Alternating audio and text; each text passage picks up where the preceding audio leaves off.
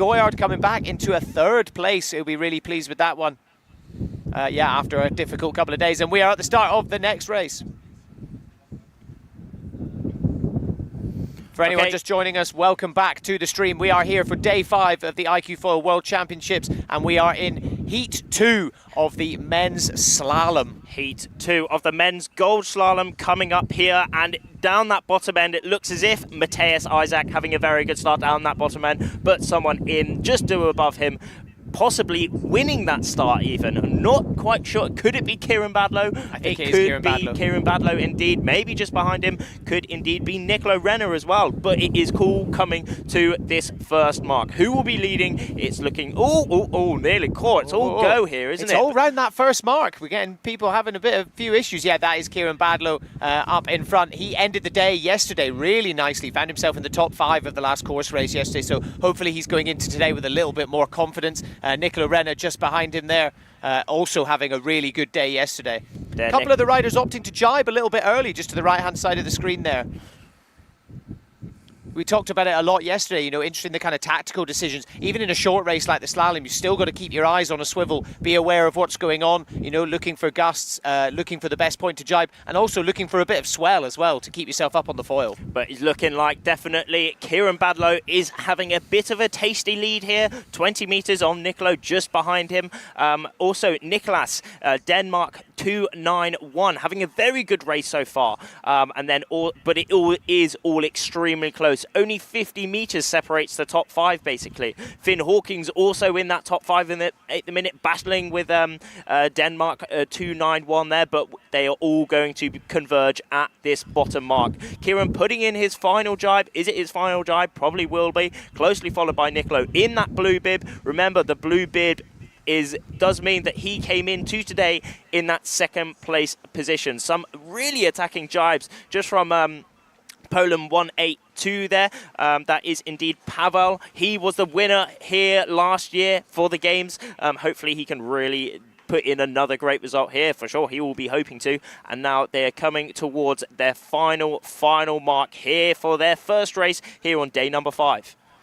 Yeah, looking like a pretty comfortable lead. Nicola Renner really finding some extra speed there. I don't know whether it's just the angle, but looking like he's really suddenly managing to get quite close. You can see there, Kieran Badlow actually looking like he's got a pretty comfortable lead. The airbender himself. There we are, going off onto his final jibe. Kieran having quite a tasty lead here, a little bit of touchdowns, but he's just trying to keep it safe now. Nicola Renner just Closing in a little someone bit. just dropping on that mark there. Hopefully no one runs him chaos at over. the mark. Oh no, Finn Hawkins getting Finn stuck. just getting stuck on the dude who fell in, unfortunately. What Someone an else hour goes for down. that stuff, but there's a drone following Kieran. He is in the lead for this heat number 2 for the gold men here on day 5, but Kieran just showing expertly how to hunker down in the strong winds for the reach towards the finish. Kieran Badlow taking the win here for his first race here on day 5. That will really put him in some good confidence, closely followed by Nicolo Renner and then also Pavel in that top 3 as well. Yeah, really good race there from Kieran. Like I said yesterday, you know, he ended the day really well. He's obviously going into today with a lot of confidence. It's also worth noting that this is the last day of qualifying, so he's probably realised if he's going to do it, he has to do it today in order to get into those medal series tomorrow and potentially be in with a chance of qualifying for the Olympics. And let's take a look at the replays of that race then. So beautiful start there. Absolutely love that shot, seeing all of them cruising around. Going into this first jibe there, Kieran Badlow just secured that early lead. I think with the slalom, it's so much more important than what we said yesterday, even with the course racing, that if you have a good start, it really sets you up nicely for the race. It does. It really does, as Kieran just expertly shows how to do this slalom course, winning by quite a considerable lead. A little bit of a touchdown there, but nothing was stopping him all the way towards the finish, clutching. And there was that point where someone just fell. Oh, he's like in the water on his own. Hopefully he was all right. Separated from the gear there. Finn had to stop there. Finn did there. stop there. Good lad for hopefully not going through him. No. With a foil. Can't go round him. Can't go round him. Yeah, exactly. Not through him, but luckily. No. But then, yeah, there was Nicolo and Pavel picking up those extra top 3 places. But we are going straight back into the action for the next heat coming up. There is that start. Who is going to get the best start on this next heat for day number 5 for this slalom racing? In the middle, some very good... Oh my days! Someone down that bottom end just saying hello to the front door. That was a mega catapult there. Hopefully he's all right. God, it's all action here on day number 5, it's non-stop. And there's that replay. Let's just watch him here. He just tops out and just, holy moly, just getting thrown out the front door. God blimey. Hopefully he's okay. But we're going straight back into that race. So it looks like France 7 with a really comfortable lead. It looks like one of the Israeli riders, can't quite see the sail number, is just up ahead of them with that clean wind, and they are extending their lead out in front of the rest of the pack as we head towards the first mark. Israel 60 in the lead at the minute. Yeah, so that as they bear away there, yeah, usually we see a bit of touchdowns here. I'm keeping an eye on near the mark. Everyone makes it round really nicely there. But yeah, Israel 60 with a pretty clear lead there. It's, as we just said, if you can have a good start there, you know, get a bit of clean wind in your sail, you're going to get ahead of everyone. What I mean by clean wind is, you know, if you're not downwind of any of the other riders, you're essentially getting dirty wind that's already been through a sail, and it can be a little bit more turbulent as we see them all starting to head round for the jibe. A few riders actually opting to stay on the course for a bit longer before jibing. Doesn't seem like it's paying off too much though. But that is indeed Tom in that red bib, currently leading this race. Just behind him, Italy 24, España 339, also in this top 5. But it's all looking extremely close at the minute for the slalom racing. It is short courses. It's around 6 minutes long, so it is a short and sharp one. But here is where there is no room for error. Absolutely no room for error. But they're just showing exactly how it needs to be done. Yeah, Israel 60 going straight into the jibe again. Super in control. You can see there he utilised a little bit of swell, and you can see the other riders doing it as well, just to help keep them up on the foil as they make that transition round to the other side. Get around the next mark there. Oh, it looks like France 7, super tactical decision, jibing really, really close to the mark. Nice tight turn. And now we are in for a drag race between France 7 and Israel 60. Israel 60, Tom and also Adrian. This is the first and second place in this race at the minute, and Adrian is known for being a mega sender. He just sends, and he is really going for it here. But they are coming up to their final jibe mark. Here is where, little touchdown from two. Tom just topping out a little bit there. Nearly eating it, but he managed to save it. But who is going to come out? A very, very nice and safe jibe from Adrian there. All he has to do now is just stay safe, but he still has to push because Tom right behind him. Some more touchdowns out the back there from that 3rd and 4th position, but this is that drag race towards that finish. Looks like Adrian does have a lovely lead though. Not too much actually. He just needs to keep this held towards that finish. Tom in that 2nd place position. 3rd and 4th also very extremely close, but Adrian in the middle here, just showing exactly how it's done, sending it down this final reach and towards the finish. Will he be able to clutch that dub? He's taking a lot deeper line than Tom, but catapult straight over the line. That'll be really interesting to see which one crossed the line first. I'm not sure the reason why he just he went so far down to the pin end. I mean, that was pretty insane. Hopefully he's all right, as all the rest of that group does come towards the finish. But geez, what a finish from Adrian. It almost looked like he did that on purpose. We are seeing full power slalom here. Let's take a little look at the replays from that race. And that's the kind of drag racing that we're talking about. Started off, big catapult there from France 4. So, yeah, France 7, Adrian, yeah, that's going to be really interesting to see. It was that jibe mark. He just came in super tight and managing to just sneak round Tom. And then, yeah, I'm intrigued to see what the finish like that was. It looked like they both crossed at the same time, obviously crossing at either end of the finish line as well. So it'd be good to see the angle on that. Yeah, I mean, I think Adrian did have it there just for a bit.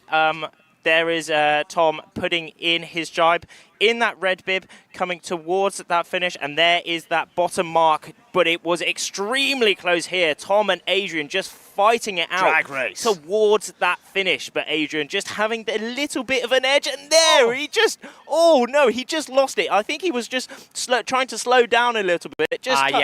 He'd crossed the finish line long before Tom. That was a big one from Adrian there. Hopefully he's all right, and hopefully his equipment is all right. It is confirmed. Adrian takes 1st place. Tom Ruveni in 2nd place.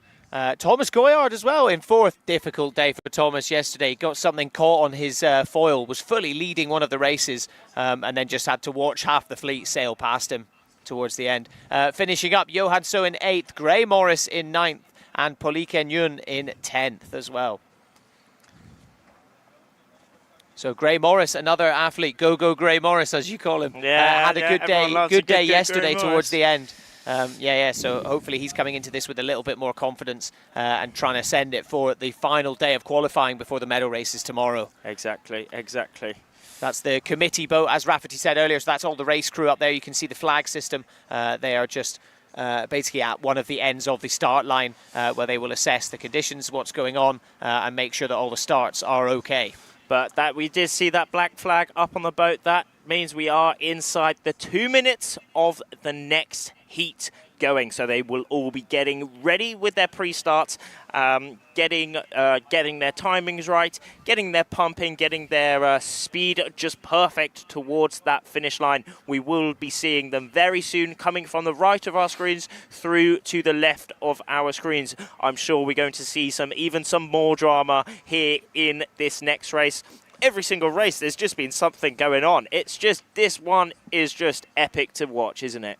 Yeah, absolutely. I really love the slalom starts as well, starting across the wind. It makes it so exciting. Obviously, the course racing yesterday, it's really interesting to watch because, you've got to be so tactical about which tack you decide to go on. But as you can see here, everyone's starting to pick up speed. They've got to be really precise with their angles. They don't want to go over the line too early, which forces a general recall and instant disqualification. But you can see them all. They want to head over that line as exactly on it now. 3, 2, 1. And there we go. Nice start there. Awesome. Cracking start. Almost like that bottom end did have slightly better, though. Yes. One of them pulling out. I think a few of them pulling out now. Unfortunately, could that be a general recall? Yeah. I guess we're going to find out. But a lot of them slowing up now. And indeed, I think it might be a general recall. Someone was over that start line. Ooh, someone just a little bit eager there, but someone jibed straight away. They knew. Yeah, but we are going to see. I mean, we need confirmation. It looks like it's an Israeli flag, but we'll just wait for confirmation as to who it was. So for those of you wondering, they went over the line early. That means a general recall. So they will come back to the boat and they will reset the clock and go again. The person or athletes who went over the line too quickly, they will be disqualified. There are no second chances here. It is ruthless. You do not want to go over that line early. You really don't because you are binned straight out of that start. So that's why all these riders are going towards the boat, just having a look who will be over the start line. Emilio just looking at Emilio, the race liner, one of the race committee on the boat here at the minute. He'll be looking at the video that he took of that line. He will then be picking out who was over the start line. He'll then write it on that board. They are writing it on that board. They show it to the riders, and then off they pop back to their coaches or back with their tails between their legs. Yeah, that's what I was trying to get at exactly. Yeah. Yeah, it must be a difficult pill to swallow, especially with the slalom because it's so fast. It's race. As Rafferty said, it's essentially 5-6 minute races. So you don't want to be missing out on any of them. You want to maximize every opportunity, especially as we get into the business end of this competition here. It's the medal races tomorrow. Today is the last day of the qualifying. So it's really important that we get we get that done and that you make sure that you have every chance. There we are. A bit of a zoom. Can we see? Ooh. Goldman. Let's see what they're writing. I don't think we're going to be able to see it. Go on, put a black pen on. Is it black? It looks like red. So. But, we can't see. We can't see quite there yet. Will she be writing? She will be writing indeed. That's why it looked like it was just one athlete that was over, though. From our end, obviously, all we can do from here is speculate. But it looks like it was just one. Well, we will see. Yeah, I mean, always Emilio on that boat does have the best line. He is matched up directly with that orange flag and to that pin end.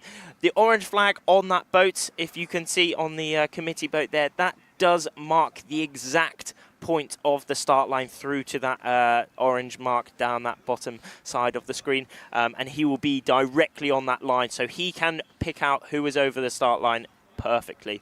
And it all does. I mean, especially with these starts, 30 seconds, the people would be one board length, centimeters over the start line. It is all extremely close. So BFD, that means over the start. Who is it? No, I don't think she's written it quite yet. No, she hasn't written it down yet. But they are all bunching next to that boat just to see who was over that start line.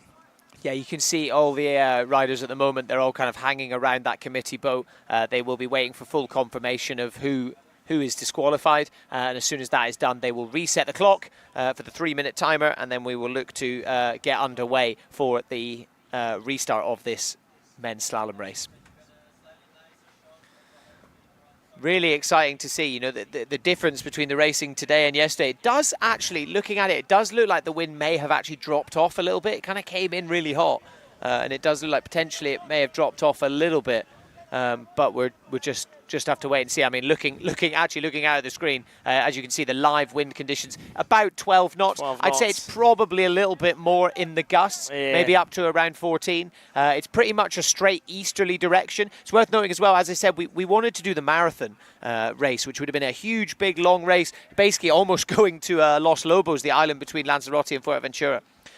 Heading almost all the way out there and round, incorporating all different points of sail. But sadly, the courses were only able to be set up for certain wind directions, and because we've got a straight easterly wind today, combined with the fact that the wind kicked in quite late.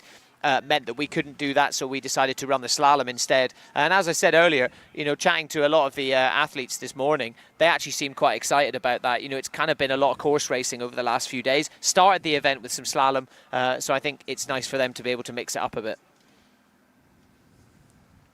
So still seeing them round the committee boat.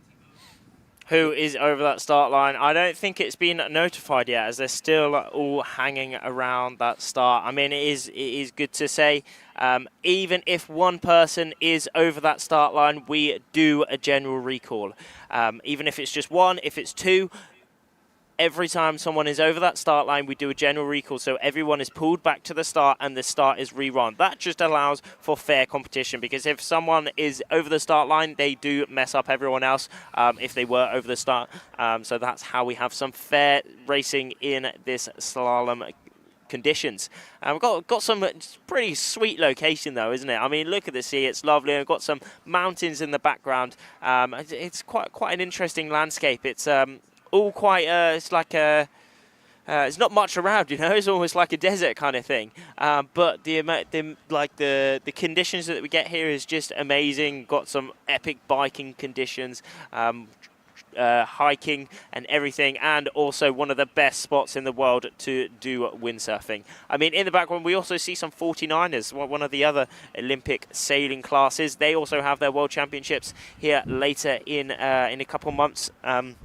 So that's going to be sick as well. But I think personally, I think the iQFOiL is a bit cooler, isn't it? Like, what do you think, Sandy? Do you think? Well, it's a bit yeah, cooler? obviously, of course. I mean, it's a really interesting point. You know, a lot of the athletes essentially choose to spend their winters here. You know, they call this place home for a significant portion of the year. You know, talking to some of the British coaches that I kind of have known for years through the windsurfing industry, they're like, we've been here since November. You know, running training camps, things like that. So for a lot of the athletes, this is kind of a second home. And they all feel very comfortable here. They spend a lot of time training here, and you can definitely see why. You get such consistent winds all throughout the year. It's nice and warm. It definitely makes sense as a training location. And that is the two riders who are out of that race. Can't quite see the numbers as they're a bit far, but there we are. So that is, I think that could be, is that Thomas? Israel? Yeah, so that's the one that I was. That's the one I was pretty sure was over the line. And then it is a French flag as well, I think. So yeah, one of the Israeli riders and one of the French riders are out. All of the rest of the riders will now take a look at their watches. This clock will be reset by the race committee, and we will look to get started again immediately. So indeed, that was Thomas Vardemont, unfortunately out of that race, just jumping the start a bit too much, but then also one of the French riders as well. But we are going to be going straight back into this race. This is the Heat A for the gold men coming up imminently. Here we go. I think I saw Luke van Opzeeland among the pack as well, obviously winning the first slalom race today, currently leading the entire event. He'll be looking to basically just solidify that today. Certainly will be, certainly will be. He has been leading this competition all week actually so far. He's been having a pretty good week. He will be in this winning that previous race. But there also has been some really top players in this. I mean, we've got also one of the already confirmed Olympians, Matheus Isaac from Brazil. This is also really good to know. This competition is a Olympic qualifier. So people from all around the world here are fighting it out for one of these Olympic qualifications. It is for the European, one European spot is available here for one country here. So whoever is the top country, minus the countries who have already qualified, will be getting that spots at the game. So that just signifies how hard everyone is pushing within these championships. Everyone is fighting it out for that pinnacle spot at the games. I mean, and this being the World Championships, the 2024 World Championships, before that games, this probably is the most high-level competition iQFOiL one there is. The absolute pinnacle of the class, the most riders, and the highest tier level. So, I mean, we have seen in the previous day and already today in the races that have been done, everyone is just pushing to the absolute max. Sometimes people go slightly over that max. Sometimes people go slightly under. But the people who get that push exactly right will become victorious. So we are going to see how this next race plans out for the gold men. Cool. So yeah, let's cut to a little ad break. We were discussing it earlier, the beautiful area of Lanzarote. Let's find out a little bit more.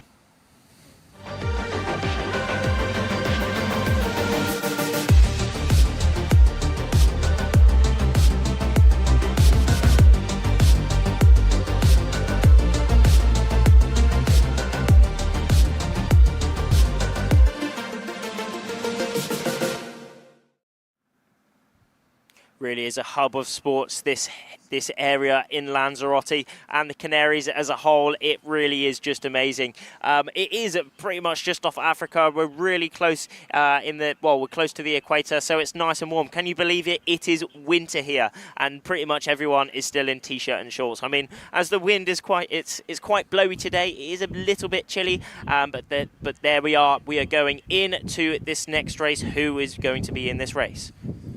So yeah, taking a look at the list, obviously, as we mentioned earlier, Luke van Opzielen currently leading the event, has already won one of the slalom races today. Looking down the list, we've got Sebastian Kördel, started the event so strong, was in that top 3 in the first couple of days, but sadly has not managed to find that form again. So he'll definitely be looking to really make a statement today, as it is the last day of qualifying. He's going to really want to try and find himself in that medal series tomorrow, especially given the stresses that are on all the athletes for this event. As Rafferty mentioned earlier, this event is not just about the world title, it is also about Olympic qualification. Nicolas Goyard up there as well, France 4.65. Yeah, again, you know, he's such a talent and has been so dominant in the past, but has kind of struggled in the last few days. As I said, you know, from chatting to him, I think he's been suffering with a little bit of sickness, but it looks like he's better. You know, he managed to already secure himself a pretty good result earlier on today. So yeah, fingers crossed he will be finding a bit more form and battling for the top to get himself in the medal races tomorrow. So in each of these slalom races, we have around 20 riders. That aim for 20 can fluctuate between 19, 20, 21, depending on the numbers, if it's not even numbers. But we're around 20 riders in each of these slalom races, just to allow the fairest competition and also a bit of safety. I mean, when you see these riders, they are absolutely cranking down at 30 knots. 30 knots of speed down these reaches and down at this on these downwinds. And if you think about it, it's just a big like almost weapon under the board. You know, it's iQFOiL. It's fast, it's high tech, it's hard, and it is extreme. I mean, it is a extreme sport at the end of the day. The limits are being pushed, so every measurement of safety we can include is definitely there. So yeah, as we get to just under 1 minute left until the next start, as Rafferty said, generally we aim for, you know, that amount of riders, but given that we've just seen a general recall, obviously they'll be out, so there will be less riders on the course. We've just had confirmation of the riders who were over early is Zhen Huang, Duncan Monaghan, Tomar Vardemont and Honor Kavit-Biriz. So they were over early, so they are out of this race. As we get to 30 seconds left, you can see the riders getting themselves into position so that they can go over that line. Not too early, but it's that fine line you want between control and power. You want to go over the line as fast as you can, but you also don't want to go over too early, because we've just seen what happens there. Some riders obviously also opting to take the high line and come across right by the committee boat, try and have a bit of clean air in their sails, you know, stay above the rest of them. But we have seen today some of the guys in the middle of the pack, or even further downwind towards the pin end, can actually maximise their chances. Obviously there's going to be less distance there to get themselves down to the first mark. As we see them heading over that first line there, and it looks like France 4.65, Nicolas Goyard getting the early line, you know, taking that higher line. He's a bit more in the middle.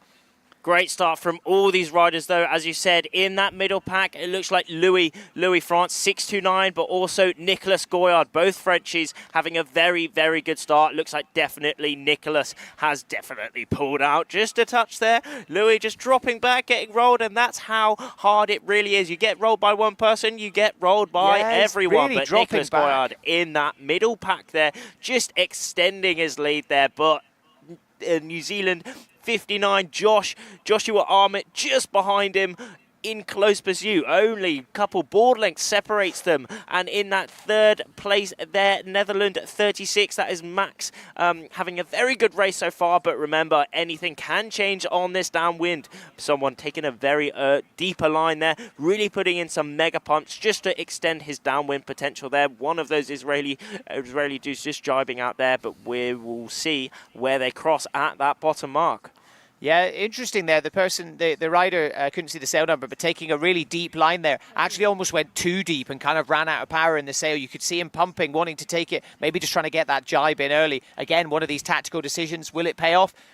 I don't know, because they kind of really lost a lot of board speed. Nicholas Goyard still with a really commanding lead. He opted to kind of stay nice and broad and just go for a long arcing jibe. And as you can see, he's still well ahead of the rest of the pack. Nicola, but you can really see how big this swell is here, actually. It is quite large indeed, but Nicholas Goyard just showing light work of it, really adjusting that pitch on the foil, though, just to make sure he doesn't go too high and top out, and he also doesn't go too low, make the board drag and just send it round the front, which we have seen a few times already today. But Nicholas Goyard putting in his drive in close pursuit. The next rider, so I think Max is in there. I think it's Noah from Leon's USA 6. I think that's Noah. Noah is in that. Had a really good day yesterday. Had a good one of the course races. He put in a really great performance. He'll be coming in with a bit of confidence, but he's really breathing down Nicholas Goyard's neck there. They're both opting to take the same line.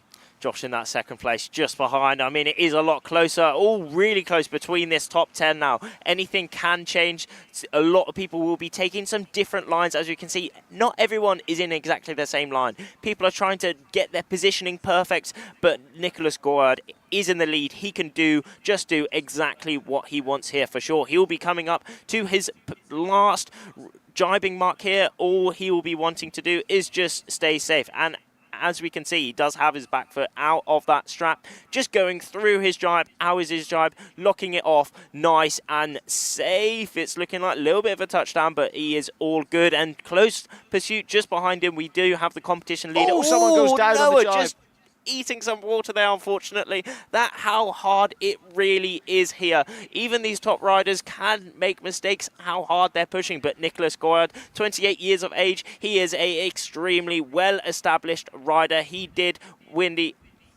has been winning lots of competitions, always been at the height of foiling. He was probably one of the pioneers of wind foil racing, and it really shows as here he's going towards the finish. Van Opzeeland really challenging him for it, and it looks like he will cross over the line and come in first. But Luke Van Opzeeland suddenly, again, just coming out of nowhere and finding himself in second place as he crosses the line, really breathing down the neck of Nicholas Goyard there. And then it looks like Josh Armitt, New Zealand 59, coming over in third place. Had a good chat to Josh yesterday, very briefly. Seems very chilled, relaxed, and I guess that attitude is definitely paying off today in the slalom. Let's take a little look at some of the replays from that race.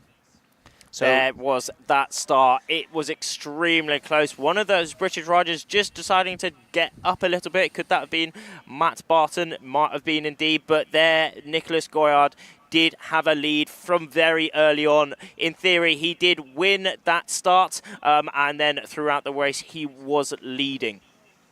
Yeah, just like we said earlier, if you in the slalom, it's almost more important, I think, than the course racing. If you can get that good start, because the race is so short, all you really need to do is hold your position. You don't need to worry about other people's dirty wind. You don't need to worry about trying to hold the line, everything like that. All you need to do is think about board speed and staying ahead of the rest of the pack. Luke Van Opzeeland here at the end, really managing to accelerate. I think if they'd had a little bit more room before the finish, that would have been a really interesting drag race. Let's take a little look at the results from that race then. So there he did, Nicholas Goyard winning that race. He will be very happy with that, but Luke taking up that second. Josh in that third place, a great race from Max there. In that fourth place position. Sebastian Kerdel in fifth. He hasn't quite had the competition he's been hoping for recently. Sebastian Kerdel has been a world champion within this iQFOiL class, but he will be really wanting to keep moving up, hopefully inside that top 10, and fifth is hopefully will be pushing him up a little bit, but we are going to see. Yeah, Sebastian Kerdel there. I mean, it was quite cool that the last jibe mark when someone crashed, he somehow managed to get round him, cut upwind of the person in the water and stay up on the foil, just showing how much control he has over the gear.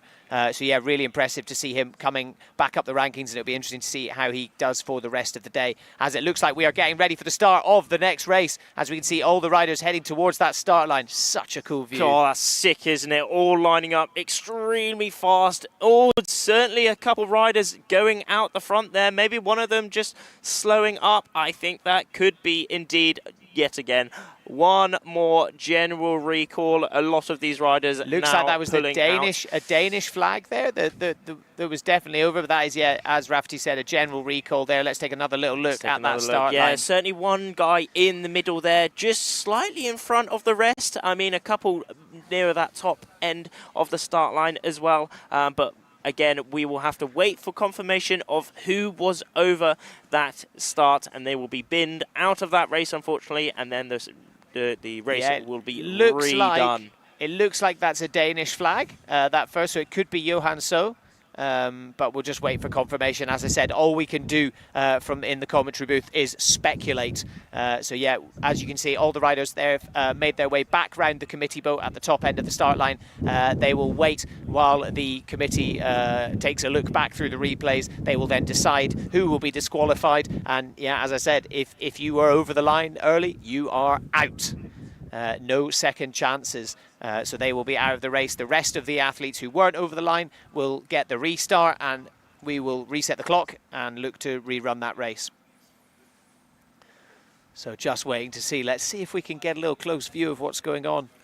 Another one of those Patrick sales there. Something interesting to talk about. Obviously, the iQFOiL equipment is essentially one design, but there are now two brands that are making it. So it has been Severn sales, but now it is also Patrick. Exactly. I mean, the thing with the IQ class, it's a box. I mean, any brand can come and get involved in the IQ class. Start producing equipment, have their logos, have their names on the sales, not just Patrick and Severn. So spicing up what the equipment looks like out on the course. So if you do want to get involved, do just check out the iQFOiL class. Just type iQFOiL class on the internet and off you pop. You will find all relevant information there, along with competitions, along with every type of media, all news about the class, what's going on. So do check that out indeed, along with all the socials with Instagram, YouTube, Facebook, the website, absolutely everything what's going on. This is a really important pinnacle competition of the iQFOiL class, and what racing we have on for you today. I've had a sick time watching it so far. It's just been absolutely epic, and I don't think it's not even halfway through today. We've got a load more racing here on day 5. Remember, this is the last day before the medal races. Only the people inside that top 10 race it out tomorrow for that World Championship title. So for the majority of these riders, this will actually be their final day for the World Championships of 2024. So everyone will be absolutely pushing to the max, really trying to get inside of that top 10 for tomorrow. And then a lot of people just trying to get their ranking as best as possible, as this will be the final day for a lot of them. Yeah, exactly. I guess it can be a tough pill to swallow, but equally people know, the athletes know what they're signing up for. But yeah, at the end of today, essentially, it's such a huge fleet for both the men and the women, but only 10 from each fleet will be going through into tomorrow's medal races. Certainly will be. But the cool thing about those medal races, anyone inside that top 10, even if you come in at 10th, you do have a shot at getting the world title. I mean, it certainly will be a massive mountain to climb. You've got to go through semi-finals, quarter-finals, and then through to the final, winning every single race, or coming in the top 2 to qualify. But that is one of the cool things. It is going to be absolutely drama-filled, as all these races will be as well. But we will be getting back to the action very, very soon for this slalom race here on day number 5 of the World Championships. We have the gold men up on the screen at the minute. They are going to be racing very, very soon. Yeah, absolutely. As if you're just joining us, essentially there was a general recall. So a couple of athletes, or however many, were over the line early. So what you're seeing now is all of the riders gathering around the committee boat, waiting to find out who's out, and then we will restart the clock and look to get this race back underway again. Certainly will be. I mean, we're looking at the conditions, and it's looking like it still is very, very windy, but the location is just amazing. So let's have a look at a little bit of an advert of the location here.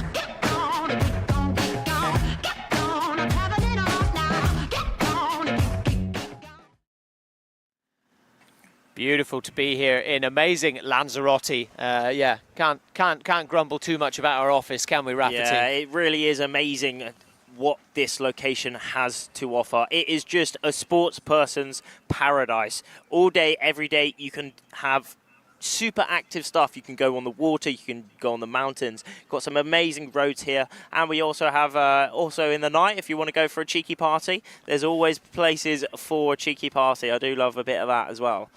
Yeah, there's loads going on the island, as we've said earlier on. You know, so many of the athletes choosing to call this place home throughout the winter months. It offers a great place for training, and you can see it. So many of the athletes, and that's why we're seeing such high performance here from all of the riders. You know, this is a spot that they're so used to. They spend all their time out here. You know, chatting to a lot of the coaches. A lot of them have been here since November. They've all been here for 3 or 4 months. All just putting in the time essentially in the lead up to this event. You know, there's so much gravitas behind this one due to the Olympics this summer. This is the debut of the iQFOiL class. Previously, windsurfing was represented by the RSX. So yeah, this is going to be a really, really exciting year to put the iQFOiL on the world stage, as well as within the tour itself that we're seeing at this event. Yeah, I think it's going to be doing absolutely amazing. I mean, always the games, the Olympic Games does have mega coverage. Everyone from around the world, along with tuning into this, they will be tuning in to the games as well, where the iQFOiL class will, as you said, be making their debut, and I'm sure it's going to be taking it by absolute storm. Everyone is going to get involved, and it's interesting to say as well, a lot of athletes from different classes of sailing, but also in the wider sporting world have got involved with the iQFOiL class. Just how sick it is. I mean, in my opinion, and I think in a lot of other opinions, the iQFOiL class is kind of regarded as the cool sailing discipline, and just have a look at this and you can understand why. The speeds are mega, the athleticism is mega, and the holy moly moments are certainly there. Yeah, absolutely. You know, the athleticism is a good point to touch on as well. It's very easy to forget because it does look, they make it look so easy. They very much look like they're just kind of cruising around. But the men are on 9-meter sails. So I assume, you know, most of you guys watching, you're maybe windsurf already, but if you don't, that is a very, very large sail. You wouldn't really get many recreational windsurfers using a sail that size. The reason they use that is because it just offers such a large wind range, and also because the kit can be tuned so efficiently, it means that they can still race properly in stronger wind conditions as well. You know, you see them out in up to kind of 30 knots, and they're still sailing around on the foil as well. So yeah, it just offers everything, but the athleticism is incredible. These guys have to be so strong, guys and girls. Really interesting talking to a few of the athletes who've come from the RSX as well, and they've said actually one thing that they've had to do coming into the iQFOiL is they've all had to put a lot of weight on in order to hold the gear down, because there's so much power. You know, the RSX before, because sometimes it was so light and they were essentially pumping around a course, you know, they could all be quite, you know, almost like a kind of swimmer's physique, lose a lot of weight, be really streamlined. But then seeing these guys for the iQFOiL, they've had to, you know, hit the gym a lot. Yeah, no, they've certainly been hitting the gym and eating some pies. I mean, the weights are definitely a lot larger than that previous class, but these athletes are at the top of their game. They do anything to get into those Olympics, to become world champions, and that is exactly what all these riders have done. It's interesting. I remember seeing a little cheeky before and after picture of Kieran Badlow, and call blimey, when he won the Olympic Games in 2020, he was quite thin. I mean, he's mega tall. He was like a lanky, if I do say so myself. Really, really tall, mega thin, just keeping that lightweight, but then also having the leverage. But going towards this, I mean, he's on the screen there, Netherlands 9, that is indeed him. He's put on a lot more weight along with all the other riders. I mean, Finn Hawking's there, GBR19 on the side of the screen. He's a very interesting guy to note as well. I remember I grew up with him, doing a lot of windsurfing racing with him, and he used to be absolutely minuscule. He used to be a top, like a pretty small dude. But now I remember after COVID, I saw him again, and holy moly, he was like he was a man. He was huge. He was like I was like kind of a bit scared of him because he was so big. But it's showing him do very, very well, as he's doing extremely well in this competition so far. He did come into today in that 11th place position, so he will be one of those riders that really, really will want to push into that top 10 for those medal races tomorrow. I mean, coming into the 11th, he was 13 points off, exactly, he was 12.7 points off that that 10th place, who was Yun, but if he has a very good day today, he will for sure be able to punch into those top 10 positions tomorrow. So it is all go. As we see that yellow flag go straight back up on the boat, that signifies we have 3 minutes to go until this heat will redone for the men gold here on day 5 of the World Championships. Yeah, absolutely. Finn Hawkins is definitely one to mention. You know, he kind of finished yesterday off really, really strong, and sitting in 11th place, you know, that's not great. That's like, you're almost the bridesmaid but not the bride. You know, you really want to ideally be you know, in that top 10, so it'd be really interesting to see how he gets on today. Taking a look at the fleet that we have for this race. So yeah, Kieran Badlow, we've already talked about him. Finn Hawkins, as we just mentioned. Sam Sills as well. As you can see, BFD looks like he was over the line. Core blimey, there certainly was a lot of people over that start line. We had 8. We had 8 riders over that start line, unfortunately. And that really does signify how hard everyone is pushing, because on this start line, if you get rolled by one person, it is very likely that you do get rolled by a lot more riders, because as soon as you have a little bit of dirty wind, you fall behind, you lose a little bit of speed, and then everyone comes storming through again. But yes, that was Denmark 291 out of that race, Poland 42, GBR 60, New Zealand 35, Korea 71, China 1, Aruba 4, France 7-7, all out of this race.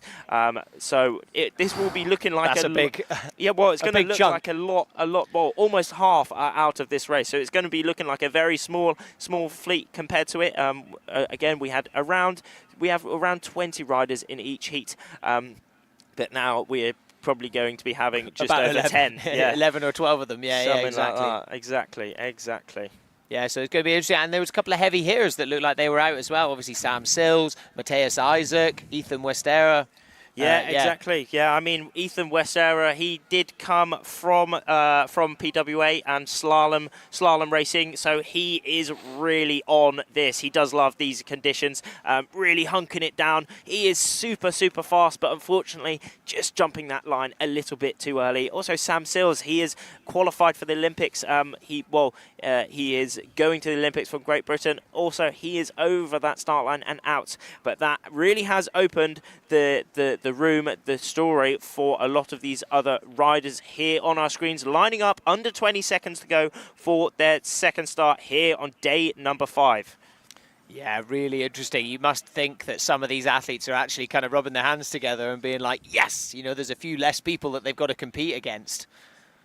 So it looks like we're coming up towards it. Let's wait and have a little look at this start line. Let's see if any of them go over too early. It's extremely close down that bottom end. Matthias Isaac and also Nicola Renner maybe going in with the most speed there down that bottom end. But we have some really big players out in the front here. Matthias Isaac, Nicola Renner, Kieran Badlow and also Finn Hawkins in that middle bunch there. Who will be going fastest? God blimey, look at Nicolo. He is absolutely cranking on this first reach. Maybe a little bit faster than the rest of the pack as well, getting some board lengths to the rest of the pack. But there we can see Kieran Badlow. Corey nearly ate the drink, but no, he saved it. He's back. But a very, very interesting point to say there. We saw at the start, Matthias Isaac did have a very good start, but he got rolled by Nicolo and immediately he's just dropped out the back, unfortunately. It is really tricky. Everyone has to be pushing to the max. Nicola Renner rounding that mark in first place, closely followed by Finn Hawkins, what a lad, and then Kieran Badlow also in that fight for second and third place positions with Pavel.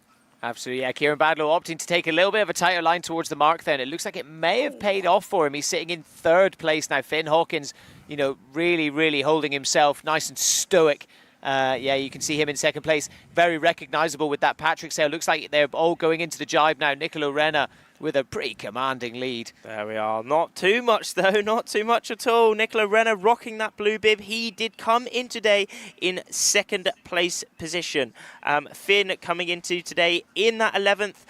Also, Kieran Badlow is in the mix for those top 3 positions at the minute. It's all very, very close. Nicolo Renna, that was a really nice jibe there. The other 2 riders, you can see, they opted to stay on that course for a little bit longer before jibing, and it doesn't seem to have paid off. Kieran Badlow looks like he's maybe gaining a little bit, but Nicolo Renna with a pretty comfortable lead here. You can see on the left-hand side of the screen the distance. If you're wondering what that is, those numbers, that is the distance between them and the current race leader. So Nicolo Renna, Italy, 150. Yeah, you can see Kieran Badlow 40 metres behind. So yeah, really has managed to extend his lead quite significantly and seems to do it again with that jibe. You can really see from this angle them kind of choosing to jibe onto a bit of swell to ensure that they manage to completely stay on the foil. Extremely close towards this bottom mark. Now it looks like Kieran Badlow having a very good downwind, securing that 2nd spot to Finn just to behind him. But Nicolo Renna out in the front still, but really not by much. Nicolo Renna just, he is on the edge there. They're all, well, he has his back foot out of that strap. It looks like, blimey, I think that is indeed Kieran Badlow just having a little bit of a touchdown there. This is full power survival conditions towards this final mark. But there is Mateusz Isaac. He has really come back, actually. What a race he's had there. He's still inside that top 10, but it is Nicolo Renna in that line just out the front. It is all extremely close now. Let's see how this jibe is from Kieran, or not quite the jibe Kieran probably would have been hoping for. Just got blocked a little bit there by Nicolo Renna.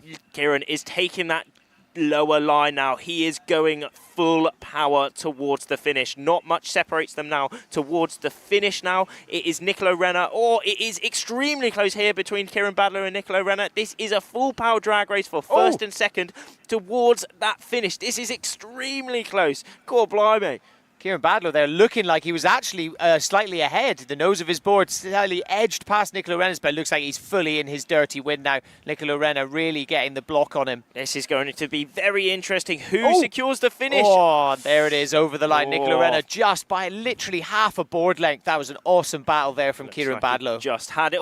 Finn Hawkins crossing in 3rd. Having a great race though, taking that 3rd place position. What a lad. And then the rest of these riders are all coming through. We can really see throughout the fleet here how close it really is. But great those race are from those leaders, both Nicolo Renna and also Kieran Badlow, making their way back up to the course. What a race that was from there. Let's take a look at the replays from that race then. Really interesting to note Finn Hawkins there coming away with a 3rd place. As we said before the start, he's sitting in 11th today. If he can get himself some more good results like that, stay consistent in that sort of top 3. Oh, there's that touchdown. Kieran Badlow nearly losing it, but saving it and securing the 2nd overall.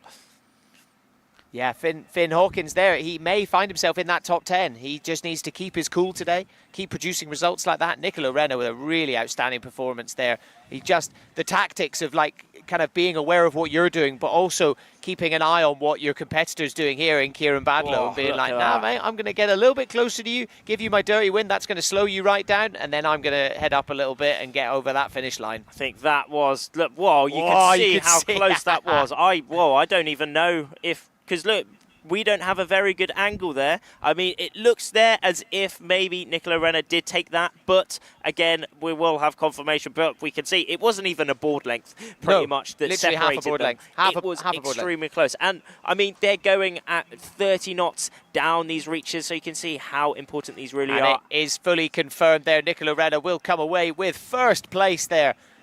Really, really cool fight between him and Kieran Badlow, who comes away with 2nd. Finn Hawkins in 3rd, followed up in the top 5 by 2 of the Polish riders, Paweł and Radoslaw.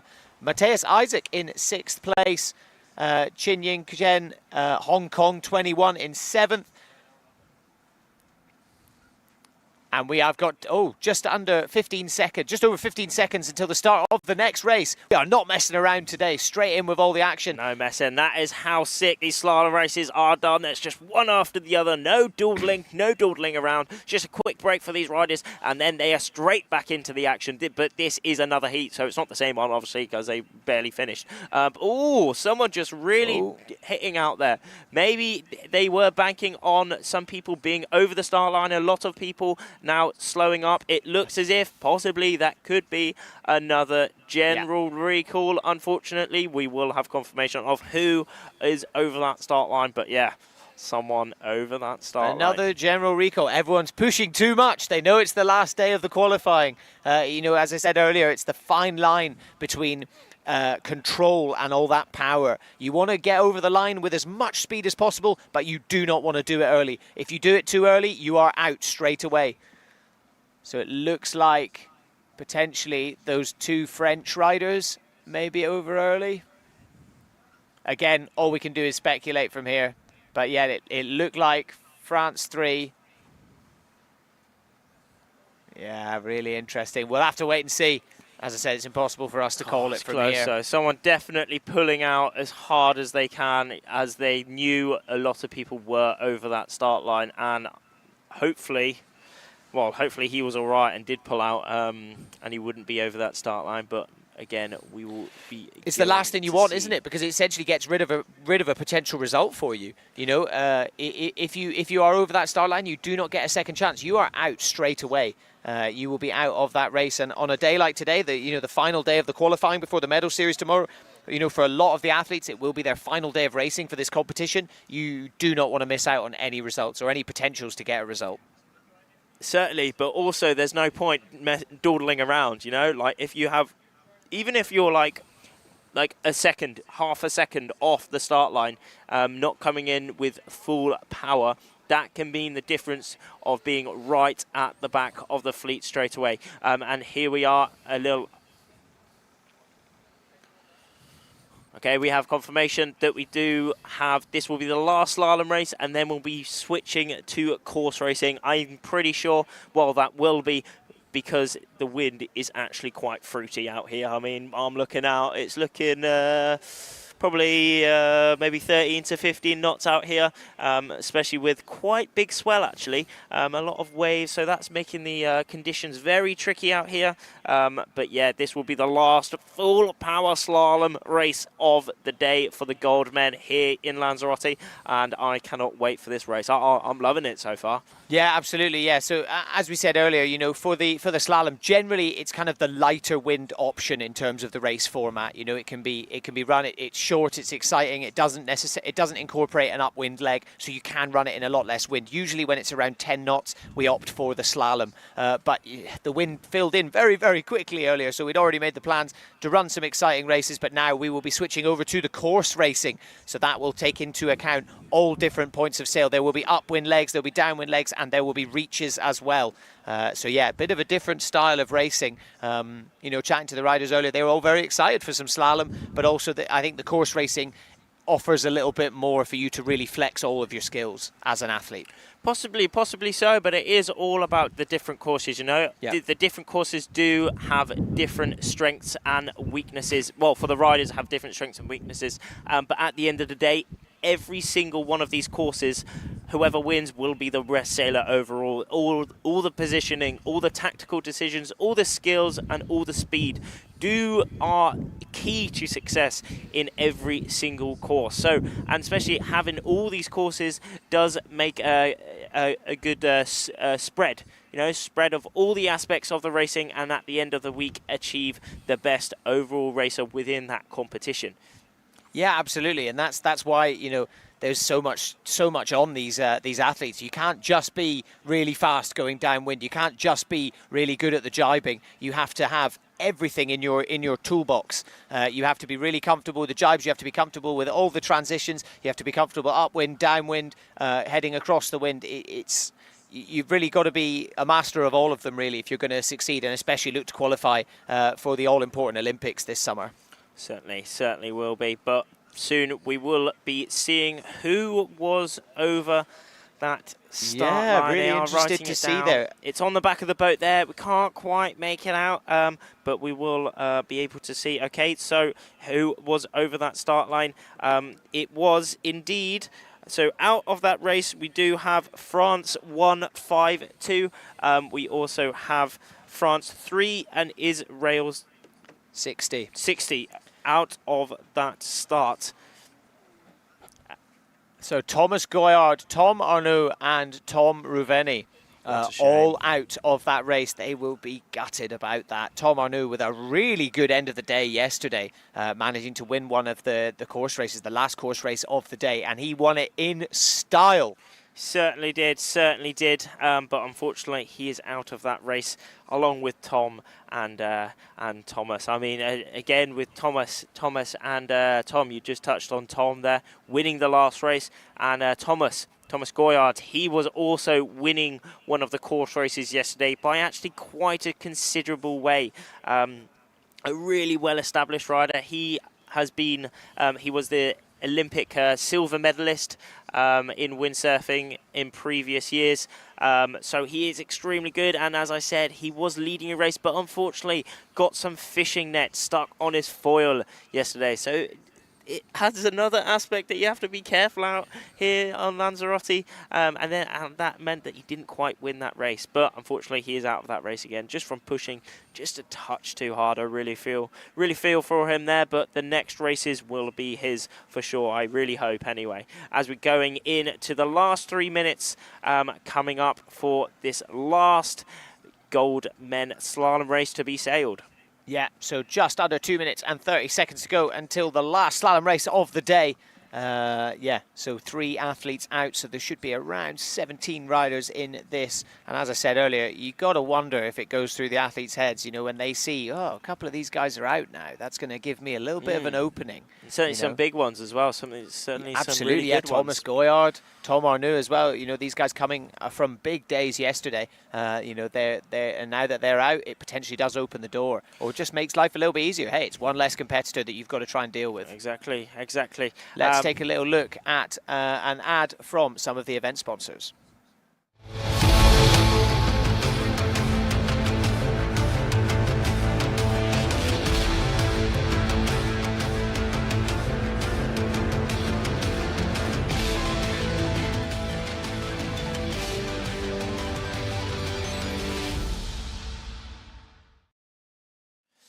Back in the game, and we are coming up for the final slalom race. After this, we still have action though, so do not go anywhere after this race. We are having course racing after this final slalom race for heat number 3 for the gold men out here in Lanzarote. This is going to be yet again another full power slalom race. This is going to be sick for sure. We will be seeing some drama, people pushing to the absolute max as we come into the last minute for this start. Yeah, absolutely. They're going to really want to look to make a statement. You know, all the athletes will know right now we're switching over to the course racing. They're going to want to maximise it and really try and enjoy this as much as they can, whilst also trying to deal with all the pressure behind it as we come into just under 40 seconds left to go until this start. Really beautiful view that you can see here. You can see the committee boat up the top, and then a bit further down towards the rest of the athletes, that orange cone, that is the pin end of this start line. So you will start seeing the riders coming from the left-hand side of your screen, and they will be heading straight over that start line. And will they be going over early? It's usually, you know, after one recall, everyone sort of starts to play it a bit more timid, behave themselves a little bit more. It's rare to get another recall. But yeah, we'll wait and see. Everyone's pushing hard. Everyone's pushing hard. Exactly. As they all are starting to speed up. There is USA 8 Geronimo just to the top of our screens. Also Johan in that top end, who is oh my! Both of them days, over the line really close. Nicely. That was extremely close starts from all these riders again. Absolutely pinpoint perfect from Denmark 37, Johan, and also, a lot of these riders now actually are really good starts from all riders here. Yeah, it looks like Johan, so, you know, coming right up by the committee boat, but it does look like he has a nice little lead. Geronimo, USAA, also really kind of trying to edge ahead of him, but yeah. It is all full power towards this first mark. Remember, everyone converges to this first mark, so they will be coming a lot closer to each other. As we can already see now, they are all converging quite close, Johan So, but it is indeed Geronimo leading the pack so far round that first mark, but a big battle between that second and third place. Howie, Netherlands 465, and also Denmark 37, Johan So. Johan So really does know how to do slalom. He was, he was almost a PWA world champion last year, but a bit of funny business meant that he wasn't, but he is taking the iQFOiL by storm as well. In the recent competition in the international games, just before last year, he did come in third place at that competition, so he is extremely high tier rider as well, as he's currently just behind Geronimo, really hunting him down. Geronimo putting in some big pumps just to try and extend his lead, trying to defend from Johan just to the right of him there. These two really separating themselves from the rest of the pack. As you can see there, yeah, Johan So really kind of trying to close in on Geronimo there. He's got a real nice bit of board speed, but actually, as we come around that different angle, you can see there is a little bit of distance between them. It's not much though, only a second or so does separate them here. I remember they are going towards their second to last mark now, but it looks like Howie has had a very, very good downwind, just deciding to jibe a lot later than Geronimo and Johan. Geronimo and Johan really putting in some mega pumps just to make that bottom mark, but here comes Howie snatching the lead off of Geronimo there. Now they are on their full power penultimate reaches, and just behind them as well, extremely close. But here we have the top three on our screen at the minute in this last slalom race here on day number 5. Howie, Netherlands 465 in the lead here. Around 30 meters separates him from that second and third place, but Johan and Geronimo extremely close now. It is a full power drag race towards that last boy, but Howie looks as if he just came out of nowhere. Looks like he maybe added in an extra jibe or just took a bit of a different line, but now he's really extended his lead as he comes around that next jibe mark. Oh, just topping out and dropping off the foil there, but he is straight back up onto that foil. Oh, he was maybe taking it. I mean, going through his head, he will just be wanting to stay as safe as possible, but almost maybe a little too safe there. Johan So really closing in on him there.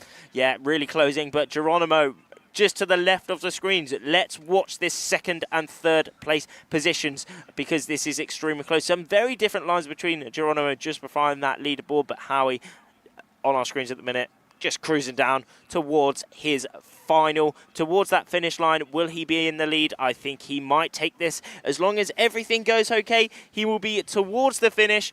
There he is, taking the win, the hand up, that. He is happy, taking the win. What a move from there, just at that penultimate downwind boy. What a move from he had there, securing his lead and winning that race. Incredible there from Howie. Just goes to show it's not just about board speed, things like that. You know, actually those tactics there on that downwind run. I don't know where he just sort of kept going on one side and decided to jibe a lot later. Maybe he threw in an extra jibe. Let's take a little look at some of the replays of the action. There was that start. Let's have a look at that top end. How close was that between Geronimo and Johan? I mean, they were both just dominating that race from the very beginning, and then suddenly Howie just kind of came out of nowhere. You could see there he's already a little bit ahead of the pack, kind of battling with them, but these two really separated themselves from everyone else, and then suddenly Howie just crossed over with them there, you can see, and just suddenly tucked himself in underneath them and managed to get such a nice line. He did have a very good move there, but there was that point where he nearly hit the drink. He nearly lost it all, but just managing to save it, pumping straight back on the foil, and there is that punch up. He was happy, because he nearly did lose it, you know? He really did. I mean, the other two, he was helped as well. Johan So didn't have the best jibe either. His board touched down for a fraction of a second. Must have been maybe a bit of a lull at that mark. And taking a look at this top 10. What a lad, what a geezer. Howie taking that win. Jan Tak. I can't pronounce it in Dutch, so he calls me, says Howie. Netherlands 465 taking the win. What a move from there at that bottom mark. Johan So taking the second. Geronimo in that third place position. It is Gray Morris. Go Gray Morris, picking up that top 5 position, and finishing that top 5, it is Bernat Thomas. Hidder also having a very good race in that. picking up that 6th spot. He'll be very happy with that race. I mean, also. Hida is a very well-established rider within the youth class, actually. He's been at the top of his game. He's been on the podium many times at world-class competitions, but now he is on the senior equipment. And it is a different level, the seniors, you know. The seniors are really where everyone is pushing to the max. I mean, obviously, youth, everyone is pushing to the max. But it's interesting because I sailed in the iQFOiL youth class and junior, and I felt it's quite a bigger swing of atmospheres, really. In the youth, I think everyone there is kind of number one is having fun, you know. Obviously, everyone is trying to win as well, but number one is kind of fun. And then once we move to senior, everyone is trying to win, because at the end of the day, if these results that the seniors get does determine how their career goes, whether they get the funding, because this competition for a lot of the riders will determine whether they get on certain teams, certain national teams, secure funding for the next year.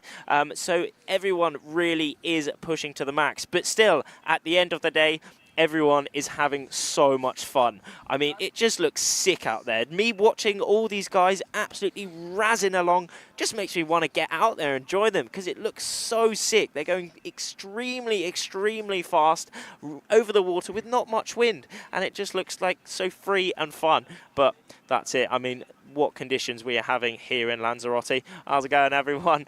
But it's just been epic so far, hasn't it, Sandy? Yeah, it's been amazing. Yeah, to get the slalom races up and going. You know, we came in today thinking we were going to get the marathon, and I'm not going to lie, I was pretty excited about the marathon. It's a bit of an adventure. You know, off into the distance, we can see the island Los Lobos and then Fuerteventura, and essentially they were going to be sailing out to that and back. But sadly, the wind didn't quite materialise. But slalom is not a bad second option.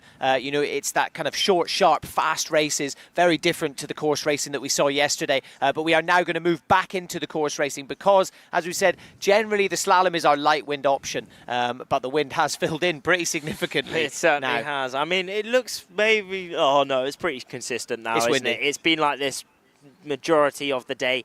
It's been around that kind of 12 to 15 knots kind of thing. Yeah.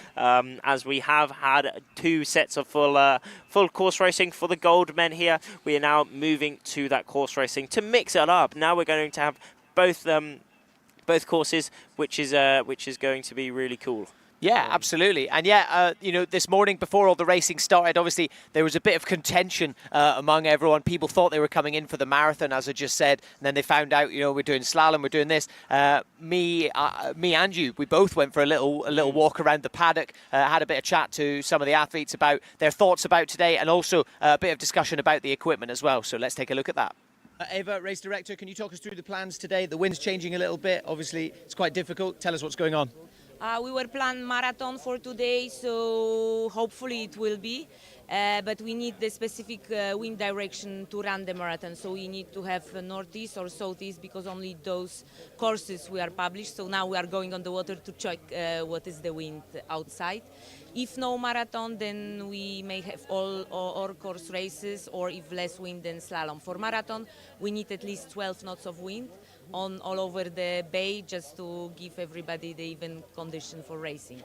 At the start of day 5 in the paddock, all the riders are getting ready. We just had the skippers meeting. It looks the wind's on the edge to run the marathon, so we may be doing slalom or course racing. The race crew are just going out now to check the conditions. Let's see what the riders think. Okay, Tuva, good day yesterday. Yeah. How are you feeling about today? You're not sure what races you're going to be doing. How are you preparing? I'm just doing my normal routine and preparing, rigging up and washing the foil and checking the tuning, and yeah, prepared for everything. Max, how are you feeling about today? Obviously, not quite sure what type of racing we're going to be doing. What would you prefer to be doing? Anything really. Just practice for me, really. I haven't had the best event so far, so just anything would be great. Sure, whether we're doing marathon, course racing, slalom, which would you prefer to do? I would prefer slalom today. Yeah? Yeah. I had a tough slalom heat the first day, so I would like to get a second chance. Yeah. Is that your kind of preferred one? You prefer that to doing the marathon? Obviously, the marathon one, there's a lot of points there. Yeah. But is the slalom the one you prefer to do? Yeah, today I think I would prefer slalom, yeah. But I would like to have a marathon, so we get everything into the schedule, and it's really fun. Yeah. But the slalom is also really fun, so for me it's the same. Okay, so the plan was for the marathon, but now we may be doing slalom or course racing, so it could be anything. Which one would you prefer to be doing?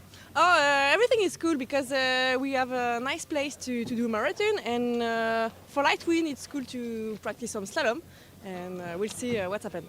Yeah, absolutely. We've done a lot of course racing recently. Would you prefer to do the slalom, or do you want to do that big long marathon? Maybe a slalom for today. Hey, Val, so the plan was for the marathon, but now maybe we do slalom or course racing. Which one would you like to be doing? I don't know. Mixed. I think slalom, probably slalom. It's better, I think, because in the marathon you can be lucky or unlucky. So yeah, it depends on the wind probably. I prefer slalom because I'm lighter than most of the girls here, and I would get better results. Yeah, absolutely. It's difficult with the marathon. You know, it's a long race. We haven't done one yet, though. Would you like to do one before the end of the competition, or are you quite happy with the slalom and the course racing? I wanted to want one more slalom, I think. Yeah, slalom. Perfect. Well, best of luck. Pilar, how important is the tuning of the equipment? Well, I think it's important. Like you need to find what is like the most comfortable stuff to you. Like everyone has different sailing techniques, no? And at the end, you need to try to get the same equipment that we have all of us, but to yourself. But does the tuning change from the course? So, for example, course racing and slalom? Yeah, well, it also depends on the conditions, no? The more strong the wind, like the most comfortable you need to find, and the less powerful all the equipment, no? And for slalom at the end, you need to go fast, so you need also to put like the less power that at least, I mean, like if it's really, really light wind, you need that power, but just to find the speed, you need to like have it less powerful. So if the conditions change out on the water, you can change it there, or it's only on the land? Well, you can change like the shims that we have on the back wing, so you can have more or less power, and also you can change a bit, but you don't really know like the number of the angle of the foil. Okay, sweet. Thank you very much. Thank you.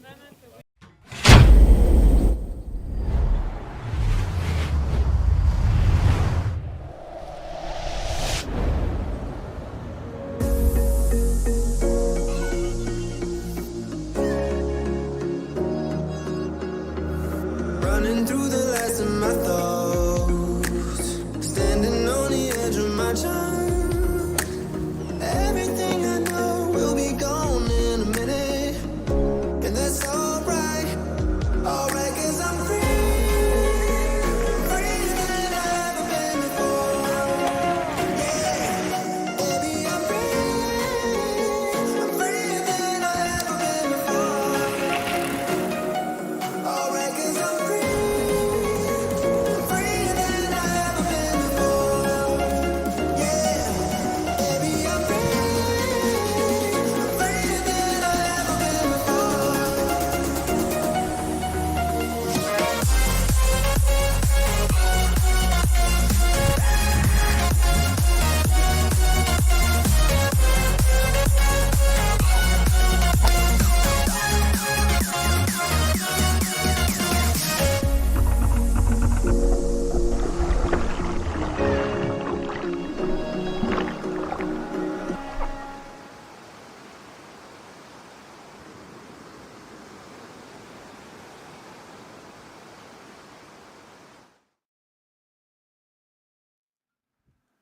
Yeah, no, it's great to get a little insight of what's going on with the riders back on shore. I mean, every single day these riders are getting ready, they're preparing, but they also need to know, they have to have an idea of what's going on at the start. That's why we have a skippers meeting. Every morning before the race, we have a skippers meeting where the race directors, they come, all the riders, they come together and they condense and then have a meeting about what the plan for today is and what conditions possibly we might get. And then there, they can change the equipment, they can adjust the equipment to how they like it for that kind of day. However, remember, today we had the plan was to go for the marathon. However, conditions didn't quite play ball with us, so we have gone to slalom, where we've just had that full set of slalom races, which was, well, those were sick. Those were sick. Like, it was straight into the action, having like mega stuff, which was epic. We've had a couple sets of those, and now as the wind is held, and it's quite fruity, it's quite lovely, really nice. Maybe 13 to 15 knots kind of thing. Now we're moving to that to those course racing. But here is the little replays of what we had in the morning. Full power course, full power slalom racing. There is those starts. Oh god, great starts from there. But how? Oh, there is. Oh god. Absolute wipeout from him, just to below of that line. Hopefully he's okay. Also, Jarvit in there. Jarvit, I remember he had a bit of a fruity one as well, but we did have some key players in that. I mean, Luke was in there. We had Nicola Renner, the current European champion. He also won one of these races this morning, but it has just been epic this morning. Some full power, and there, oh, Jarvit just absolutely wiping out. Hopefully he's okay. I mean, we did see him racing afterwards, so it looked as if he was okay. Maybe a bit of scariness going on there. Maybe he had a bit of fun sending it round the front.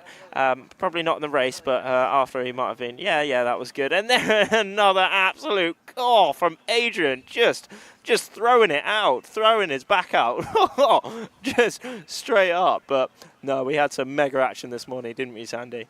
Yeah, absolutely. It was really cool to see the full power slalom. You know, again, it's kind of one of the race formats that usually is reserved for the lighter winds. So to see it in some strong winds is always quite exciting. And you could really see everyone pushing it, trying to maximize every opportunity as we are in the last day of the qualifying before the medal race series tomorrow. This was probably my favorite moment of the day so far. The battle between Nicola Renner and Kieran Badlow for that final. You can see just how close that final reach was. Literally, Nicola Renner taking the win by about half a board length. You know, it's really cool to see them get that close to each other, and that's what the beauty of what the slalom format brings is it's these really short, sharp, snappy races. Some real emotion there as well from Harry coming out of nowhere in one of the races. You know, seemingly like he was kind of sitting in that sort of third and fourth position and made a bit of a tactical decision on one of the reaches downwind, and then suddenly he just went downwind of everyone round the buoy, came out. And just took the win there. So yeah, really, really awesome to see all the action there from the slalom races. Yeah, but there we are. We're now whoa. There's one of the China team, also Duncan Monahan on the screen at the minute, just chilling around next to the boat. We are seeing that AP flag on the boat. What's the AP flag? It's that like a triangular one that's flapping red and white. That means postponement, and the reason for that at the minute is that we are changing courses. So this morning we did have those slalom racing, and then now we are moving to the course racing. So what the race committee do need to do, the race crew, they need to set the course. Basically, they need to put the marks in. So there's things that they can race around really, which is going to be great. But yeah, for sure we will get back straight into the action very, very quick, which is going to be pretty sick. So we're going to go to the highlights of some of the previous days that we've had here at the World Championships 2024.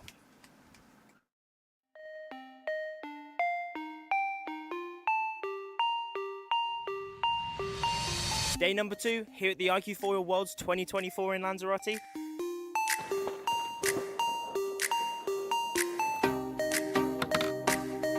Yeah, it looks like a good day. 10 to 12 knots on the water. Let's rock and roll. Yesterday we had no racing, unfortunately. However, today it's looking like the wind is already coming through, so let's hit the water.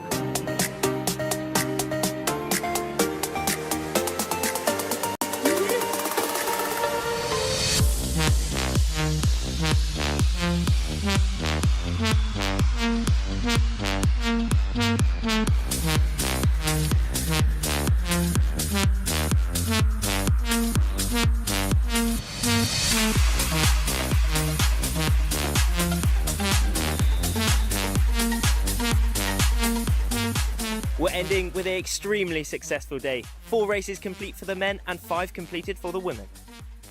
We have Emma Wilson dominating the women's fleet, counting 4 bullets to her name.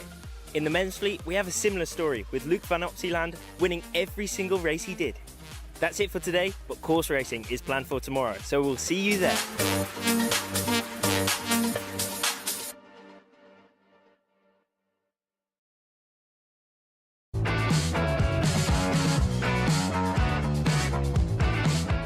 welcome to day 3 of the iQFOiL World Championships here in Lanzarote. The wind is filling in, the riders are getting ready, let's go.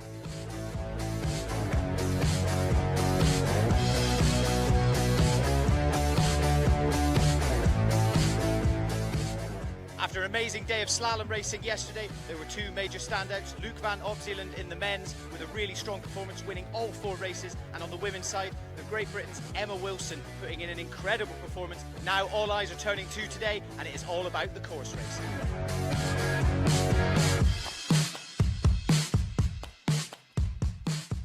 It's good, it's windy, let's go. Good, ready for another day.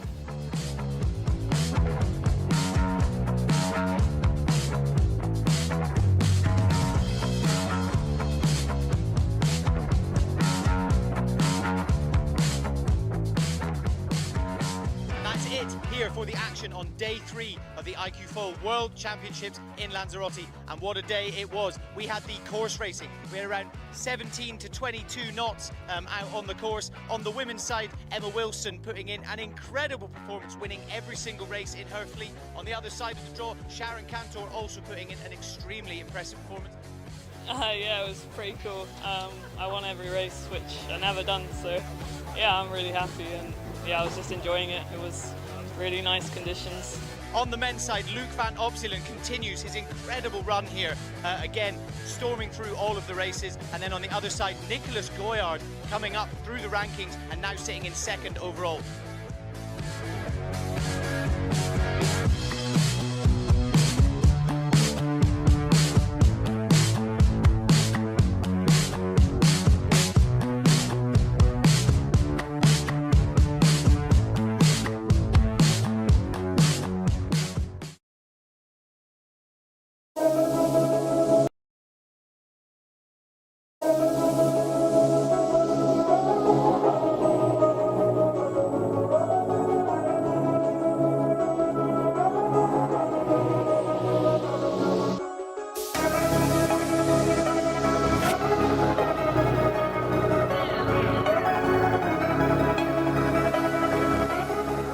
World Championships here in Lanzarote, and the fleets have been split into gold and silver.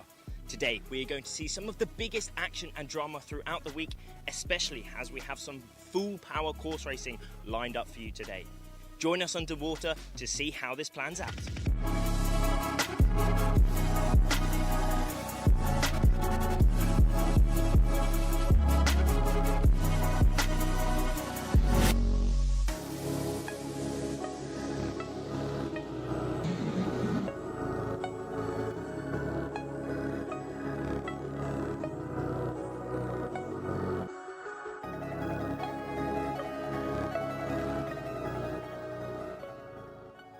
Back on the beach after completing 5 drama-filled course races for every single fleet.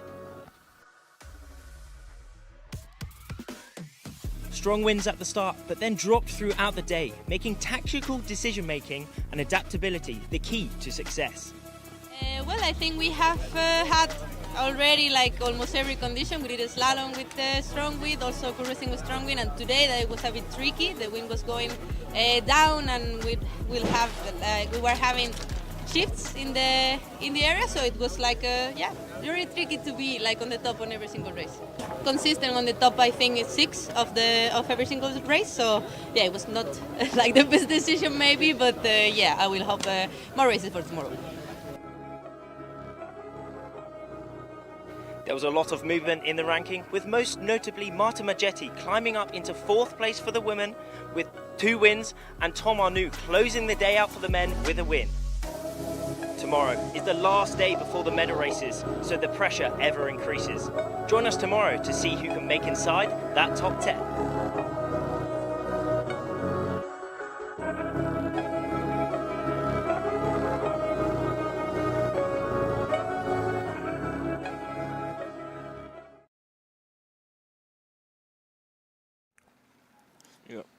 Okay, here we are, back in for the action. So as you can see on the bottom of the screen, we are resetting the course at the moment. We have run a full set of men's slalom races this morning, and we will be transitioning now into running some course racing. Looks like the wind has filled in. As we said, The slalom format is one generally reserved for lighter winds, but it was still great to see some high wind, full action slalom this morning. But yeah, going back into the course racing format that we saw yesterday, we'll be running that for the rest of today's. Let's take a little look at the updated rankings for this event. This is taking into account also the slalom from this morning. So Luke van Opsiden still with a pretty comfortable lead, obviously taking a win the first slalom race this morning. But other than that, still up there very much, but no more wins for him other than the first one. But yeah, still holding on to that lead. He's looking pretty comfortable up there. Yeah, no, he is definitely still there. I mean, he was last year's world champion, and it looks like he's doing a good job of defending that at the minute. But just behind him, I mean, only separated by 7 points now, we have Nicolo Renner. Another very well-established rider. He was last year's European champion. He also came third in the World Championships last year, so he is still right at the top. Also, he is a youth Olympic medalist as well, so he has really got the experience within this windsurfing stuff. Kieran Badlow, the current Olympic windsurfing champion, in that third place position. He has moved up a little bit, certainly into that podium spot there, so hopefully he can keep that going. Tom Ruveny in that fourth place position. Nicholas Goyard in fifth, also another very well established rider. Well, all of these riders, there's so much to say about every single rider within this top 10 at the minute, and in the whole competition as a whole. Lots of riders are at the top of their game. I mean, Pavel as well. He won the competition last year. He is inside that top 10 as we move to the women. So taking a look at the women, then obviously they haven't done the slalom racing today, but this is the fully updated rankings after the racing yesterday. Emma Wilson, she's just looking so comfortable. She's been so dominant for the whole of this event. Pilar Lamadrid in second place. You got a chance to chat to her earlier on.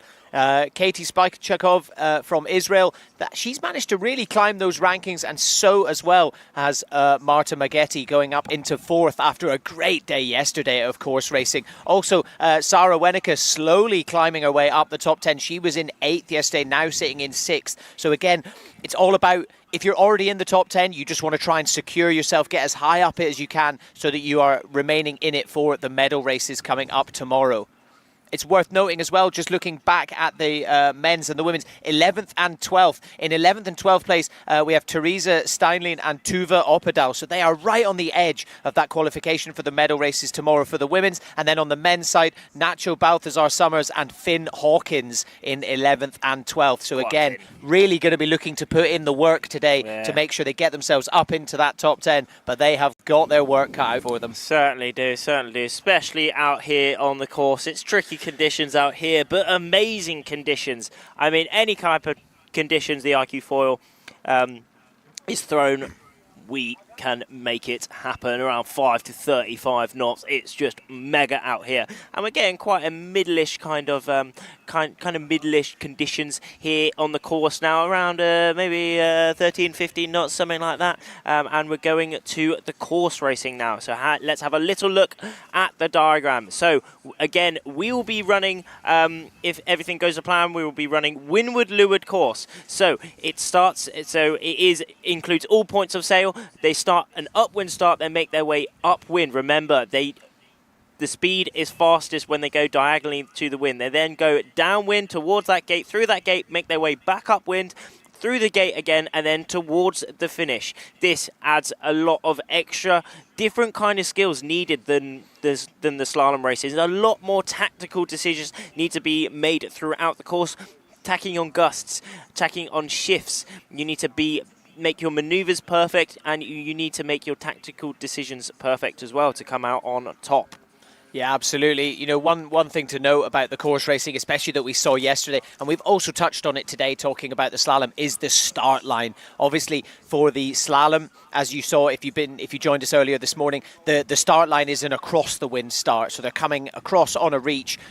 For the course racing, it is an upwind start, and the interesting thing about that is riders are going to start on both tacks. Yesterday we saw a really interesting change. Loads of riders initially were starting on starboard tack. Obviously you also have right of way, so that makes complete sense. But by the end of the day yesterday, the wind had swung a lot more to the north, so they were getting a lot more riders starting on port tack, meaning that they could point a lot higher as they made their way up to the top of the course. But obviously you're then sacrificing your right of way, because if someone decides to come past on starboard, you have to let them go. You've obviously got to avoid the collisions at all costs. So yeah, really, really interesting tactical decisions going on at the start line, which is going to be really exciting to see today as well. Yeah, it's going to be wicked, but we are tuning in to the YouTube and the Facebook, so drop us a comment, see how it's going today. How's your day going? Has watching this iQFOiL racing made your day better? Certainly made my day better. It's just so sick to watch where you're tuning in from. Let us know all around the world. We've got riders from all around the world here, all five from 5 continents here. And it's just really epic to see. So do drop us a comment, say hello. How's things going? What your opinions are out here for the iQFOiL racing? Yeah, would be sick to hear from you all again. Would be epic. Yeah, absolutely. As we take a little look out on the screen that you're seeing now, that is all the riders you can see. They're all kind of sitting in their coach boats, getting ready as they are resetting the course. We're just waiting for that to be done, and as soon as that's done, we will be getting underway for some more of the course racing in the lead up to the final tomorrow of the medal races. So yeah, as we said, Rafferty, this is the last day of racing for an awful lot of the riders that are here. Yeah, it certainly is, as only the top 10 make it through to those medal series tomorrow. Anyone inside that top 10 does have a shot at getting that World Championship title. However, the rest of the riders, this will be their last day, as you said. So, this day, everyone is working really hard. I mean, there is no tomorrow. Well, there literally is no tomorrow for a lot of these riders, so they're going to be going full, absolute full speed and full strong towards tomorrow. Yeah, absolutely. And there's also the Olympic qualification to discuss as well. You know, that's, like I said earlier, there's so much gravity behind this event. Obviously, it is a world championship, but also with the Olympic Games this summer in Marseille, you know, a lot of the athletes and countries are here vying for a spot in the Olympics. And we caught up with some of the athletes to discuss what that qualification means to them and how they're going about it, how they're dealing with it at this event. The 2024 iQFOiL World Championships here in Lanzarote. A true event of consequences. With the Olympic Games looming in Marseille this summer, there really is all to play for the athletes here, no matter their ranking. For sure, very important competition for each nation. It's the biggest event of this year, except the Olympics, of course. Many other nations are going to have their selection here, and that's really important for a lot of my friends and a lot of people here. With so many athletes and countries still to qualify for the Olympic Games this summer, this event gives them the chance to secure their spot on the biggest sporting stage in the world. The Netherlands, we have already qualified to country, but of course there's another Olympic spot here as well, and for many people, as is for myself, we have to qualify ourselves. We are currently 3 good guys, I would say 3-4 good guys who are currently competing for the Olympic spot. The Israeli qualification will finish here, basically. We started last year, and I'm in the top. I'm in a good position, but not winning yet. So I need to perform in this event. The personal qualification is still open in Germany. The national qualification I did. But I'm really positive about it and looking forward to going to Marseille. I was already selected back in September. I mean, it means a lot because there's not many opportunities to practice being under pressure before the Olympics. For the Spanish team, this event is really important as it's one of the 2 qualification or observation regattas. So yeah, it's an important one. It's also true that we have like some kind of technical criteria, so also everything that we have done before counts. So yeah, it's an important regatta. It's the World Championship, but also we have that. Yeah, my ambition is going for to the Olympics. And also, with the 2024 Olympic Games being the debut of the iQFOiL, it's going to be really interesting to see a bit of a changing of the guard from some of the athletes competing in the RSX before, having to adjust to a new way of sailing, and then of course some newer riders coming up who are already very comfortable getting up on the foil. The biggest difference between the RSX and the current IQ is that the RSX is a normal windsurfing board, it floats in the water, and the IQ is a foil board, and we have a foil underneath which pretty much generates enough lift. It's a wing system, generates lift for us to hover above the water. We're reaching a lot more speeds. It's looking a lot more spectacular, and it's a more dynamic class.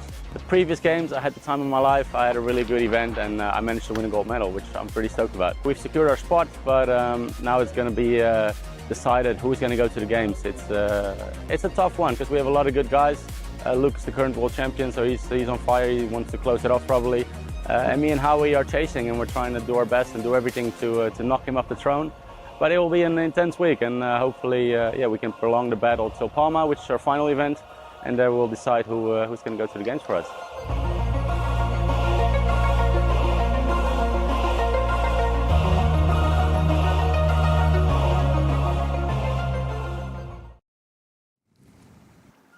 Super interesting there to hear, especially from Kieran Badlow. Obviously, he's an Olympic medal winner already. You know, he was there for the last year of the RSX, has now had to transition into the iQFOiL. I mean, it looks like he's done it pretty well, judging by today. Certainly has. I mean, along with all the rest of the rides. I mean, Eva Wilson, another one. She is the current bronze medalist for the Olympic windsurfing, and she's just been dominating all week, hasn't she?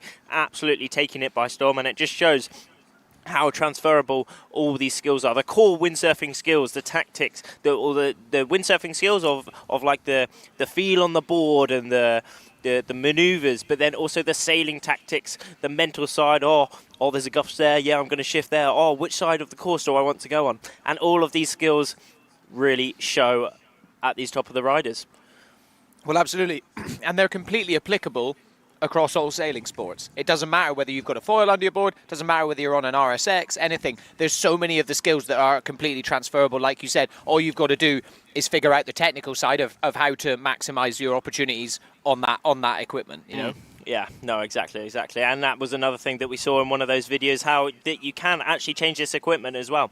I mean, everyone is on one design on exactly the same equipment, even though now you can see some different brands producing some iQFOiL equipment. Everything is exactly the same. So it's a really nice, even playing field.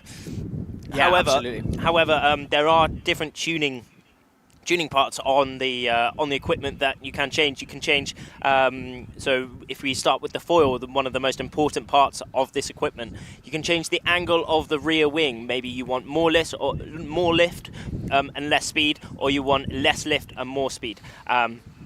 So if it's light winds, you're going to want a bit more lift, and then and change it with courses as well. You can also change the position of where the sail is connected to the board. So if you move that connection a bit more forward, again, you get a bit less lift, and then a bit more back, you get a bit more lift. And two things with the sail as well. You can adjust the outhaul, so you can make it flatter or deeper. Again, more power, less power. So that will change whether you're going upwind or downwind. And then you can also change the downhaul, whether you want the sail a bit more release and less power, or you want super flat sail, stiff, and then that's what they use in slightly lighter winds. But again, everyone will prefer their own settings.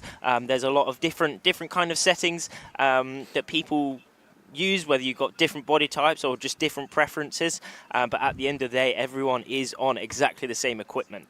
Yeah, absolutely. But it's not just doing it race by race. You see them adjusting it throughout the entire race as well, whether they're going upwind, downwind. You know, we were seeing it so much yesterday in the course racing. The guys would be making their way upwind. As soon as they tacked round the top mark and started making their way back downwind, they let that outhaul right out again, let it bag out and head straight downwind. Just send it downwind. Yeah, exactly. But we are seeing on the boat, can you see those flags? That means we are fast. It's just such a great format to watch, and we hope you guys are enjoying it at home as well. But now it is time for the course racing. So taking into account upwind, downwind, across the wind, all the different points of sail, there's a lot more tactics involved with this. Obviously, you still want to be going as fast as possible, but especially on those upwind legs, it becomes all about taking a look around, taking in your surroundings, looking for the different headers, the gusts that you can really utilize to make your way upwind as much as possible. Rafferty, you actually touched on something really interesting yesterday as well for the upwind. You were talking about there's kind of two gears for going upwind. Exactly. Can you get into that a little bit more just before the course race starts, just so people can keep an eye on it? So in the course racing, upwind especially, you can have two modes. You can either go for speed or you can go for height. At the end of the day, all these riders are going to one mark upwind. However, you can go for speed and a little less height, or you can go for height and a little less speed. Off the start line, which we will be seeing here, majority will be going for that height, just to really establish their lane within the race and get clean wind. However, throughout the race, people will be going for maybe a bit lower, that load mode, or they can go for that high mode, just depending on what they prefer and also towards the wind conditions. But as you can see, everyone is pumping extremely hard, really going for that high mode to squeeze people out and establish their clean lane, their clean wind lane within that race. Yeah, absolutely. And again, really interesting to see what I was talking about earlier. Oh, looks like it's been a general recall.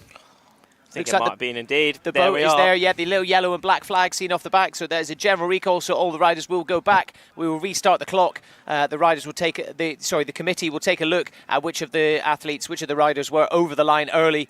Looks like a couple of them, and then we will restart that. So yeah, but while they're doing that, we can have a bit of a discussion again about. You can see most riders going off on that starboard tack. Obviously, you're on the right, you're in the right. If you got your right hand forward, that means you have right of way, okay? But yesterday, with the wind changing slightly more northeast, people were able to point a lot higher, like you were just saying there. They were able to point a lot higher on port tack, so we were seeing a pretty even split in the pack yesterday of people starting on port and starting on starboard. But you lose that advantage of having right of way. But if you can point a bit higher, you can kind of get away from the rest of the pack. Exactly. But again, everyone is trying to establish that that little lead to the rest of the pack, especially right at the start, which we've just seen here. And unfortunately, a few people, well, at least like one or more people have definitely gone over that start line. So unfortunately, they will be out of that race. It did look like, well, I'm not going to say anything because it might be wrong, but it did look like at least one or two people were definitely over that start line. Cheeky Michal, Poland.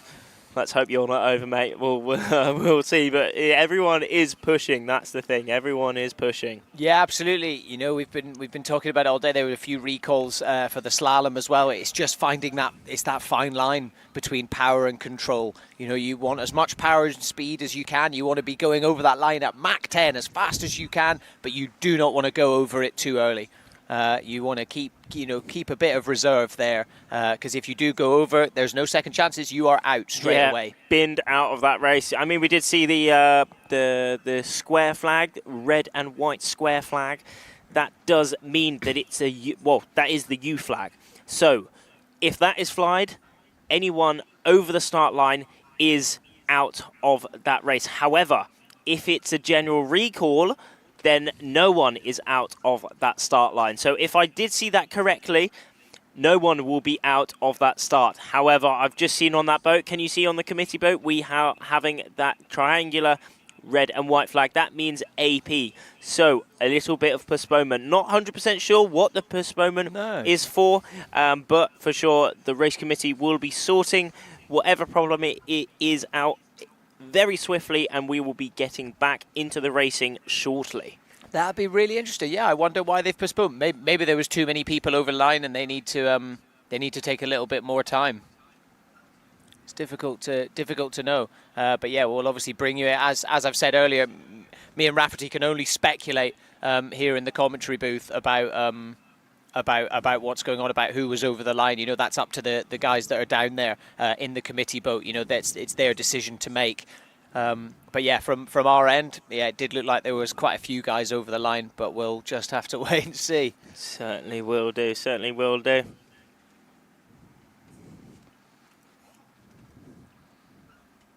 So obviously for the course racing as well, it's worth noting that there are more athletes in each race. The slalom is divided up into groups, smaller groups, just to make it a little bit easier to follow and, of course, keep it nice and safe.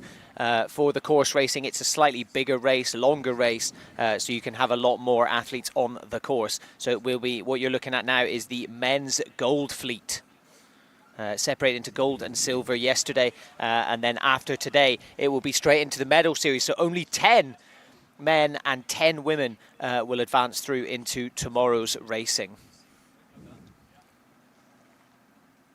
So yeah, there we go. We have just over 3 minutes. It looks like the AP flag has gone down, if my eyes are correct.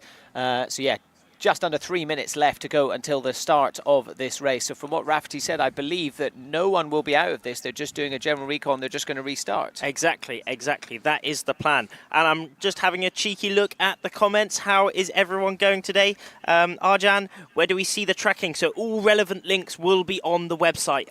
So just type in the iQFOiL class and it is the first thing that comes up is the event website. And you just click on that for the iQFOiL Worlds. Also, Tommy Millard. Oh yeah, looks cushy. It is certainly cushy indeed. Like, what I think, Tommy, it is high tier cushy, bougie cushy indeed.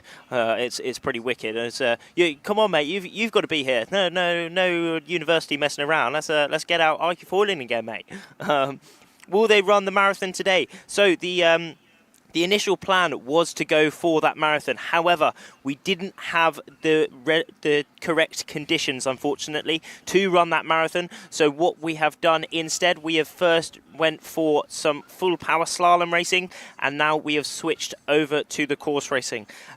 So that is going to be epic. Also looking a little bit down. Someone DSQ.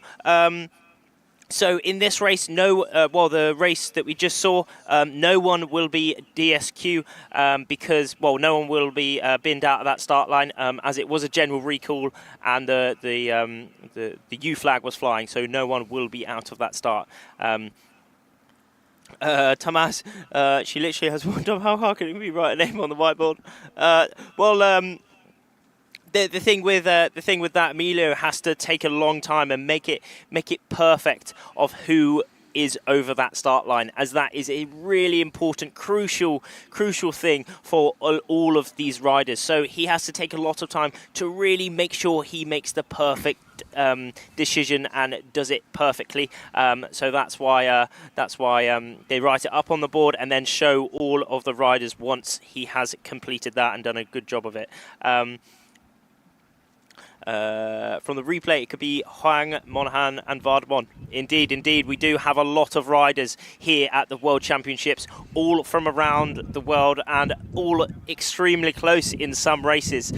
So it is sometimes very hard to see who it is, but we are just getting action on action as we are going to inside the last 30 seconds for the start of the first course race here on day number 5. Yeah, as you can see, just over 15 seconds left to go. You can see the start line. So on one end, you've got the committee boat, the closest end to the camera that you're looking at now. And on the far side, you can see those 2 orange flags. That is the other side. All of the riders lining up. Again, it looks like a lot of them on starboard tack. As we are on the countdown here for the start of the race. Everyone being timid, and there it is, straight across the start. It did look as if that could have been a good start. We were flying that black flag. Oh, a very Bernat, Espana 339, just having to slow down a little bit to make sure he didn't crash into those riders off on starboard. But Gray Morris, go Gray Morris, really punching out off onto that start. Maybe he won that start, getting the best start out of everyone there. Hopefully, Gray will go towards that first upwind mark, and we will see once the crosses start to happen. We are seeing, is that Bernat deciding to tack off? I don't think it was Bernat. I think it was... Might have been Nacho tack off straight away. Maybe he does want to go off onto that left side of the course. Maybe there's a little bit more wind, but this is the first course race of today. So there is no experience on this course yet. Yeah, exactly. For today anyway. There's no experience on this course yet for today, so everyone will be just trying to bank, use their heads. Where is the best place to go throughout the courses? And we will see as the riders make their way to that first upwind mark. Netherlands 465. Howie going through, leading this pack out onto the right side of the course, but just behind Ethan Westerer. Looks like Howie's actually, looks like he might even be further ahead than the guys out on starboard tack as well. He may have made a good decision there to get onto port a bit earlier. Obviously there is going to be a little bit of a bias in the wind.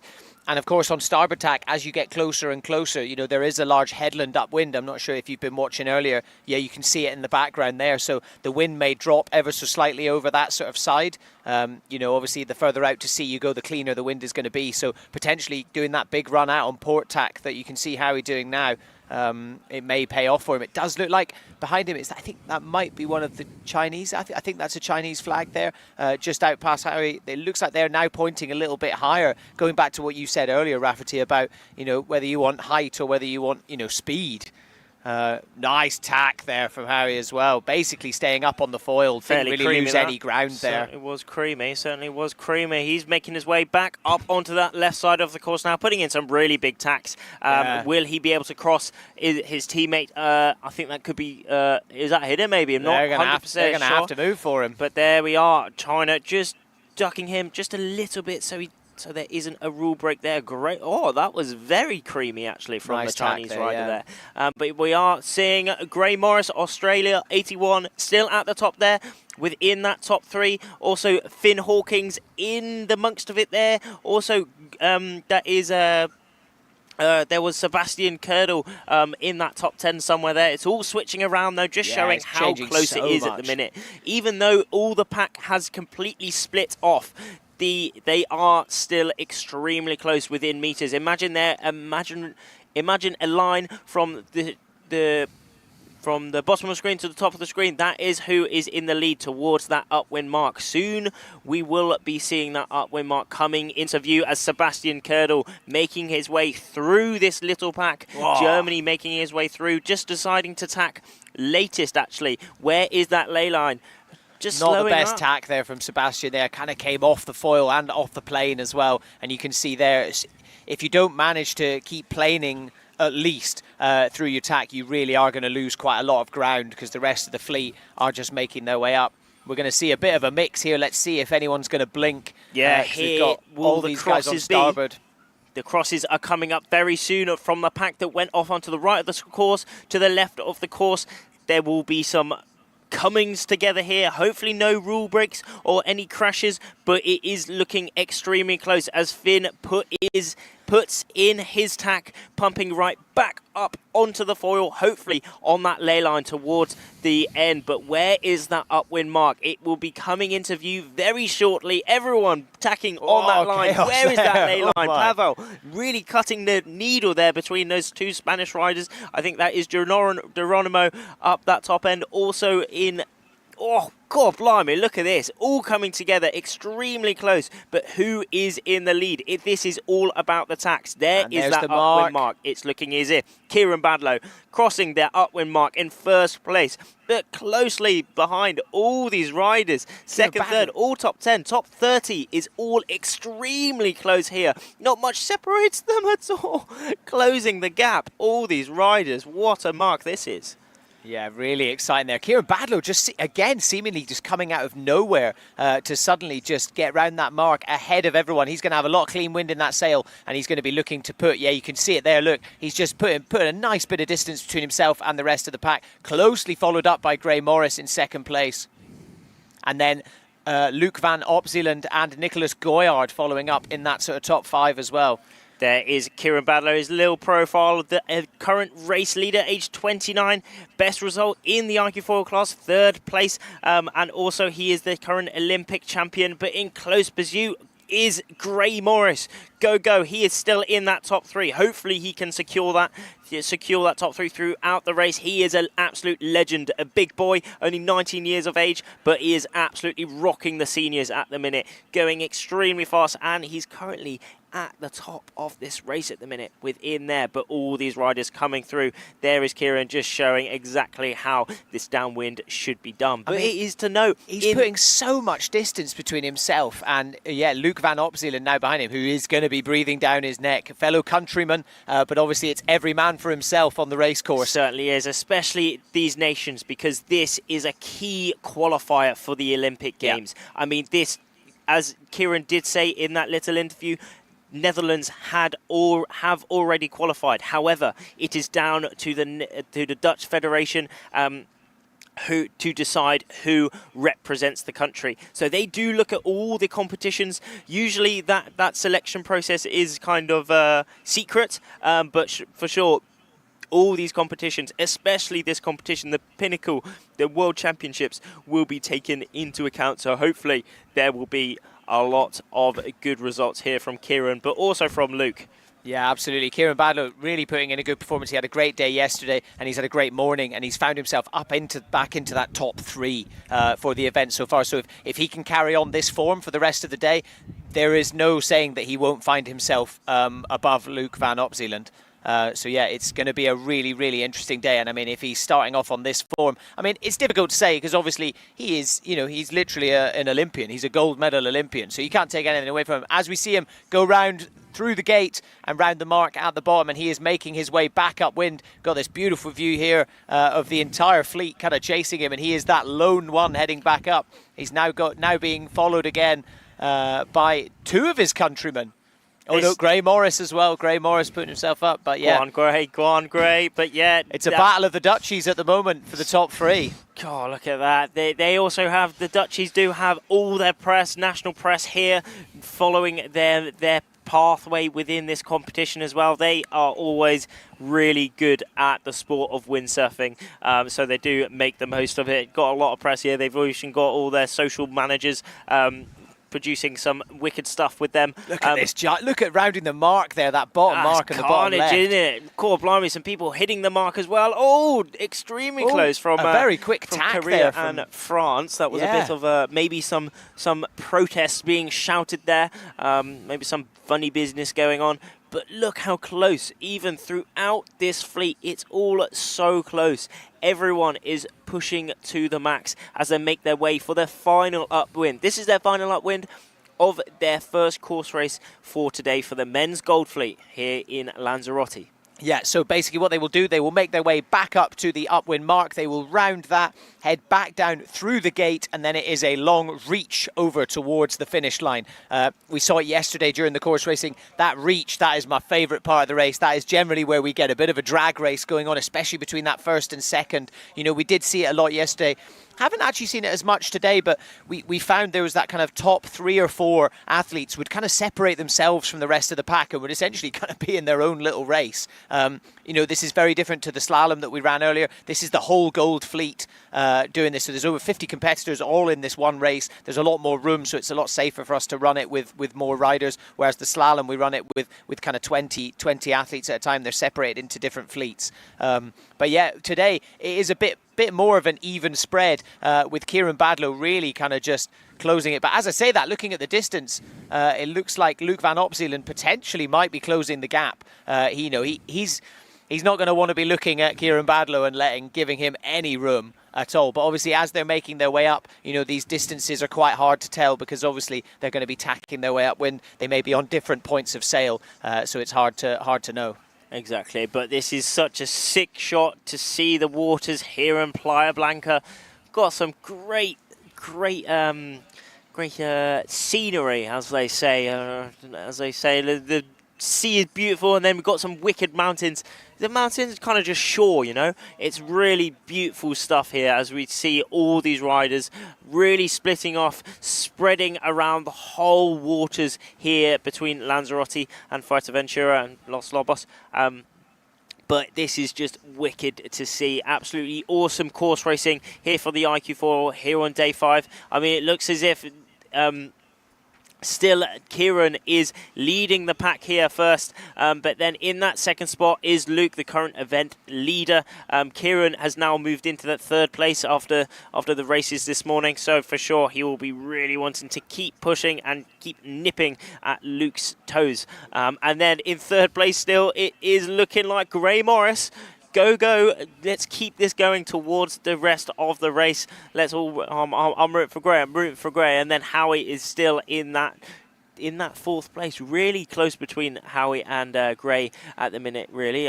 Sometimes only 10 meters, 15 meters kind of thing. Also, USA 8 is in the amongst of it there, having a really good race, and Rita's in 8th place at the minute, having a very, very good race.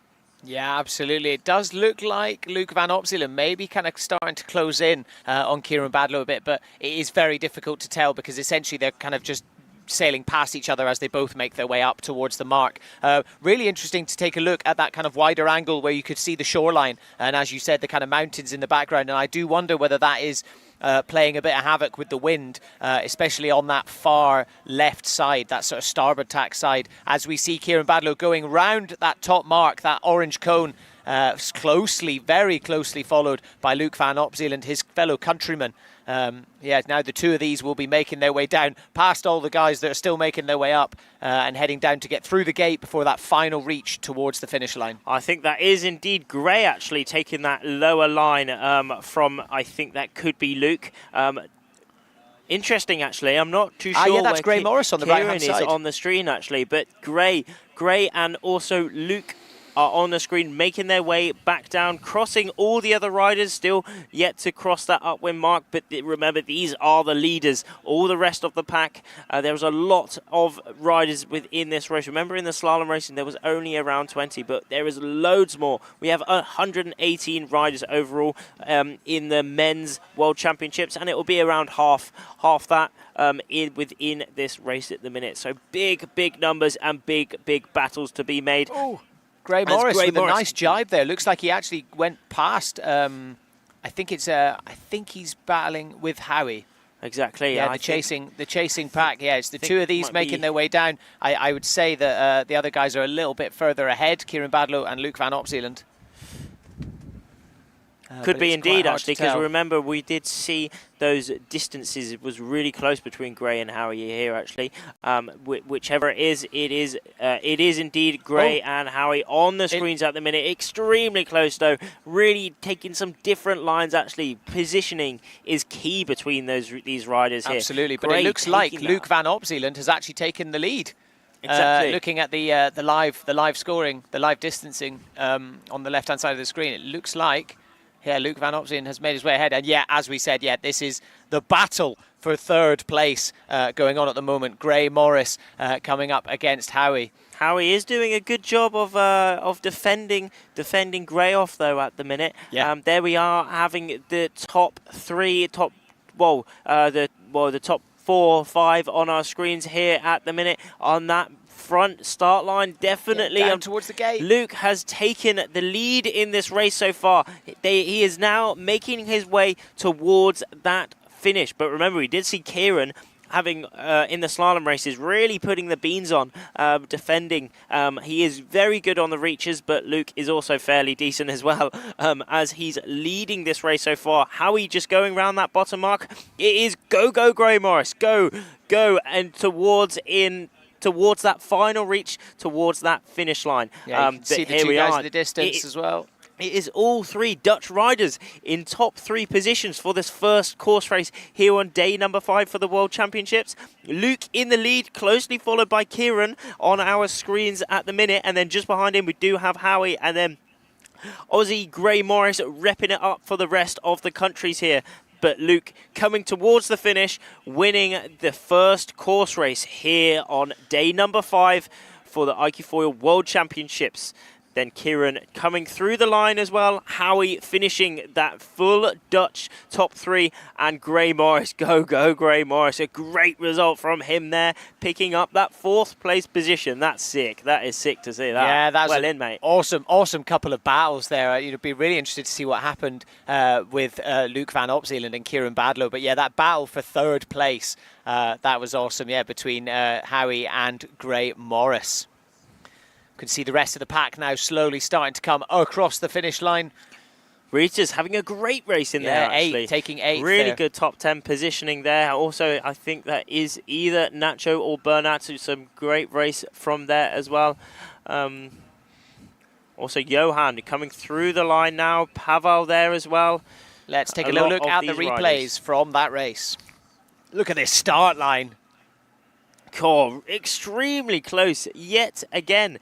Polish riders up that committee boat having some great starts, but it was quite an even spread on that start line again, actually. Jarvid down that bottom end, putting in some big pumps, and there immediately we did have some leaders leading the pack with Luca, Kieran, And a lot of the other riders, Geronimo also having a very good start within that race. And here was one of where all those crosses to see. Look how many riders there are. This is such a spectacle. All coming towards that top mark, all on that ley line. And it was extremely close at that top mark. Literally only board length centimetres separated some of those riders at the top. It really was full of power. Yeah, but Kieran Badlow just managing to get himself away from the rest of the pack. He was so dominant for quite a long time during the race. You know, it was really only Luke van Opselen that was getting anywhere near him. As you can see, pretty even split there at the bottom for the gate there to make their way back upwind. You know, usually there's a bit of a bias, but they're actually, you know, probably about 50-50 people going round each end of the gate, which is quite interesting to note. And then here we go. This is where we're seeing the battle on the way back down, the battle for third place between Gray Morris and Howie from the Netherlands. There we are. Luke taking the win in that race, though. Just looking behind him, he's beaten his teammates one more time. But it was very interesting to see the Dutchies did dominate in that race as we look at those race results. So, yes, as I said, the Dutchies all in those top 3 positions. Luke van Opselen, the current competition leader, winning yet another race. But Kieran Badlow, a very, very good race for him, taking that second. And Howie also in that 3rd place position. Good races all round from all these riders. Gray Morris, go Gray Morris in that top 5 position. What a lad. Geronimo, 5th position. Great. And then both Goyard brothers in the 6th and 7th place positions. Rita's having a great race there as well in 8th. And then it's the rest of the top 10 there. We are now moving into the first course race for the women's Gold Fleet. Yeah, we have just over a minute and 30 seconds left to go for the first race of the women's. First time they've been racing today. They didn't do any of the slalom this morning, so this will be the first time they'll be heading out onto the water today. Yeah, it's going to be a really interesting one. Typically the girls, or yesterday certainly during the course racing, quite a few of the men's were ending up with the recall, but I don't think we had a single recall for the women's fleet yesterday, so it'll be interesting to see how they go on that start line.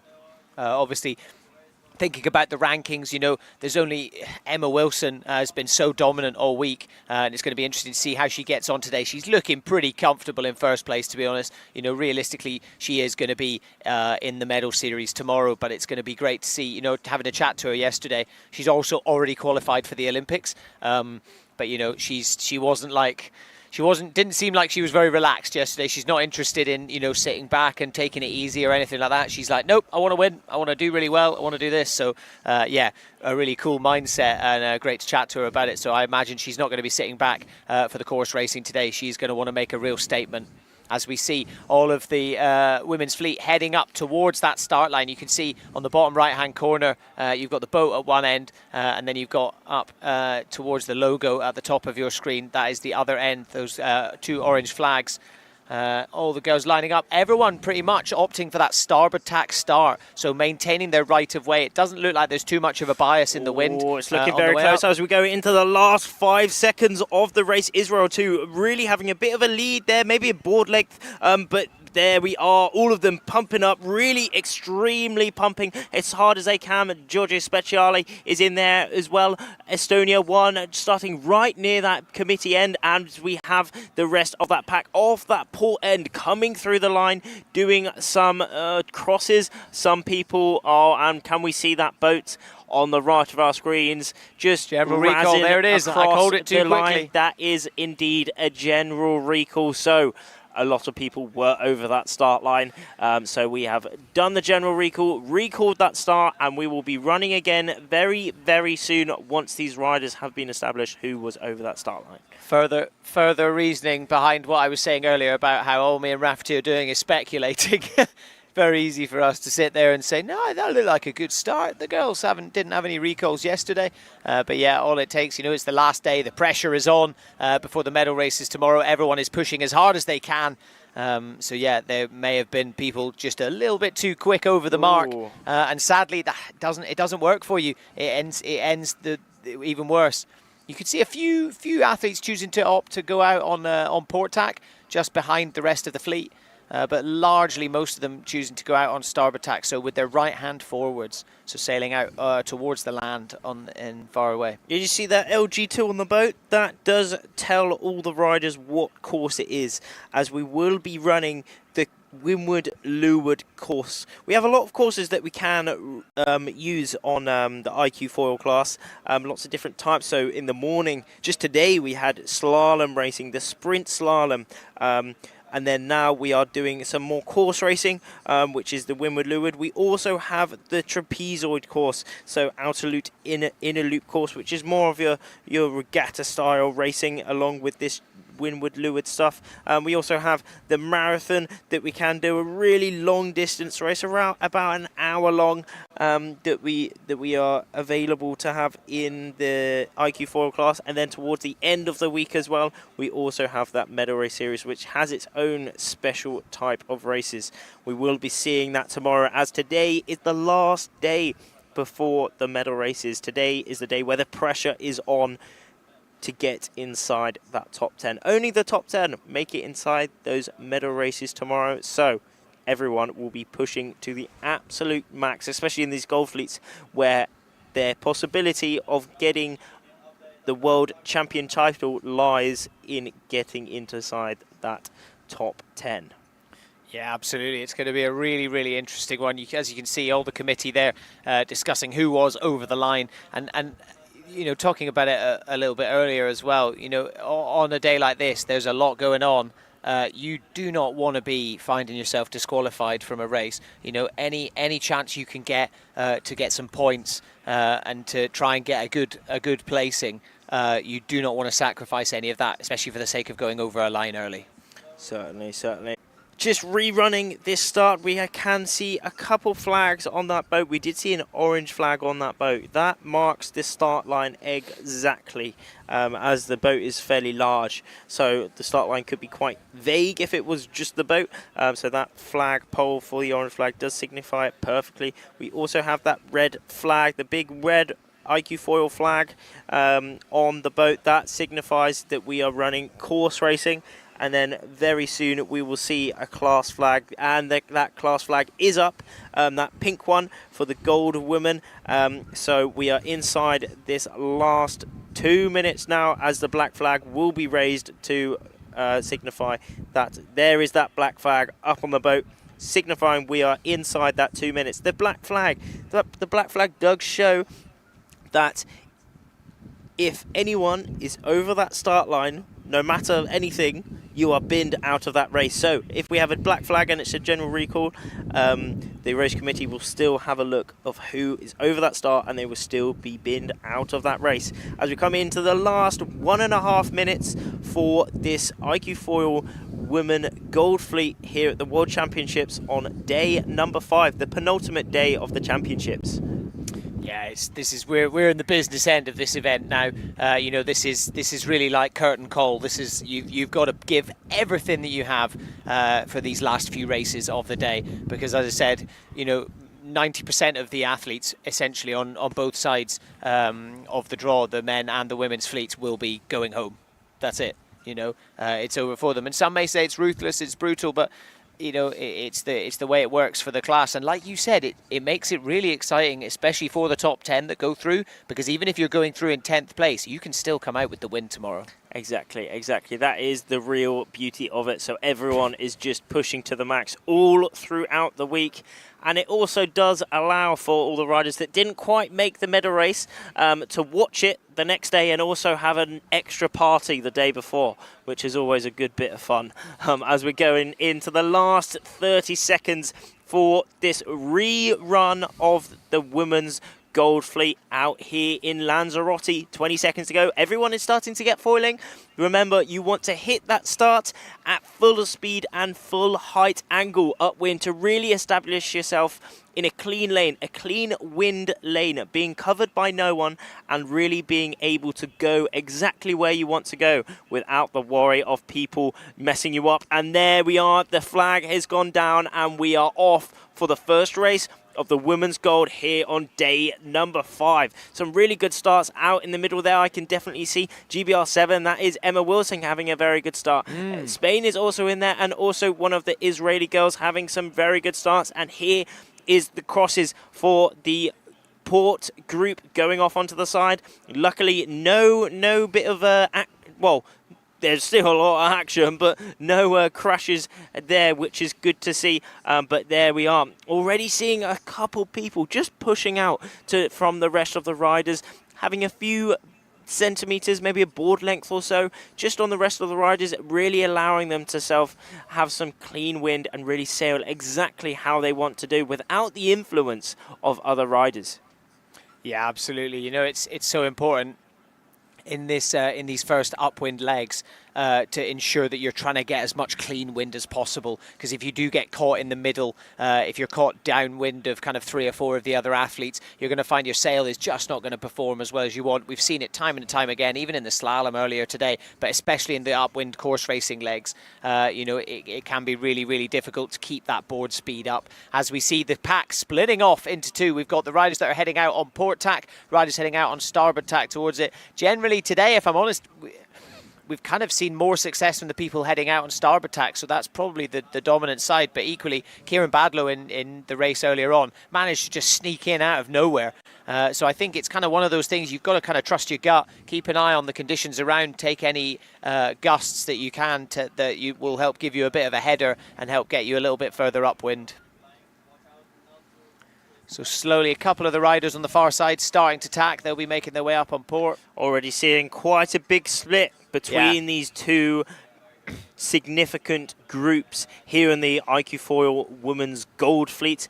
The group that went out on the right are still looking very even to the group out on the left. For sure, the majority have gone on to the left side of the course. I mean, we did see in the previous race, it was still very even between groups, showing that the conditions are quite consistent out here in Playa Blanca. But still, things will happen. The wind is never extremely 100% consistent. There's always a little bit of changes in the wind, whether it's a gust or whether the wind changes direction slightly, which all these riders really have to keep in mind throughout the race so they can get the best logistic, the best plan, and hopefully come out victorious, as some of these riders now tacking on to that ley line. But have they tacked onto that ley line? I guess we're going to find out soon. Yeah, it looks like someone on the far side as well. There's one athlete that is way ahead of everyone else. I don't know whether it was Emma Wilson. We caught an image earlier on. But someone on that far side, you can see they're quite a bit further ahead. Looking like these ones, athletes who have just tacked onto starboard tack, looks like they're on quite nice. And we're going to see a little bit of a crossover any minute now as they make their way over. It's kind of frustrating. You don't necessarily want to be on the port tack side for the crossover. You know, if you're tactical about it. Oh, someone nearly went in there. Oi, oi, very close. Palmachago and Merv Vatan just to the left of our screens. Bit of a coming together there, but they are all good still, all very good. That is the thing about this racing at the minute. Everyone is threading the needle, going for gaps that sometimes don't even exist. They just push in, making themselves having the best plan inside the race. But it's looking like definitely the left side of the course has actually paid in this current race, as all the riders on the left side are very much ahead, actually. Well, not all of them, but the majority of them are in front of the rest of the riders. But it all matters where this upwind mark is. Where is this ley line? Who has got the ley line perfect, and who will round that mark in first place? But it's definitely... Looks like it's Emma Wilson. I think it is. It was Emma Wilson who was ahead of the pack on the far side that I was talking about earlier. She has already made her way around the mark and is already on her way back down, just putting more and more distance between herself and the rest of the fleet, who are all tacking now, trying to find that ley line. Looks like a couple of people have gone down. Yeah, certainly some comings together there, some port of the USA riders rules, there. Some manoeuvres going around, but that is it. I mean, that near the top mark is where everything comes together as we pan to the top riders within this race at the minute. Emma Wilson just having a very good upwind in this first bit of this race, having almost over 75 meters lead in this race. She's so in her far. own race by herself. Look, there's She nobody is doing- else on screen. She's put 80 meters between herself and number 2, Israel 3. I think that's Shahar Tibi, and then Pilar La Madrid as well in 3rd place. Looks like they were having a bit of a battle for 2nd, but at the moment it looks like Emma Wilson with just such a commanding lead there. As she goes into her first jibe of the first downwind leg. So she will be making her way down, going through the gate before making her way back up to that top mark again. So it's still early days, but to have a commanding lead this early, she's got to be feeling pretty comfortable. She made the right way up on that upwind. She Absolutely. really did. I mean, and it just shows how much of a lead she has here already. But, I mean, this is also extremely good because some would say, and it probably is true, that once you are in the lead, it's much easier to stay in the lead because you can sail your own route around the course. You don't have to think about so much about positioning or attacking. You can just concentrate on defending, how to dominate the rest of the riders who are trying to attack behind you. But there is Emma Wilson rocking that yellow bib. She came into today and has been leading every single day so far in this World Championships. Will she be able to lead into tomorrow? I mean, how she's doing it at the minute, she certainly will. But just behind her, we do have Shahar Tibi, another very good rider, doing extremely well within this competition so far. She did come in. She is, after most updated results, she is in that 8th position at the minute, so inside that top 10, but not too far off that 10th place position. I mean, Tamar is in, her teammate is in that 10th place position, so there obviously will be a lot of battles there as well, and not many points separate them at all. But Emma Wilson going through her gate, rounding the bottom gate and going up onto the left side of the course. I think that will be a good idea, as because at the start of the race, the pack that went off onto the left side of the course had definitely dominated and came out on top within this race so far. So hopefully that is the same thing. However, you never know. Things could change. Things could change on the right side of the course. Maybe there's a bit more wind, or maybe there's a big shift, which means the left side of the course just turns out a bit trash. But Emma Wilson just cruising up on her 2nd upwind, the last upwind of her first race here, the first course race here on day number 5, and she's just making it look easy. Yeah, absolutely. Yeah, she just managed to keep that lead, you know. Shahar Tibi managed to get a little bit closer to her, especially on that downwind leg just before she went through the gate. But Emma, a perfect gate rounding, and has just managed to make her way back up. One thing that was really, really cool, you could see as she came round towards the gate, she really pulled on something on the boom. She was really yanking the outhaul back on in order to maximise her sail for heading back upwind, you know, flattening that sail off, you know, closing you belly it out, you make it a bit more open for the downwind, but to head back upwind, you want to crank that outhaul on so that you can get as much of an angle going up as possible. Quite cool to see her adjusting that whilst on the course. There's so many things to be thinking about all at the same time, and like what you said earlier, if one of those things that she doesn't need to worry about is how do I attack, how do I try and get round this person, she's established that first position so early that now all she needs to do is kind of just think about the conditions around her rather than trying to get round other people. And it is looking like the wind has definitely held throughout the day. It's still looking rather windy, rather blowy. I mean, on the screen at the minute, it does look a lot windier than it actually is because there's quite big swell. So that's a better kind of shot of how windy it is. So it's not light, but it's certainly not too strong. It is in that middle-ish kind of range that we've had throughout the day. Kind of I mean, maybe a little bit higher now, but it is still a few gusts coming down, maybe of 15 knots, 13 to 15, something like that. And a great tack from Emma there. A really nice, fully played in keeping speed throughout that tack and manoeuvre, as she shows it experienced amazingly, as she certainly does have the experience. I mean, highest event finish within the IQ class has been that 2nd. I mean, she is the current Olympic bronze medalist at the minute, and hopefully she can secure a dub here in this World Championship. She's always been at the top in every single competition she's done so far. I mean, really, was in that medal race coming into leading the week. However, not quite managing to secure the dub in the end. But you never know. This could be her one. And if she keeps this dominating streak throughout the week, she, I think, will definitely take it. Yeah, absolutely. Yeah, she's she's yet to win an iQFOiL event, as we just saw on the stats there.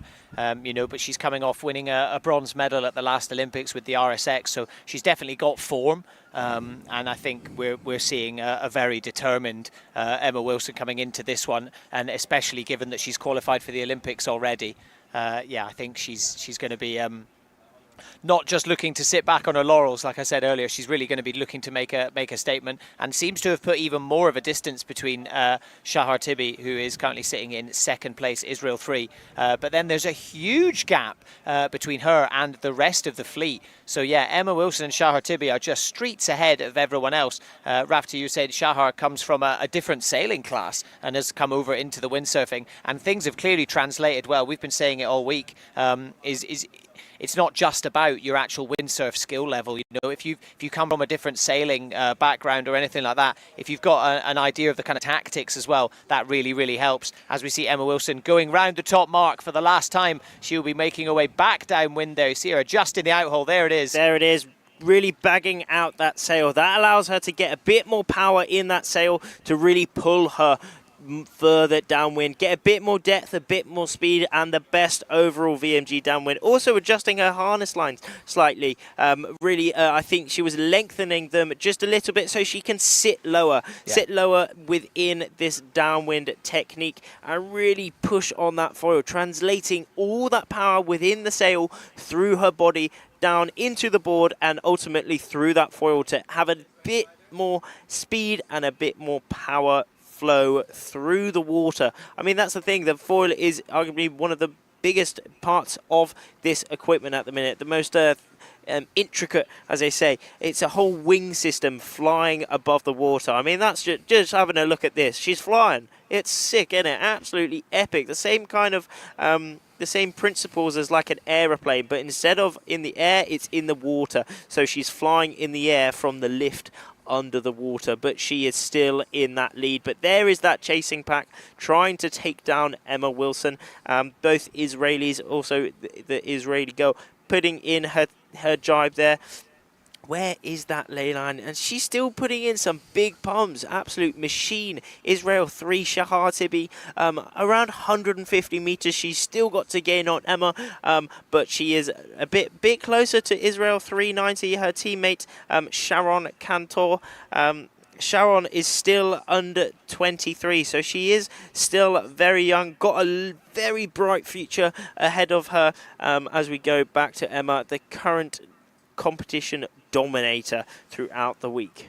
Yeah, Emma Wilson, yeah, even more of a commanding lead now. Look behind her and you can barely see the other athletes. I think you can just about make out Shahar Tibi, but yeah, something big is going to have to happen really in order for Emma not to run away with the win for this first course race. So anything big can happen. That's the thing. Well, we saw it yesterday, didn't we? Sadly, a couple of the riders getting things caught on their foils. You can see, going for the jibe, going down that really nice bit of swell there. That's just going to really help translate into the foil and help keep her up on it, just keep all that board speed.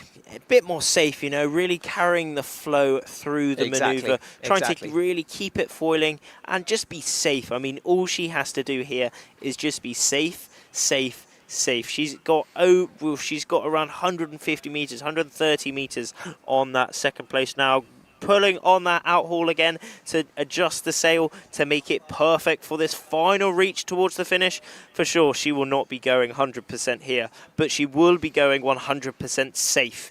Just that defending position to really establish a lead in this race and hopefully execute a win in this race. But she will be coming towards the finish now. A good shot of what's on the sail, actually. So we've got that circle white at the top that is showing that it is the women's fleet. We've got Union Jack GBR7 because she is from Great Britain. We got the event sponsor just below, Marina Rubicon, and all the other sponsors. And then just to below that, we do actually have the British sailing team, as she is a member of that. But here she is having a little look behind her just to see where her competition is as she's making her way towards that finish. Will she pick up on the finish? She's coming towards it very close now, and it's looking like nothing is stopping her crossing the finish line in first place. Emma Wilson, yet again, adding another bullet to her scorecard.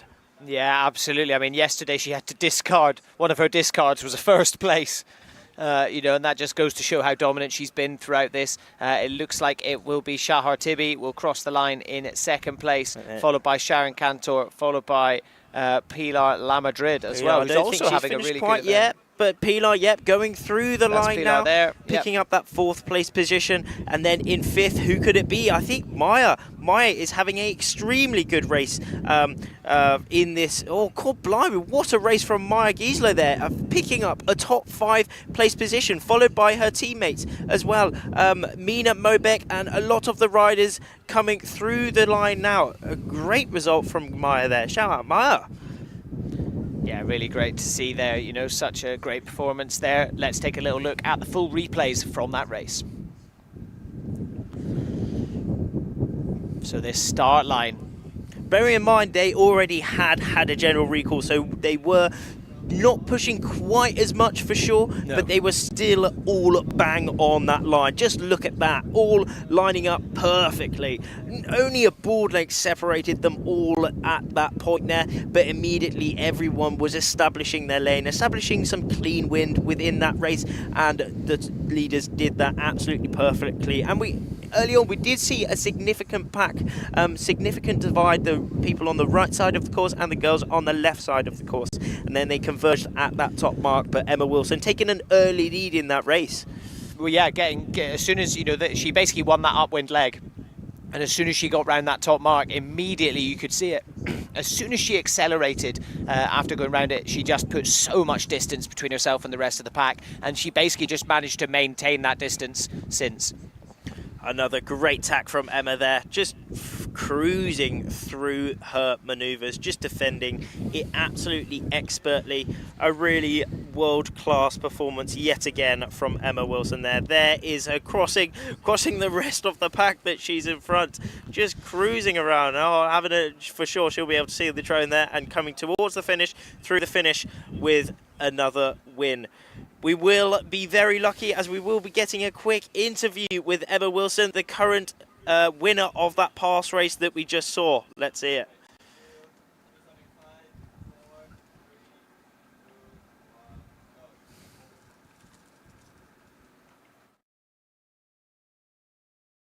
Uh, 10 to 12 knots, and yeah, it was pretty fast, so yeah, I had good fun.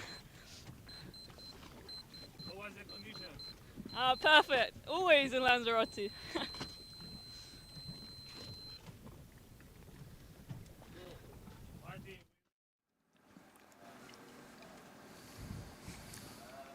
She's loving it. Absolutely loving it, especially when she's picked up yet another win. And Sam Ross, her coach on the boat there, was certainly loving it as well. He's had a pretty easy job. Yeah, great smile on him there. He will be very happy. Again, well, he's produced world-class sailor and world-class coach, clearly, as they have both been going extremely successful within this sailing class. Yeah, absolutely. You know, it's cool. I've known Sam for a very long time, interested to chat to him. And, you know, I said to him this morning, I was like, you having a good week? And he was like, what do you think? You know, things are going pretty well as we get into just over a minute up until the next race. I think we are going back to the men's now. So this will be the second course race for the men today here on day 5, the final day of the full qualifying for the event here in Lanzarote, the World Championships. And tomorrow it will be all about the medal races, where only 10 riders from the men's fleet and 10 riders from the women's fleet will advance through. So yeah, this is crunch time now for all the athletes. Inside this last minute for this next start, this next course race for the iQFOiL Gold men, where we will be seeing yet again some more drama. Everyone is starting to get foiling, starting to line up on their course, getting ready for this start, as they will be wanting to hit this start. Bit of an even exactly split though on as the well. go. You can see the riders on the far side as well, potentially looking to come across on the port tack Yeah, side. for sure. There are some people on that port end. Will they be flying them, going over the top of them, trying to go through them, or will they be ducking them? I'm going to say ducking. Find out very shortly. Oh, is there anybody? I think they're looking like a lot of them will be ducking the fleet, just trying to be as safe as possible. Yeah, we got Stas and Leonardist also in that place, ducking on that port side of the course, but a lot.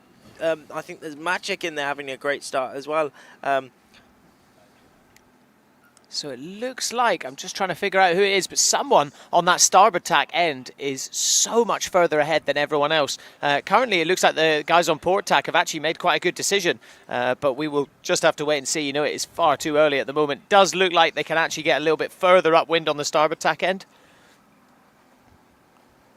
As we can see, all the riders starting to kind of split off now into their own little packs. You've got one side heading off on the port tack side, the right-hand side towards the bottom of the screen, and the other side heading off towards the land, towards that big headland that you've seen there. You can see Lanzarote in the background.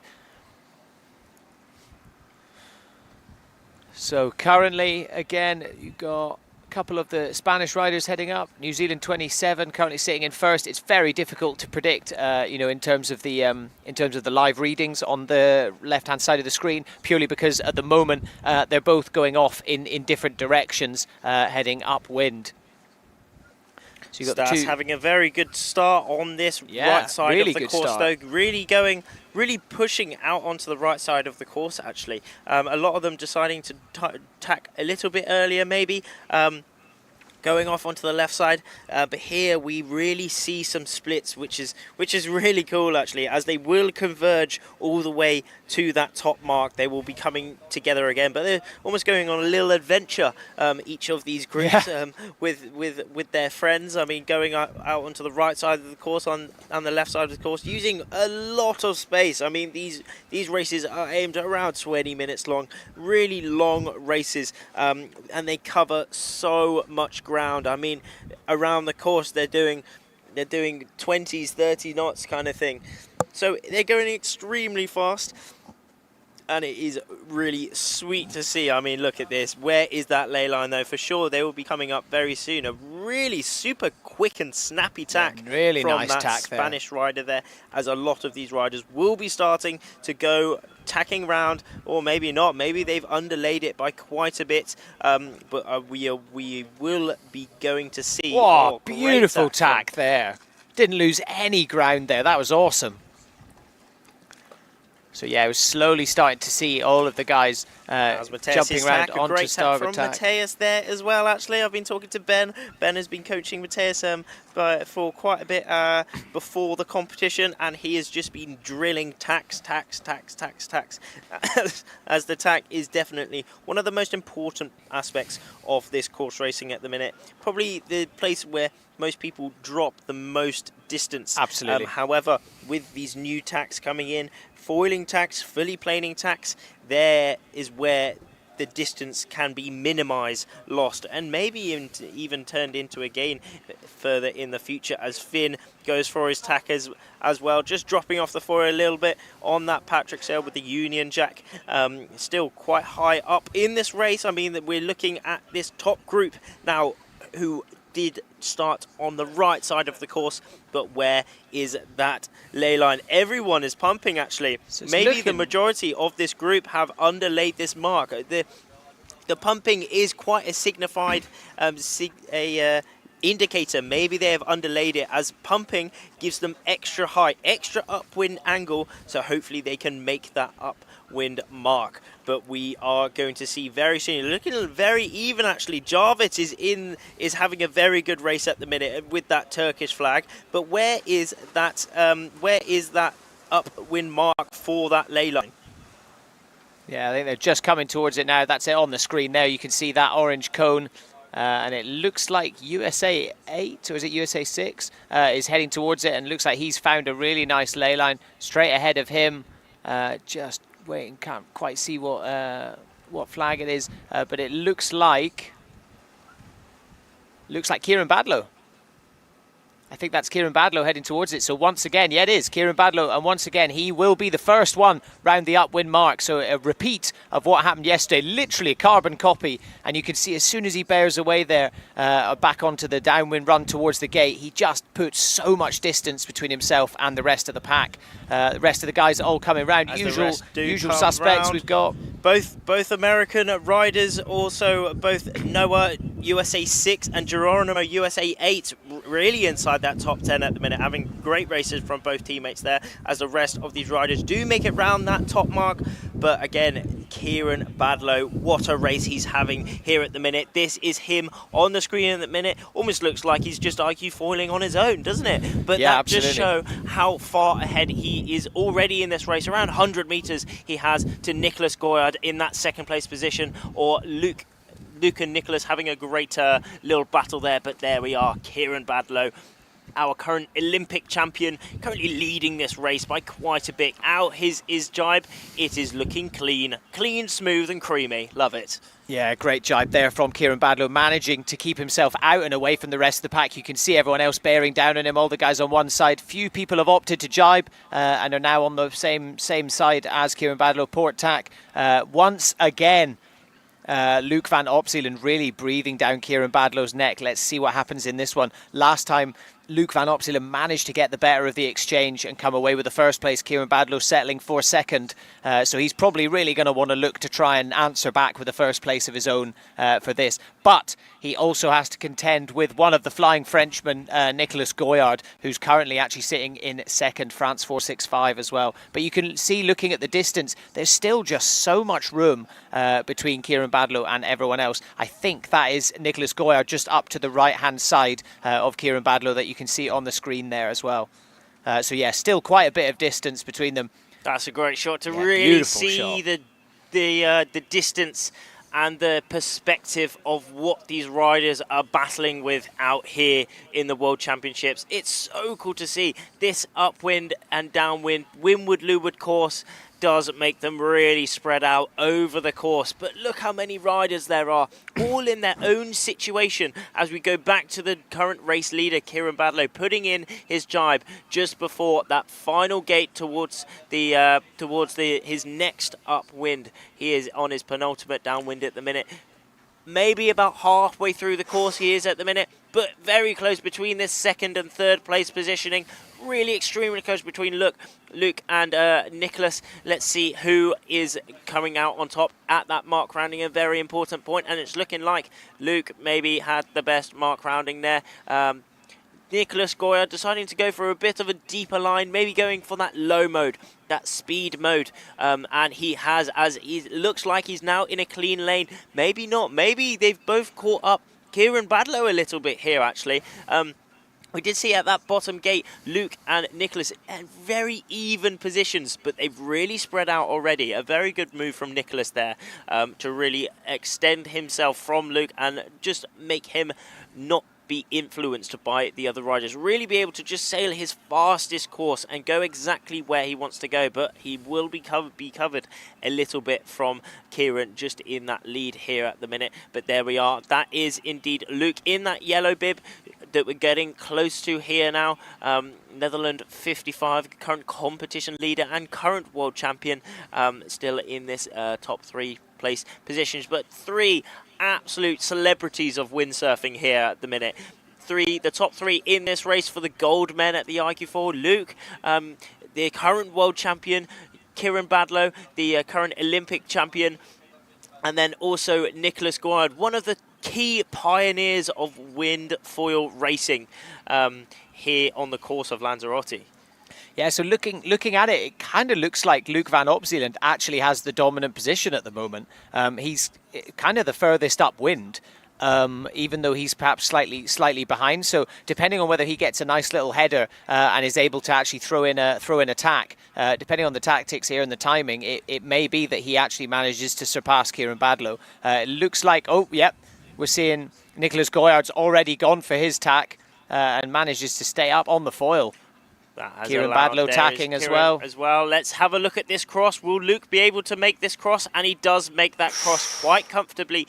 Kieran just ducking below him to make sure there wasn't a crash. I mean, if he kept going, I think there might have been a little bit of a coming together though. But Luke, not quite the tack he was hoping for there. Just dropping off the foil, slowing down. Looks almost like he just missed the boom, which is interesting. Maybe he needs to miss the boom, but he's emotions right are running high now, though. Right. You know, it's one of those things. It looks like when you're focusing on what's going on with the other athletes, it's like what we said about Emma. You don't need to worry about what the other athletes are doing. All you need to do is focus on what you're doing. He's feeling the pressure. Exactly. As soon as you start doing that, you're looking at Kieran. Right, how far up is he? Then you try and tack round. Oh, I've missed my boom. Yeah. You know. It's the kind of thing. It's a human mistake. You know, these kind of things can happen, and it looks like that may have cost him a little bit. He probably lost a little bit of ground there. As it looks like Nicholas Goyard bumping back up into that second spot. I'm rooting for Nicholas here, actually. Both, I mean, we did see in that previous race, all Dutchies winning getting those top 3 podium positions within that race. Now Nicholas Goyard repping it up for the Frenchies, having a very good race so far. Hopefully he can stay within that. I mean, we have been talking to him a little bit within the week. He has had a bit of an illness, really. Didn't quite have... Well, one of the previous days he wasn't that happy with how he did, but then that second day he did have a full tally of race wins, which was amazing. That really bumped him up, and now he is really at the top again of this course racing, and hopefully he can stay inside that top 10 for those medal races tomorrow. Absolutely, yeah. I mean, if you're rooting for Nicholas Goyard, I'll root for Kieran Badlow then. You know, he was sporting the Avatar arrow on his head at the Olympics last year. I'm a big fan of that TV show, so yeah, I'll root for Kieran Badlow. We'll make it a little bit interesting, Rafferty. But yeah, at the moment it looks like he has a real commanding lead. Actually, looking at it as he goes for the next tack again, he's coming right up towards the mark. Has he made that ley line? Oh, I don't know.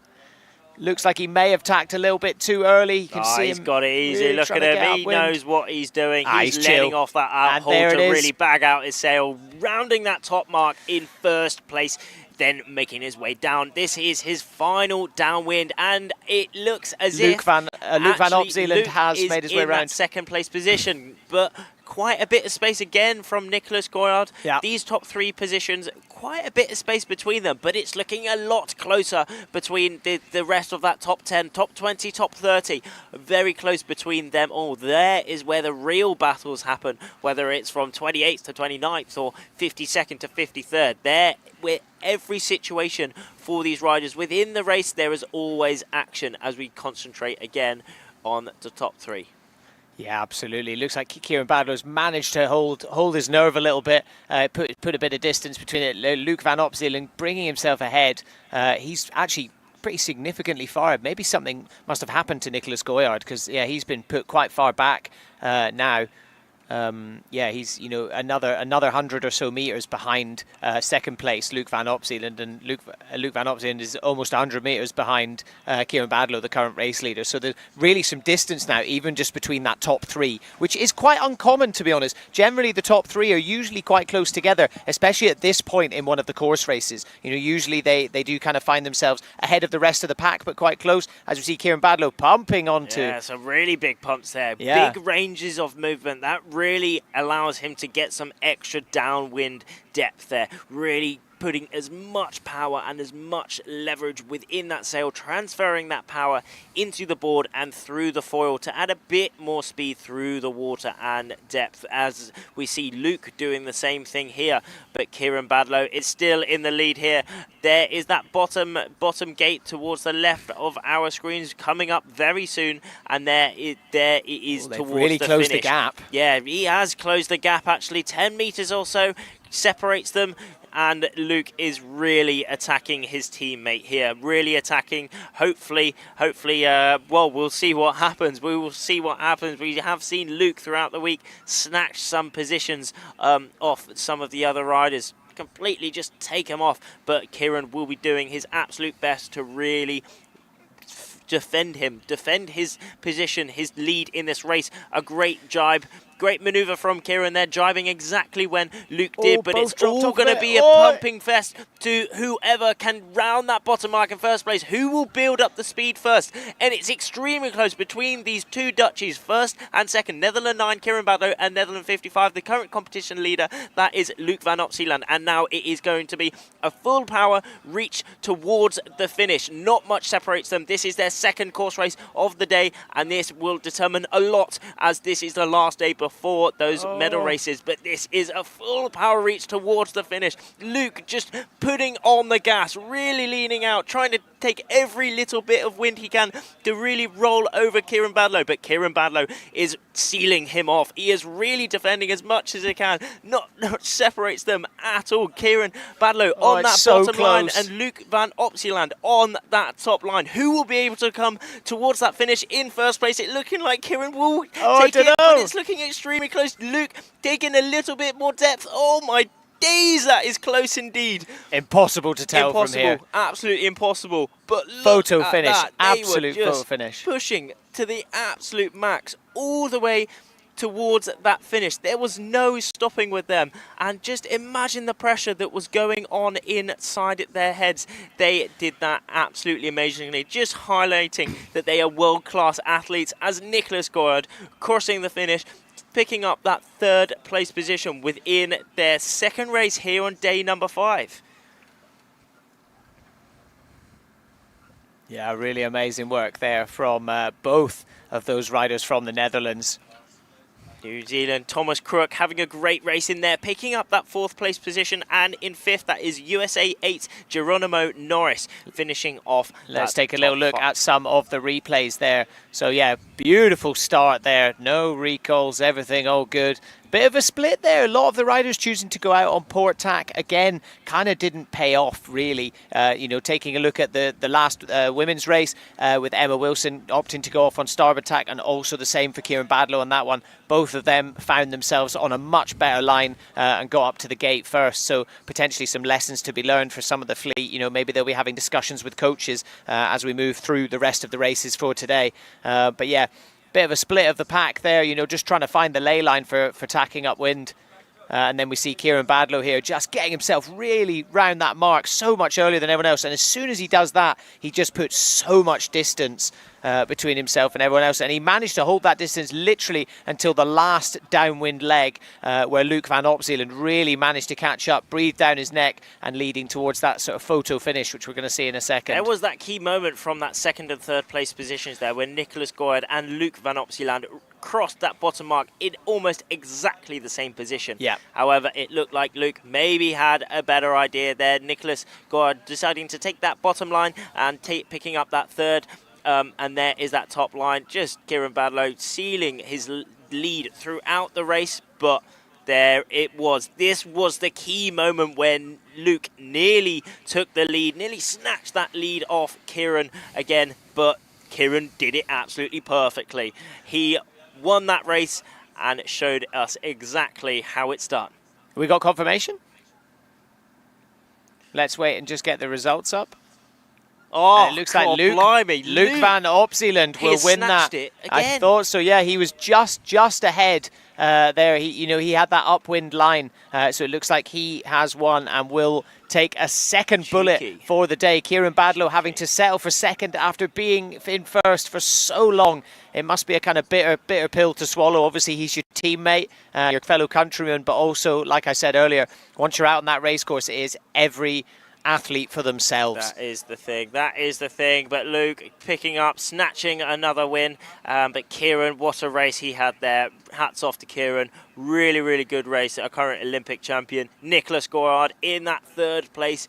A great result from him. But also Thomas Crook. And Thomas Crook having a good result there. And possibly both USA, both American guys, Noah and Geronimo, having some good races there as well. But yeah, what another race here on day 5. Another windward-leeward course race for the gold men here in Lanzarote for the World Championships. Yeah, absolutely. It looks like I think we will be moving now back to the gold women's fleet for their second course race of the day. Emma Wilson showing an extremely dominant performance. But let's get over to the guys on the boat who are interviewing both of the Dutch riders from the last race, Luc van Opzeeland and Kieran Badlow.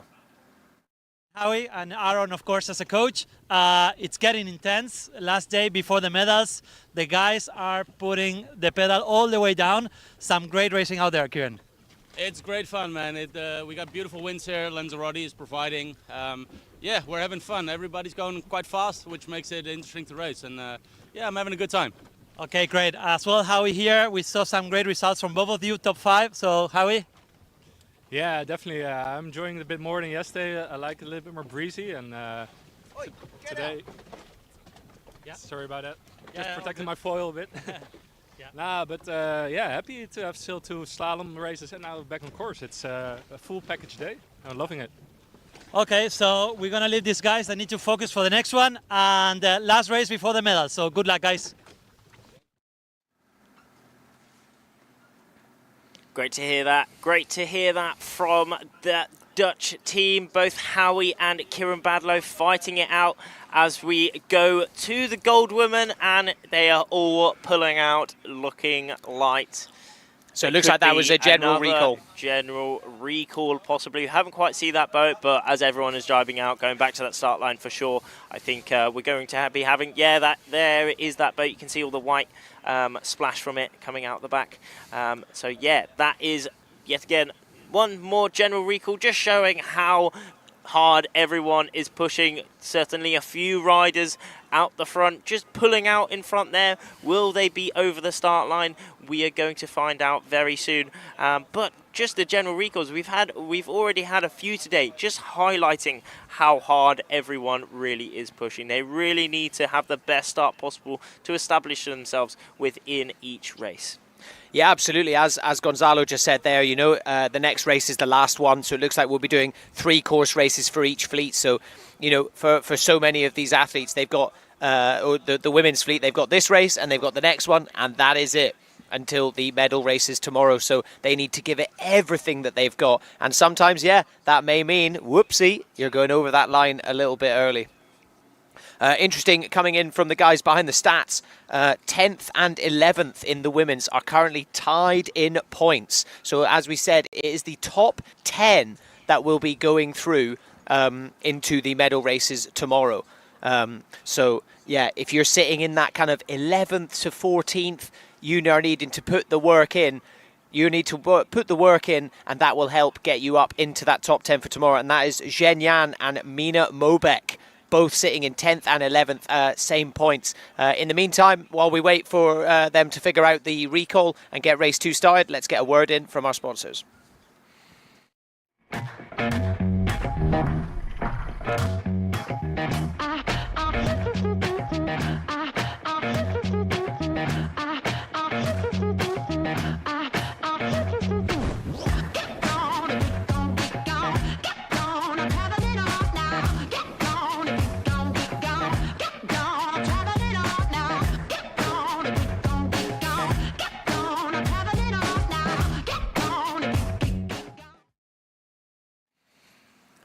Alrighty, getting a bit more of a sense of how amazing this island is, the island of Lanzarote. Rafferty mentioned earlier, you know, it's so great for all manner of sports, whether you're wanting to take on the water and do some windsurfing, or whether you want to just enjoy all the fun activities on land. We're very grateful to be here at the beautiful Marina Rubicon, who are thankfully hosting all of us for the iQFOiL World Championships. And it is a big event, and we are here for day 5, the last day of the qualifying, and we are just getting ready for the second women's course race.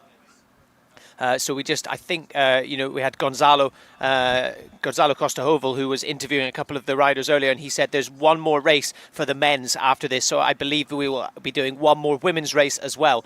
So we were doing 3 course races in total for both fleets.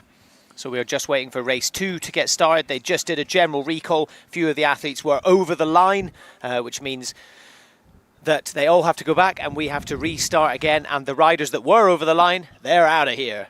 They will not be allowed to compete, which is really frustrating. But it's kind of, yeah, you well, know, it has to happen. It all depends on what flag was up on the boat, really. I mean, we didn't quite manage to see what flag was up on the boat, whether it was a black one. If it was a black flag, then they will be out of that start. However, if it was a U flag, then as it was a general recall, It's just a restart. everyone will be able to have another chance Got you. within that race. Yeah. But as we see, everyone is hanging around that committee boat now, just waiting to get confirmation of when the next countdown will be set. Everyone will be having their watches ready to get ready for that 3-minute countdown. We're seeing a lot of boats here as well, a lot of these ribs, spectators and a lot of coaches helping each other out, helping fueling up, providing a place to relax for the riders to get into the next race, also providing a bit of knowledge, maybe some coaching in between, telling the riders which way to go on the course, maybe what to do when,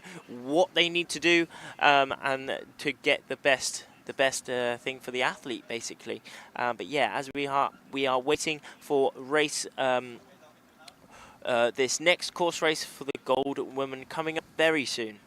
Yeah, absolutely. That's a good point. Yeah, you're seeing so many of the athletes kind of gone back to their coach boats. You know, all the ribs that you can see around the committee boat. Committee boat is that larger white boat in the middle. But all the other boats, that is a lot of the athletes' coaches. And they will be sitting there giving a little bit of advice, you know, telling them what they need to be doing and just keeping an eye on the conditions, getting a last little bit of...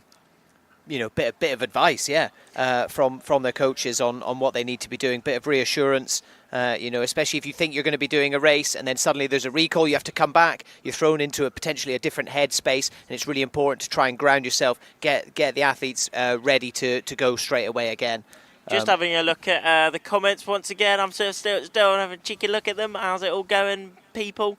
It seems it's the 3+ Biriz from Gwilym. Yeah, I think that was from one of the men's races. Has been having some great action there. I'm Kian. I'm going to charge my batteries for the iQFOiL. How's it going? I am Kian. How's life? Remember, you've been tuning in a lot recently, which has been sick. How are you enjoying this one compared to some of the previous ones that we've had, like Greece? I remember you were in there talking about the iQFOiL. But however, I can't lie, Kian. I think the iQFOiL is a bit cooler, isn't it? Come on. Like with the iQFOiL, you're using a propeller. That's cheating. That is cheating. You got to use it from the wind, transfer the power, you know. But either way, foiling is just sick, isn't it? It's absolutely epic. Yeah, good to see you, mate. How's life? Also got some Greek supporters in the house. Come on, Nicholas. We've got we've got some Nicholas supporters. It'd be awesome to have this live stream for every iQFOiL event. It really would be, isn't it? It's so sick to see all this action out here in Lanzarote for the World Championships. Class stream, just what is needed to go to the sport. Exactly. It is so awesome, and this is exactly what it needs. Got Go Gray Morris. Got Go Gray Morris fans in the house. You've got to support a Go Gray Morris. Having a really good competition so far. Some more Greek supporters. USA board listed as USA. But we have both Geronimo and Noah in the house. Such a good live stream. Kaj, how's it going, mate? We'll read some more later, apparently. So, just a quick one coming through. We have had a full listing from the committee boat. It is Italy 25, Italy 1, Israel 32, and Sweden 49 that are out. So they were all over the line. So they will be out of women's race 2 that will be coming up soon. In the meantime, while we wait, just while they reset, let's take another little look at the course graphic and just get a sense of this. So this is a windward lured course. So as you can see, making their way up to that course, up to the buoy at the top. They will go down through the gate and through the finish. Starting off. Yeah, so the finish is actually on the other side of this course at the minute, but it's still exactly the same thing. So they make their way upwind, diagonally towards the wind. They make their way downwind through the gate and then towards the finish. Here we can see a lot of tactical decisions to really make the differences. All these sailing decisions to really make the differences between a good race and a bad race. But then also upwind speed, downwind speed, and also reaching. All these VMGs really do matter within this race, and it's going to provide some absolutely epic action from all the crossings, all the comings together, and everyone battling it out for that win. Yeah, absolutely. Yeah, so it looks like what we're seeing on screen here, it looks like the riders are going to be getting ready. So yeah, let's have another look at these comments. Kaj, how's it going, mate? How is life, Mr. Roseboom? Why aren't you here, mate? Come on, you got to get in the action. Such a good live stream today. Cheers, Matt. Cheers, Kaj. See you soon, and all that. You got to be here next time. Got to be here. Ethan, how's it going, mate? How's life?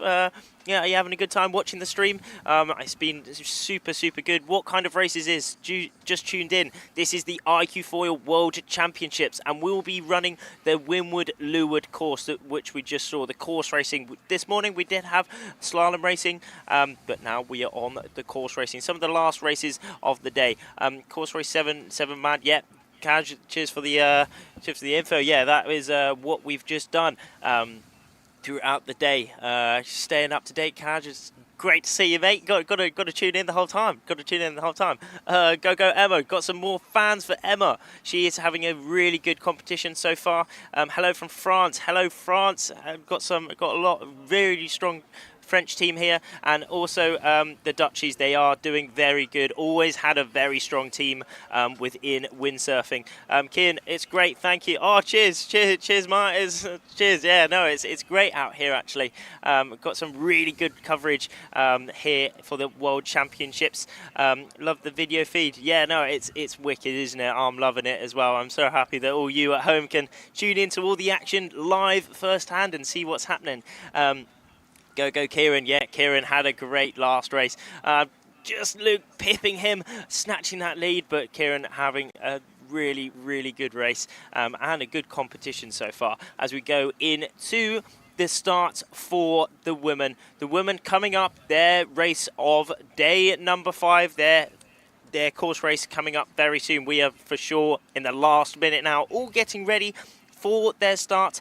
All these riders lining up, getting ready to hit that start at that zero gun with as much speed and as much upwind angle as possible. We still have a bit of a group down that bottom end, and off we go. A great start yet again from all these Gold Fleet women riders here at the World Championships here on day number 5.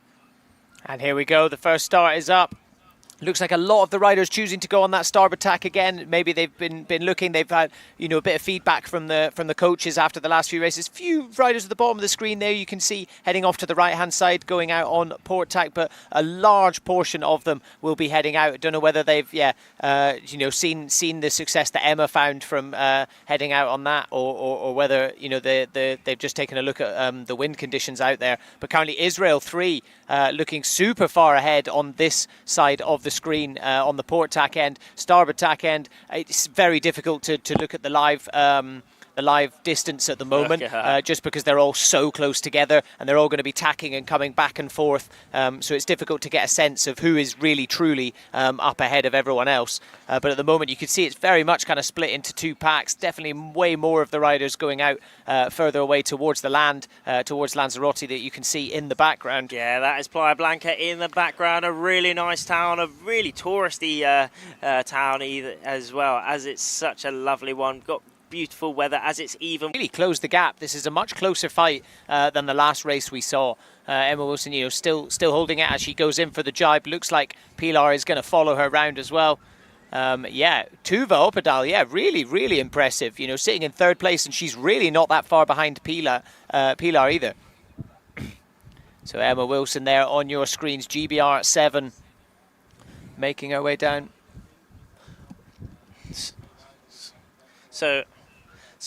So if you've just tuned into the stream, how's it all going? We are in race for the gold women here on day number 5 of the iQFOiL World Championships, and we are witnessing Emma yet again having a really good race, leading this pack actually. GBR 7 pumping up onto the left side of the course, but yeah, it's been a very good race so far, and we're only halfway through it.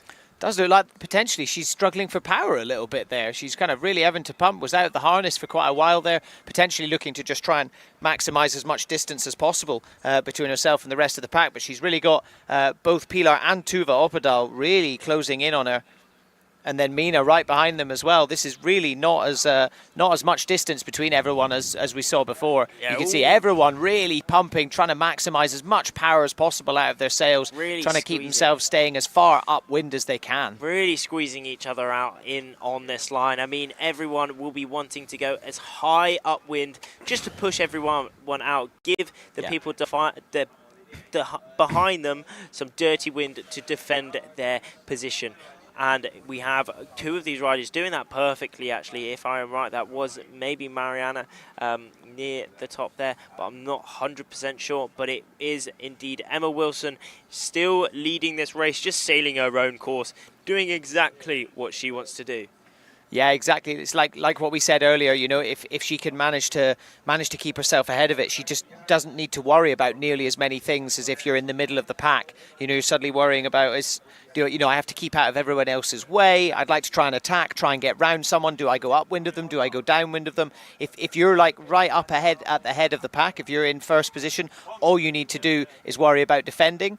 And then everything else, all you need to do is look around at your surroundings, trying to look for bits of swell to ride to help keep yourself up on the foil during transitions, trying to look for a nice little gust potentially that you can maximise. So Where is that upwind mark? Where is that upwind mark? Is Emma on that ley line? We will be able to see very, very soon. I mean, not too much separates this first and second place. We just saw Pilar RK, both Emma and Pilar making their way back onto the right side of the course as they do put in some lovely tacks and then making their way back up onto that right side of the course because probably they didn't quite make that ley line. However, all the riders are coming through now. It's interesting actually because a lot of the riders, once one person tacks, they do tack a little bit after just to shield themselves. But it's looking like Emma and Pilar maybe just underlaid that just a slight little bit, and it's if you have a look at the leaderboard, we have Pilar and Emma extremely close to 5. Yeah, absolutely. That was textbook from Sam Sills there. You know, everyone else on this line. And again, sometimes fortune does favour the brave, and we found that especially at that top mark today. You know, not choosing to stay with the pack, choosing to forge your own path. You know, he was on port tack right until the last second, that quick tack, and essentially just made it round that mark ahead of everybody else. And now he gets to get himself some nice clean wind, put some distance between himself and the rest of the pack, and hopefully get down to that mark before everyone else. But I don't know about you, I wouldn't want Nicholas Goyard breathing down my neck. Yeah, it looks like he's gone past him. Looks like he's managed to get past him. Possibly gone past him. He did go for that deeper wide room, but look how close it really is. If you draw a horizontal line, a little bit of a touchdown from Samuel Sills there, but nothing is stopping him. He's right back up onto the foil, but Nicholas is really on his toes here. Nico really showing how a downwind can be done in a attacking context. So if you've just joining in, welcome back after some technical difficulties, but we are back in the house with their race. This is the gold men flying around the course at the World Championships. Race number 8 for the gold men here on day number 5. In the lead, we do have a very close situation between Nicholas Goyard and also Samuel Sills. At that top mark, Sam did round in first place, but Nicholas Goyard has been right on his toes all the way downwind, as where we will see who makes it through that gate in first place. In that third place, it is looking like Nicolo Renner, but maybe Nico has snatched the lead off Sam here, gaining about 50, 30, 40 meters around that kind of distance to Sam here now. Nico having a very strong downwind. He's got the speed, he's got the power, he's got the depth, and he is also looking like he has the maneuvers. Oh, a bit of a cheeky one. Shaky jibe there, Yeah, but not great. But it does look like he's managed to put enough distance between himself and Sam Sills that actually he can kind of afford to make a little bit of a mistake like that, but just looked like he kind of mistimed his footwork there. Maybe I'm not so, really sure but what happened. it is looking a lot lighter now actually on the course, so that is definitely playing a part that all these riders have to think about. But it is looking like Sam and Nico have split They're split different ways up the course now. Both leaders within this race, Nicolas Goard from France and Sam. He went at that top mark in first place, but it was extremely close. Nico snatching that lead off him on that downwind, and now they are making their way back up for upwind for their final upwind here on day 5. Yeah, absolutely. It looks like Nicolas Goard really has managed to put a bit of distance between himself. Sam Sills still holding on to second place, but really, really closely followed by Nicolas Renner. Actually, as I say that, Nicolas Renner looks like he will pass him. Nicolas Renner, another one of the athletes to really note his performance over the last couple of days. He's really come into his own and is just absolutely killing it. So yeah, you know, he's actually currently sitting up there in the top 3 as well. So he'll be really looking to solidify that going into the medal races tomorrow. Exactly. As we did say, this is the last day of racing before those medal races. Tomorrow, only the medal races will be sailed, where we will be determining who becomes the world champion. And also, most likely, where we will determine that European Olympic spot for the Olympics later in the year. But here we are concentrating on Nicolas Goard. Just have a cheeky look back, maybe at the drone or maybe at who is behind him trying to attack. But Nicolas Goard really leaning out from the equipment, and it is quite light now, actually. I mean, for sure. I mean, it's definitely dropped off. Probably maybe just above 10 knots, around 10 knots kind of thing, 10, 11, 12, something like that. So it's definitely a slightly different technique. It's very interesting, actually. Nicolas Goard is one who doesn't use the back straps. As we see, those back straps are in the middle of the board. That is because you have to have 4 foot straps on the board no matter what. But he doesn't use the back strap, so he just chucks them in the middle where they're not bothering him as he goes into that tack. A really nice tack, really getting through the wind and then jumping right onto the other side to power back up, getting the most efficient and fast tack possible. Really interesting to choose not to use those back foot straps. Has he discussed why he doesn't do that? Does he use back foot straps when it's a lot windier or choppier, or is it generally he just doesn't enjoy it? Nico, he's always been one to he's kind of started the careers of not using back strap. Really, he's never really been one to use the back straps. But as we see, he does have to put them on the board to comply with the rules. But also having that back strap does give you a bit of freedom of where you can put your back foot, whether you want it a bit forward, a bit back, a bit more inboard or a bit more outboard. And they don't usually use their back strap to pull up on. I mean, the use for a strap is where you can have your feet completely locked in, and you also have a pulling up motion on that strap. However, for that back foot, there isn't really a use for pulling up. It's kind of only for maybe full power reaching,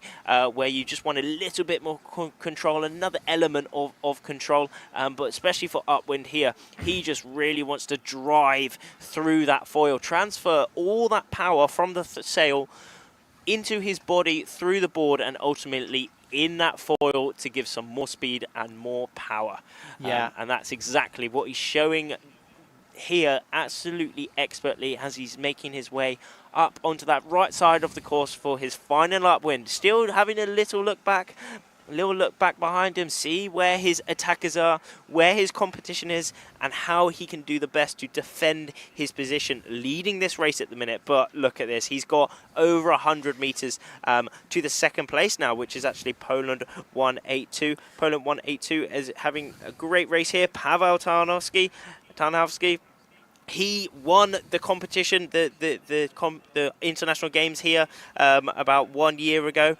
So for sure, he will be really wanting to stay inside that top 10 and hopefully maybe win this competition yet again. But Nicolas Goard still having a tasty lead to his opponents here, Paweł and also Sam Sills. Sam dropping down to third at the minute, but still really in that top 3 position between all these riders. There is Paweł rounding his top mark, and Sam Sills in that third place position now, catching a little bit as well, really riding it down to get a bit further downwind and maybe getting a bit of a cleaner lane, being in a more attacking position towards Paweł and also Nico here. But we are going to see where they converge at that bottom mark now, and then it is just this last downwind towards the reach and then to the finish. Yeah, absolutely. It did. Sam Sills, he actually kind of dropped down into like 5th or 6th place there on the way upwind. But obviously, it's very difficult to get a sense of how far people are actually, and to get an idea of those live distances when they're heading upwind, because so many people are crossing over. But he's managing to hold on so far. Nicola Renna also dropped down into 4th place. So yeah.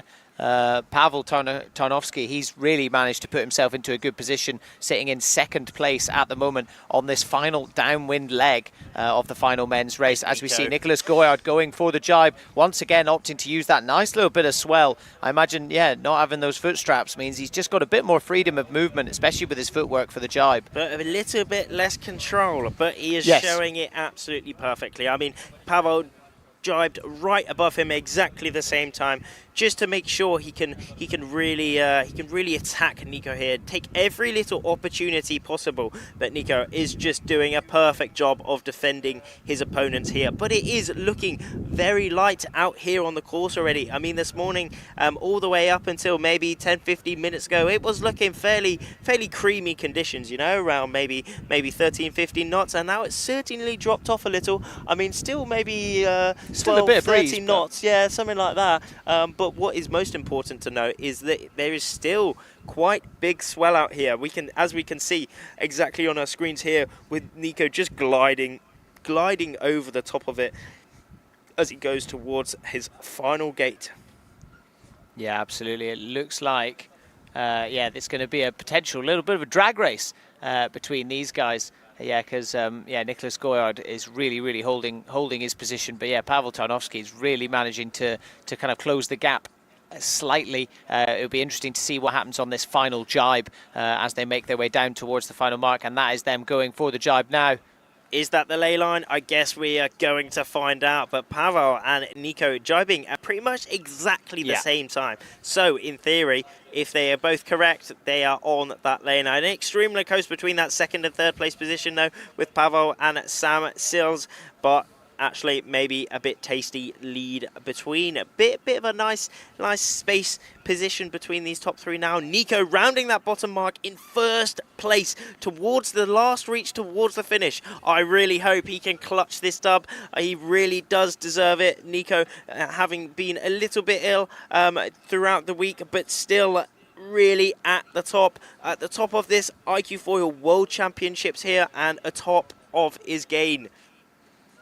Yeah, let's see. We are heading towards it. It looks like it was really interesting to see them going downwind before they went past the buoy. They were really just riding the foil, riding the swell. Didn't look like they were actually doing much with the sail at all. But as soon as they round it, the power comes back into the sail, heading across the wind. And now it looks like Nicholas Goyard will be taking the win here for the final race of the men's course racing. As we zoom out, see him coming towards it. Closely being followed by Pavel Tarnowski, and then Sam Sills in 3rd place behind. And yes, there it is. Nicholas Goyard crosses the line, and he will take the win. Taking the win. You can see his arms off. He is real stoked he's with happy, that one. Isn't he? He is really happy. Extremely close between Pavel and Sam here. Maybe a bit of a rerun of last year, how close they really were. That might be yet again another little photo finish, but it was Nicholas Goyard taking the win here on race number 8 on day number 5. Nicolo Renna coming through the line now. Also, Italy 150, Poland 28. Also having a great race here, finishing well inside that top 10. Yeah, and absolutely. a lot of the rest of this top 10 coming through the line now. Poland 42. Michal is also in amongst it there. GBR 19, Finn Hawkins. Yes, it is indeed having a great race there. And also Manolo Modena coming through the line, finishing that top 10. A lot of more of those riders coming through the line and now. let's take a little look at the replays from that race. So big start line here. Bit of an even split there for the starboard and port tack sides. Once again, it looked like the starboard tack kind of paid off, but actually Sam Sills being the first one to cross the mark at the top of the course kind of really managed to sneak himself in and just get round everyone. There you can see Nicholas Goyard there kind of forging his own path, already managing to get himself a bit further upwind. There was one of those points where they're all converging towards that top mark, and look at how close it all is. Even at that top mark, everyone is really pushing. Not even board length separates them sometimes. But early on, we did see Sam take the early lead in that race, closely followed by Nicholas Goya, but straight away, Nicholas did actually take that lead, snatch that lead off of Sam Sills. Sam Sills just finishing a bit lower down in that race, but still a great race from him. Again, hasn't had maybe the competition he was hoping for, but it is just a preparation for him, as he's been saying many times before the games. But there it is, Nicholas Goya just showing exactly how it's done. France 4.65. There's that tack that we did see. That was a really nice tack that we really saw smooth there, really going all the way through the wind and straight back up onto the foil. Still looking around him, really showing how he can defend his lead here, rounding that top mark in first place all the way towards the finish. Absolutely, and then you can see, essentially like marking each other, both jibing exactly the same time, riding that swell down as they go past that mark there, and you can see, Nicholas Goya, he's got a real nice lead there straight away on Pavel, but still all the way towards that finish. And there he was, just showing how much of a lead he had. Really not that much if you think about it. A whole 20-minute long race, and what's that, 3 or 4 seconds?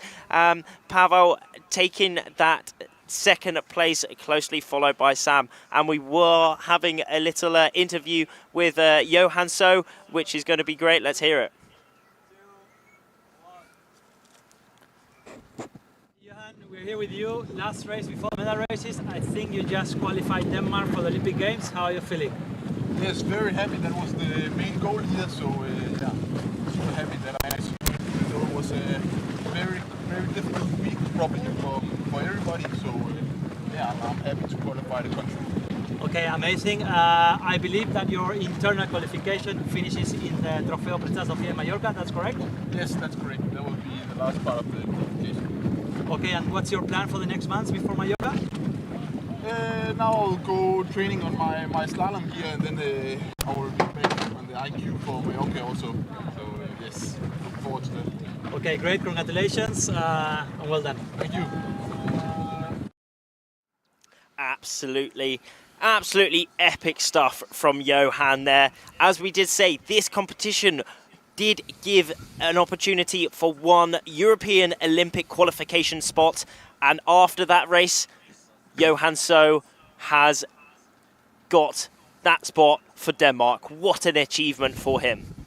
Yep, and on screen there, it looks like that was the launch of the final women's race, but it looks like it was a general recall.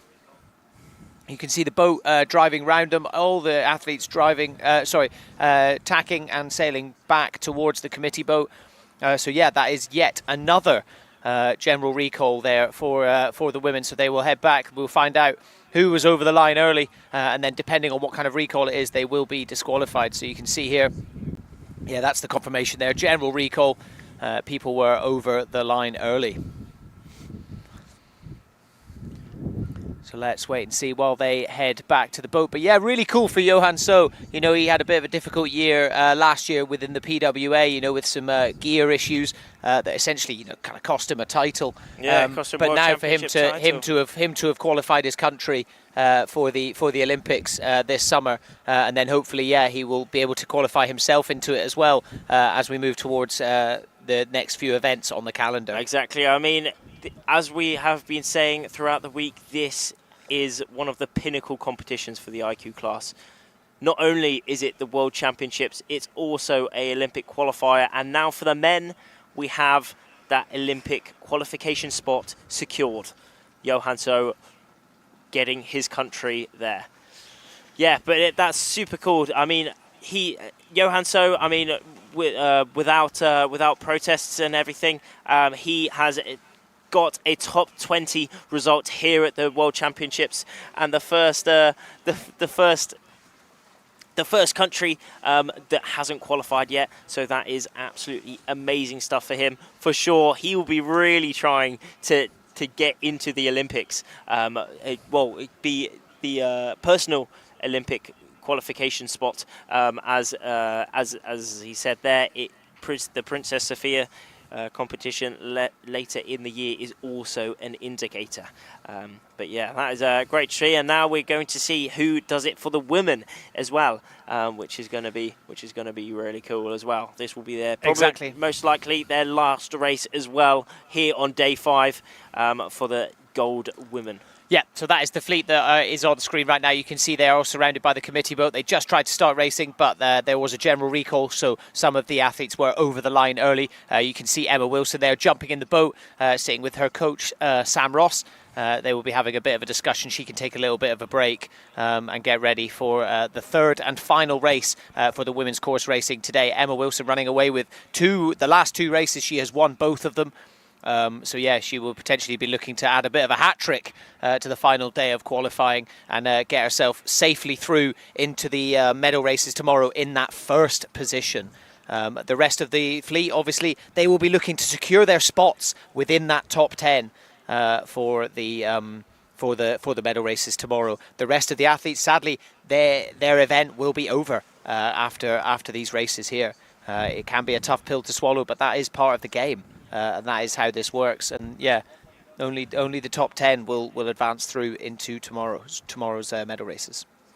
So I'm just having another look at the comments before we get into that next race. Where are we?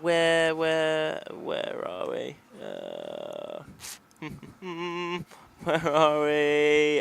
There we are. So Kid, same here. Gozara, she's been riding on my iQFOiL. Oh, sick! Yeah, so getting a bit of action there as well. She will be in this race. iQFOiL Vikings. Go to them. By the way, I've started wing foiling too. Oh, sick! Getting in with the water sports action. That's great to hear. That's awesome stuff. Getting involved. Go Israel 390. Yeah, she is in this race as well. Emma should compete with the men. God blimey. Yeah, no, she is very good. She is dominating at the minute. Yeah, hopefully we have got the stream back up and running and with good connection and everything. So do let us know, which is sweet. And we're going to go to Gonzalo for a few words, I think. Oh, okay, maybe not.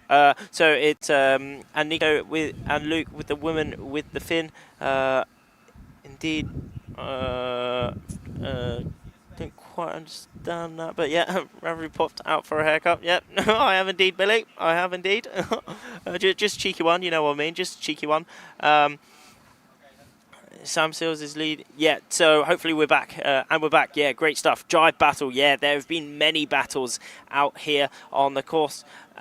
So we're going to go back with Gonzalo having a talk with Johan So out here on the course. Mark, we just had the last race before the medal series. Johan qualified Denmark for the Olympic Games. So Johan, how are you feeling? I'm super happy to qualify the nation. This was the goal for this event. So yeah, really happy after a difficult week with many ups and downs, I would say. But a good last day for me. So great work. What are the plans for the next couple of months, and when is your internal qualification finishing? The internal qualification finish on Mallorca, and the plan for me now is just to rest a little bit and then also back on the slalom gear. Okay, so Johan, for the ones that you don't know, is one of the top sailors from the PWA, so he's getting back on his fast slalom gear, and then we will see his final result in Palma to see if he's going to represent Denmark. So, and I think that your coach here is very proud. Any words from the coach?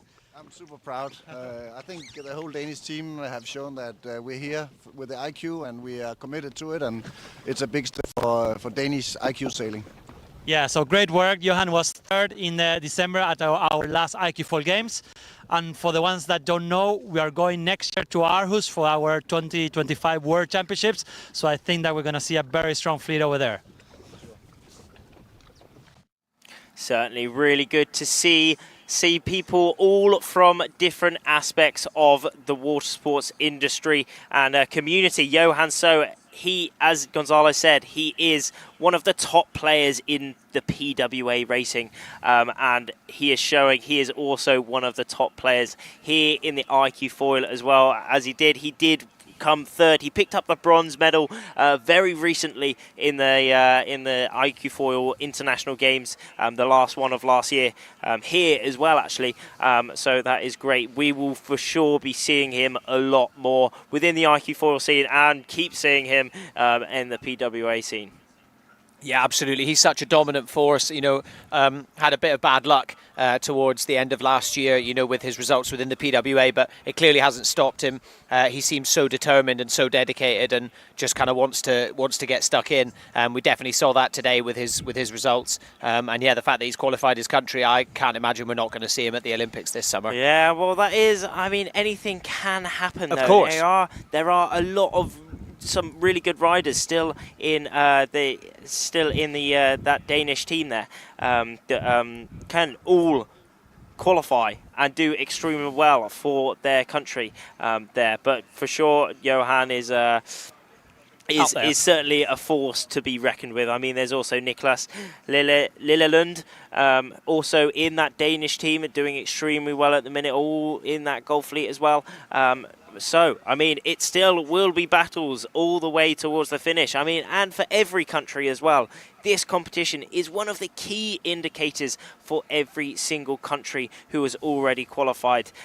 Some of the only people who have qualified already, personal qualifications has been, so for example, Ethan Westera, he qualified. Aruba, and also Matthias Isaac, he has qualified for Brazil. Sam Sills, he is confirmed for Great Britain. And in the girls, we have Emma Wilson, obviously, doing extremely well. She's confirmed for Great Britain. And Dominique Stater in the USA, she is going to the Olympics as well. But we also have a lot of countries already qualified, but just haven't been confirmed. Yet. For example, the Netherlands, France, Germany, Italy, Israel, Australia, Spain, New Zealand, Poland and Switzerland have all qualified for the men's windsurfing in the Olympics. And also on the girls' side, Israel, Norway, France, Mexico, China, Croatia, Spain, Italy, Netherlands, New Zealand and also Poland have qualified for the Olympic Games. However, it isn't confirmed who will be going for that country. So this competition will be an indicator of who gets picked for each country. As we're going to the top 10 women overall, the most up-to-date results for the top 10 women here on day number 5 for the iQFOiL World Championships. Yeah, so we've got Emma Wilson with a really comfortable lead, sitting up in first position. Pilar La Madrid up in second after a really good performance today. Katie Spychakov in third place. So Israel, highest ranked Israeli woman, despite Sharon Cantor and Shahar Tibi both sitting in 6th and 7th. So a really strong showing. And of course, Tamar Steinberg in 9th as well. Sarah Wenikas just going from strength to strength, now sitting in 5th place. And then Marta Maghetti, Italy 157, sitting in 4th position as well after a really, really good day yesterday as well. So yeah, and then rounding out the top 10, Zhen Yan from China with a really good, she actually won one of the course races yesterday as well.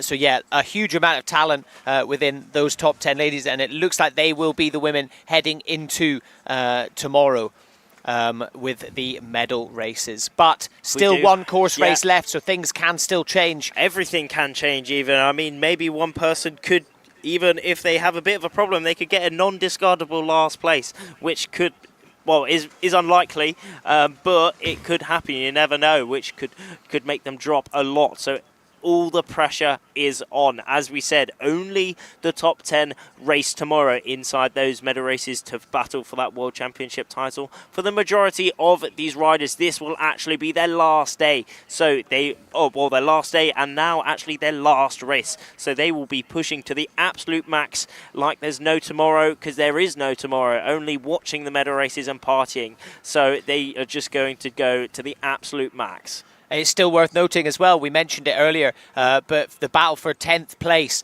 for the women's as well is currently tied in points between Zhen Yan and Mina Mobek as well. So it's going to be really interesting to see which one of those could potentially end up in that top 10. As we get towards, hopefully, I think they may have sorted this out, the general recall, and it will be time to get up and sailing again for the final race of today, the third course race for the Gold Women's Fleet. I'm just trying to look through can't really see which flags are up at the moment.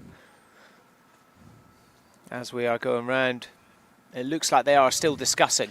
Yeah, that general recall flag is still up on the boat, so they are just still confirming who was over that start line. Yeah. And then we will get running again very, very swiftly.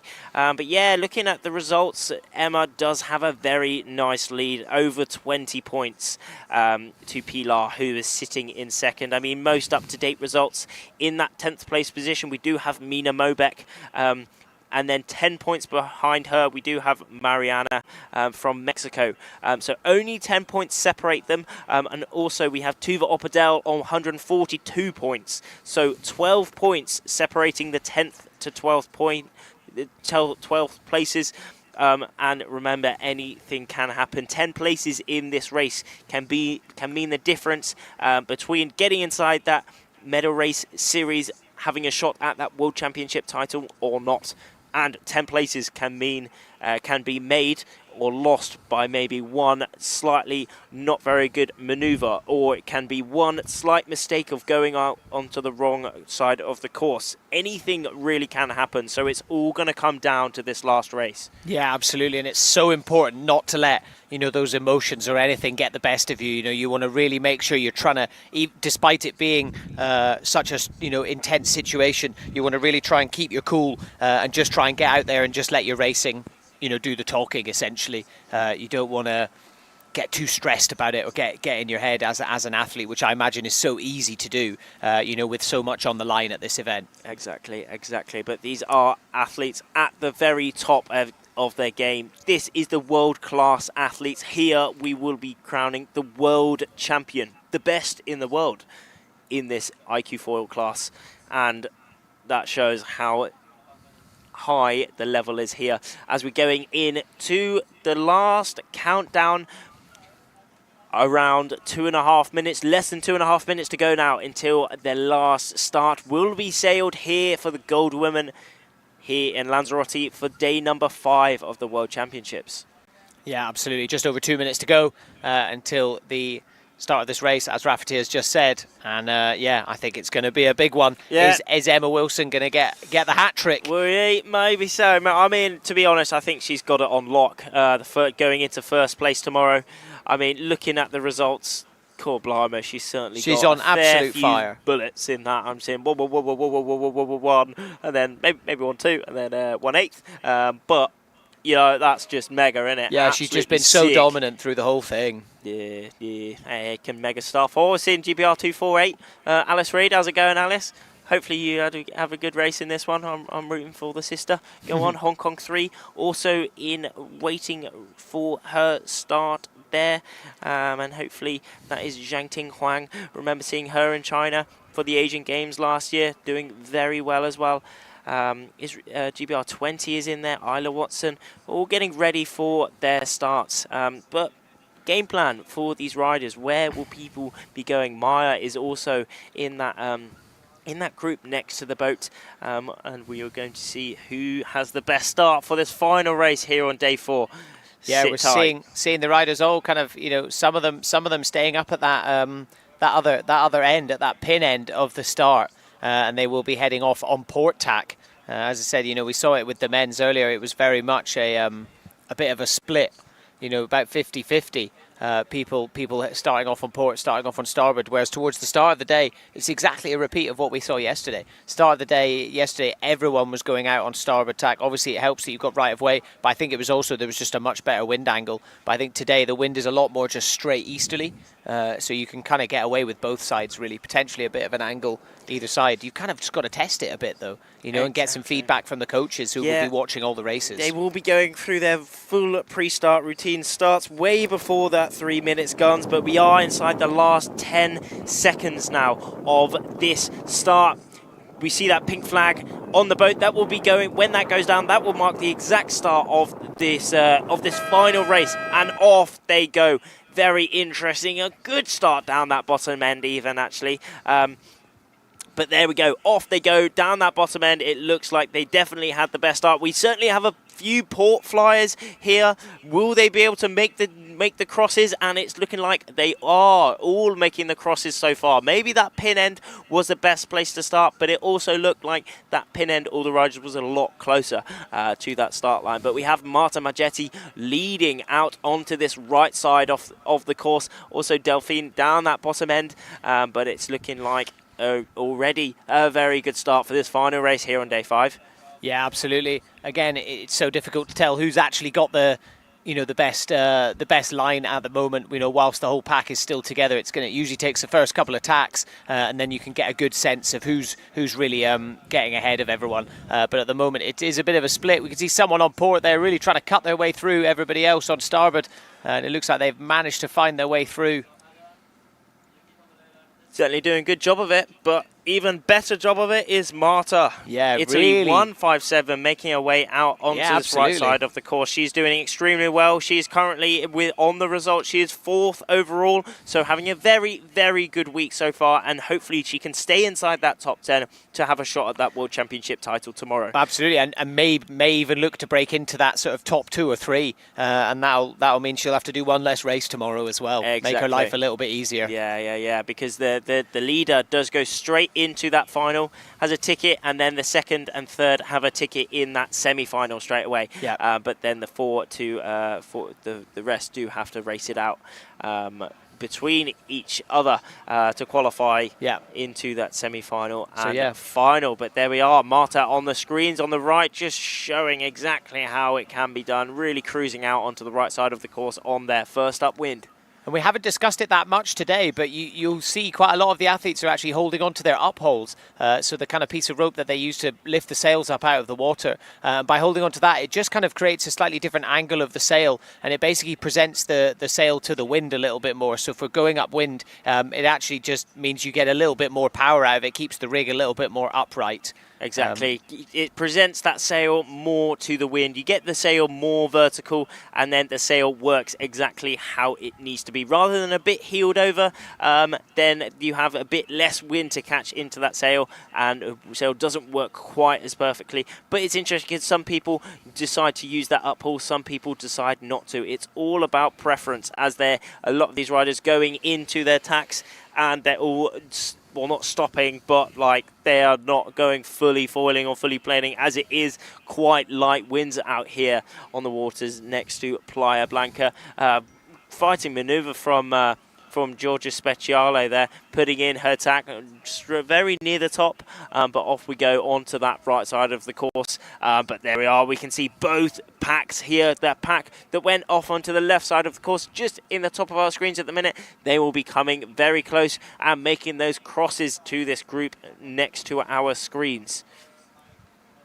Yeah, Marta putting in a real good show. Currently on the live readings, it looks like GBR7, Emma Wilson, is ahead, and I think that is her leading the group on port tack on the far side. So we are going to get a bit of the convergence. Let's wait and see what happens and who calls whose bluff. Obviously, the guys on port tack will need to move out of the way. So yeah, Marta in a really good position right now. Looks like she potentially will cross over with a couple of the athletes. But yeah, Emma Wilson, you can see her on the top right-hand side. She is the furthest one to the right on port tack. And she actually, taking a look at it, she definitely is the furthest upwind out of everyone.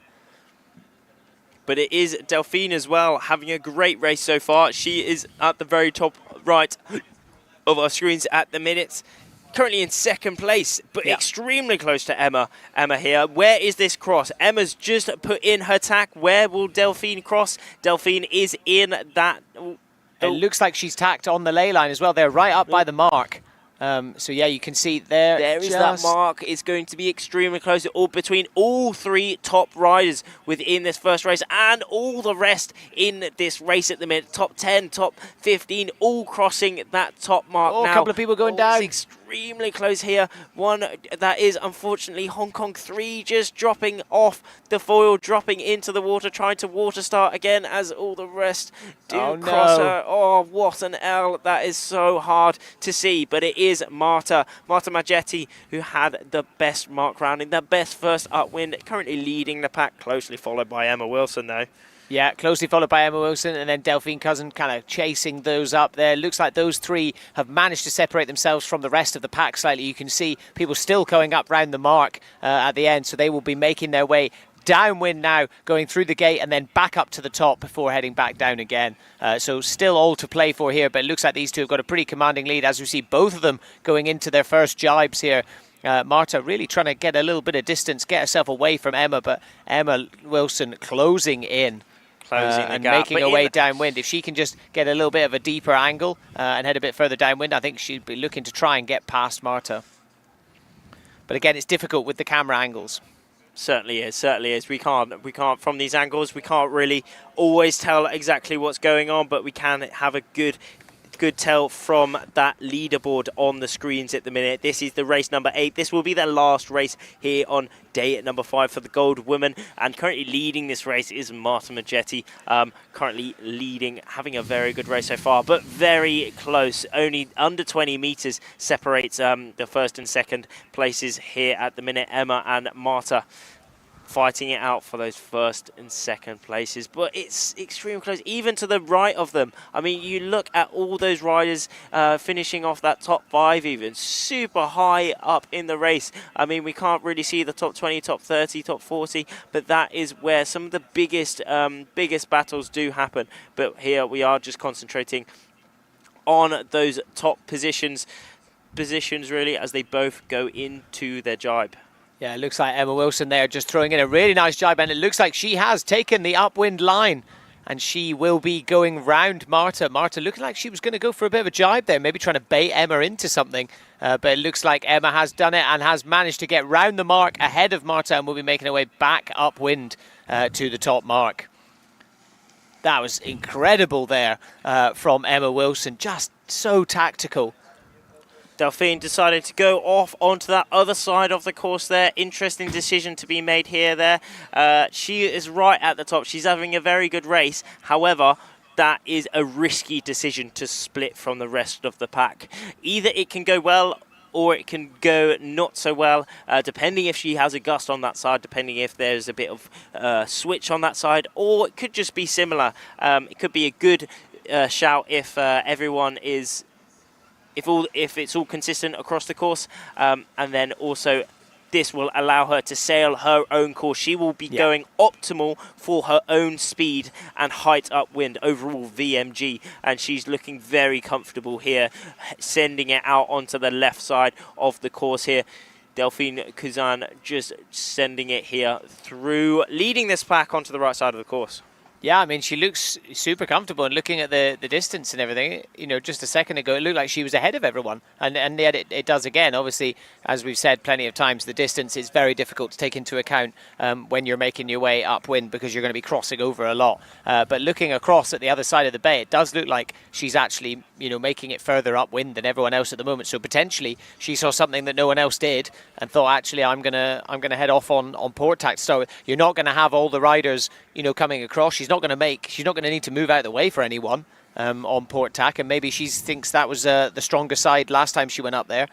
So yeah, I can completely understand why she would make that decision tactically. But we will see if it comes out on top, though. Yeah. It could be right or it could be wrong. Maybe she's made the decision like that guy with the takeaway, the guy that says there's a burger at my nan's door.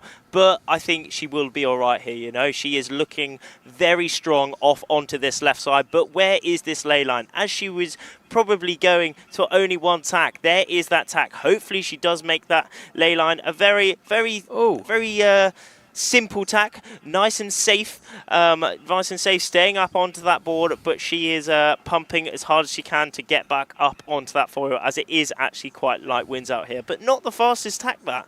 No, that's definitely not what she would have wanted. She'd have wanted to come round with a lot more speed, a bit more power, but it kind of looked like, I don't know, it looked like she almost kind of gave up halfway around the tack and was just sort of let that happen. You know, you see usually people are pumping the sails as soon as they come round and really trying to drive with their feet to get the board back up onto the foil. But maybe she could see the gust, but she knew she had to try and make a ley line. So thought, well, I've got to do it anyway.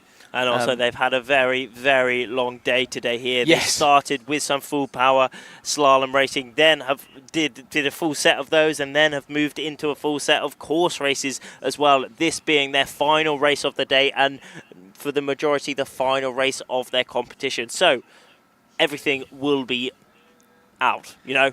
There is no holding back now. There is no tomorrow, so there is no holding back for the majority of these riders. But it looking like there is those top 3 riders. I mean, Emma Wilson and Marta on that top of the screens just coming through, and then there is Delphine. Where they cross, we will see which side of the course really did pay.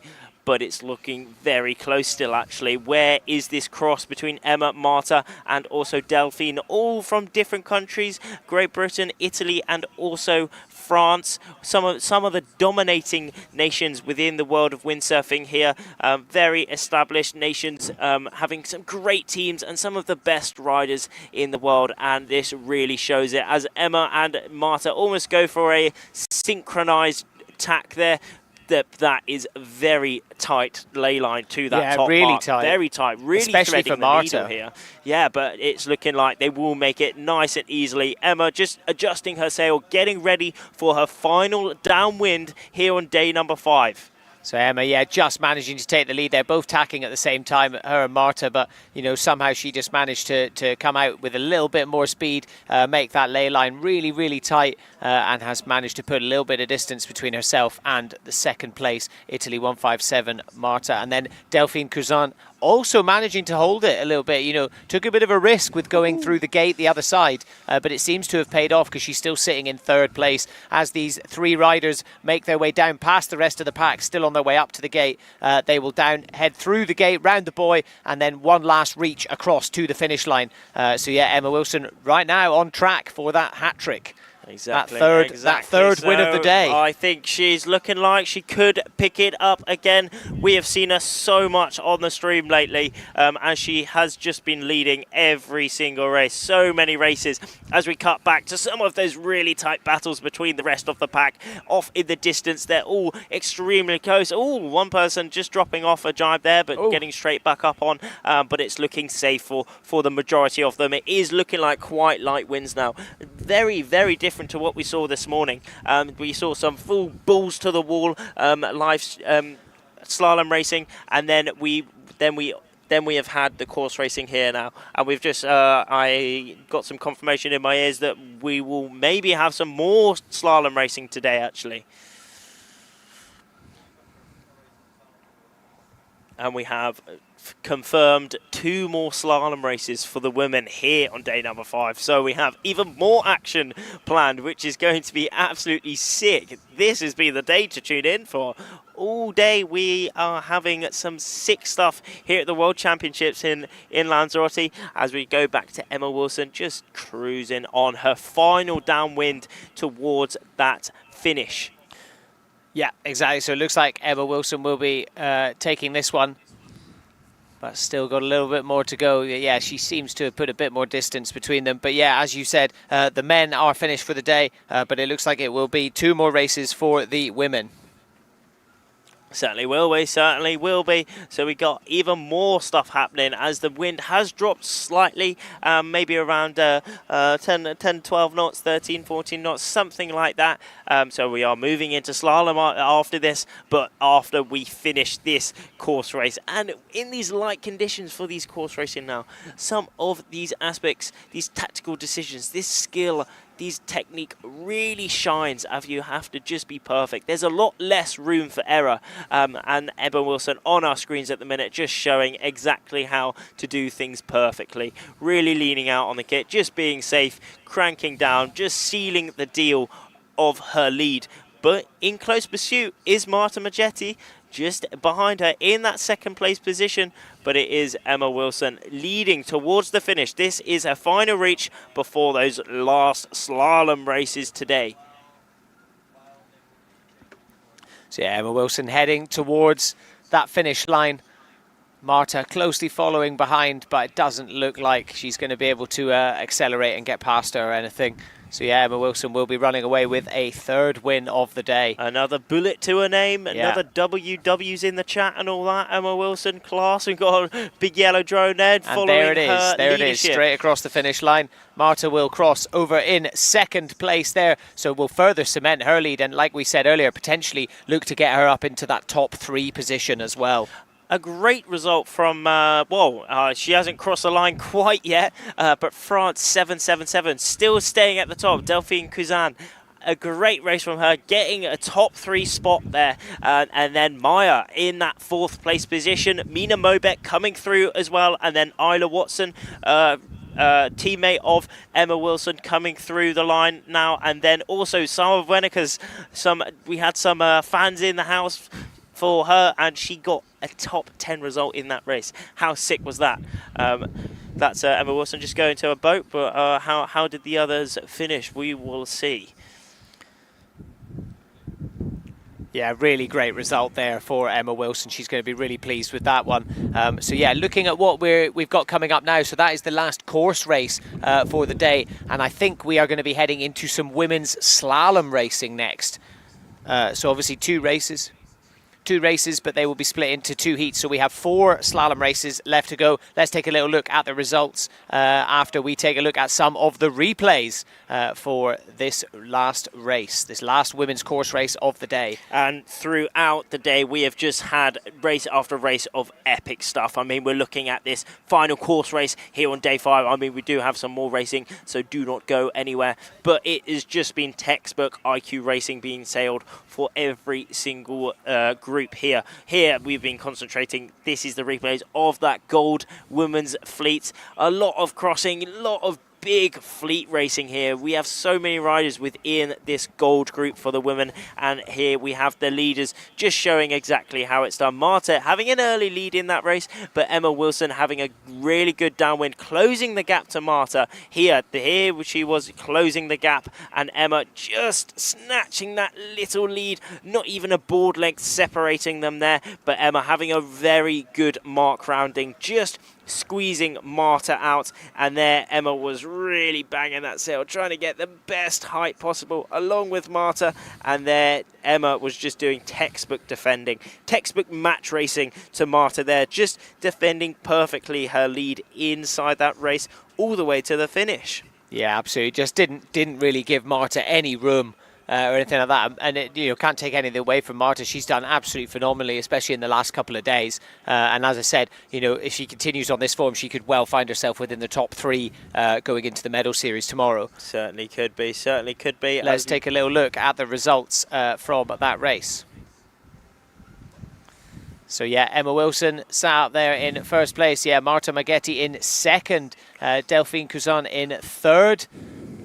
Great result there from Maya.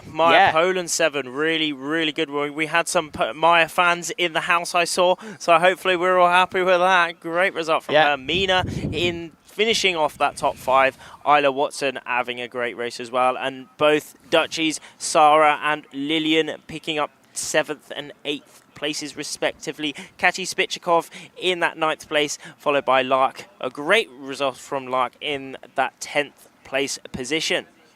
Yeah, absolutely. Yeah, Sarah Wenekers as well, finding herself in 7th. She's also could potentially find herself heading up in the rankings. I think she's now sitting in 5th overall. So she could find herself, going further up if she manages to pull off some good results in the upcoming slalom races that we are going to be running for the women's fleet to finish off this final day of the qualifying series before the medal races tomorrow. So we're just waiting for confirmation as to whether they are adjusting the course or whether they have already done it, and then if so, we will be looking to get started with the slalom races pretty quickly. So don't go anywhere for too long, because we are still going to be bringing you some more action from Lanzarote.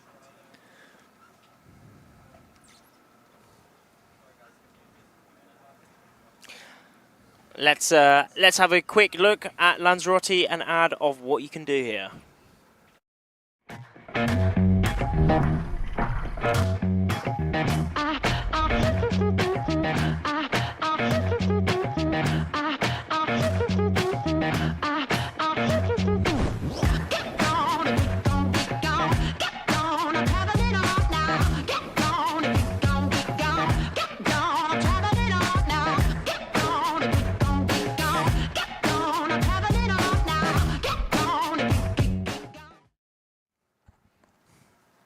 Awesome to see all the cool things that you can do in and around Lanzarote. We're very grateful to be here, and of course to the Marina Rubicon for hosting us for the iQFOiL World Championships here in Lanzarote, Playa Blanca. Yeah, it's a sick location here for every single sailing class, actually.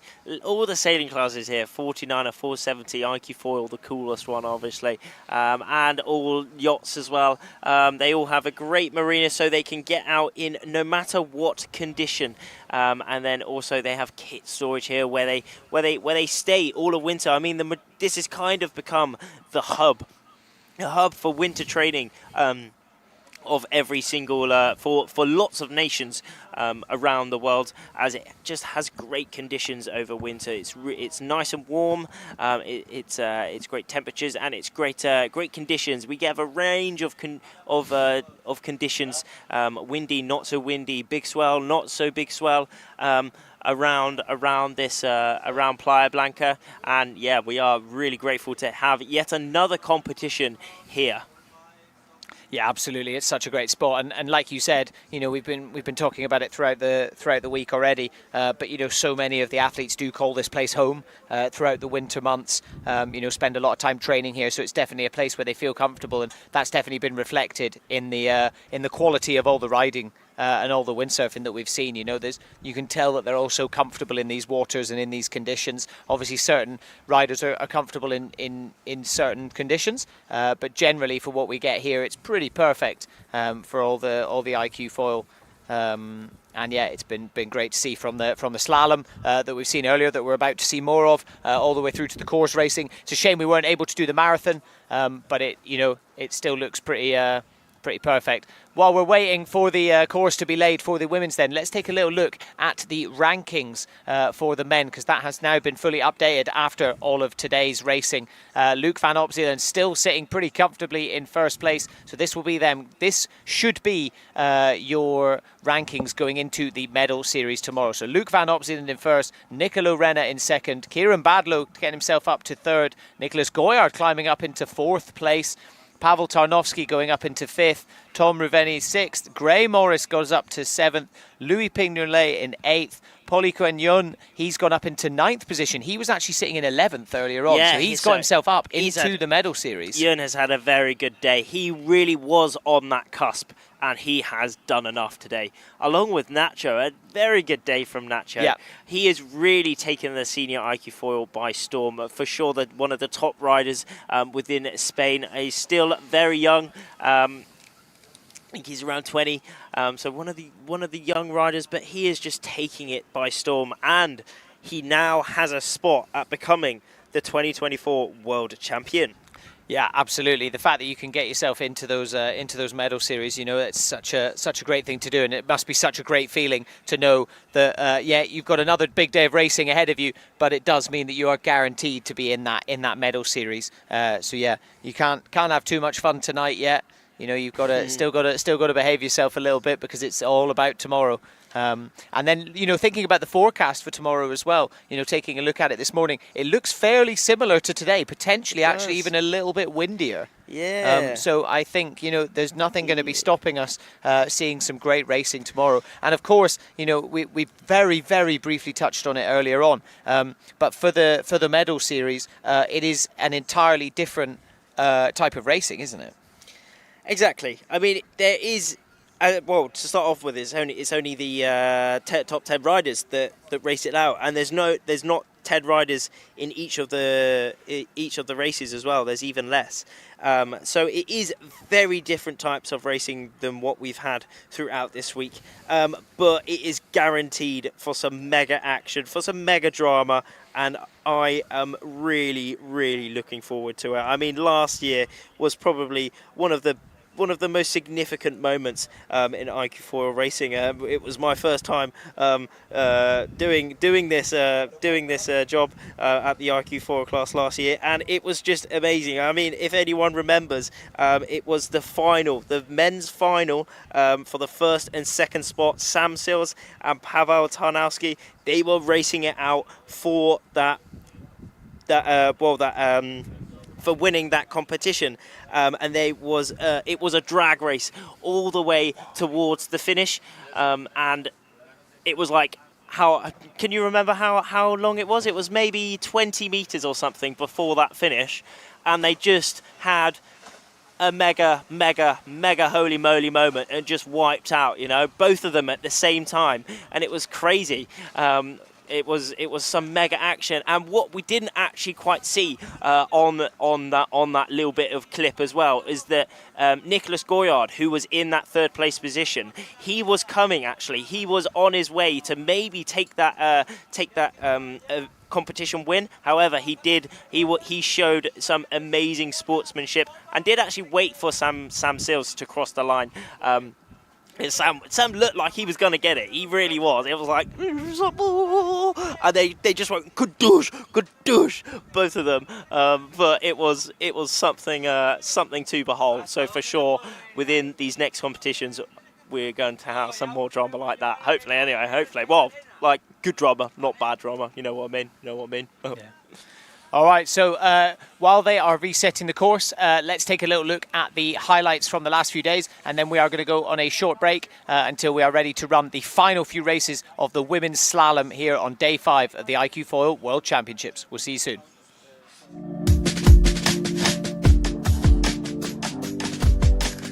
Welcome to the 2024 iQFOiL World Championships here in Lanzarote, Playa Blanca. Yesterday, we had the opening ceremony where all 43 countries were repping their flags, getting ready for an exciting week.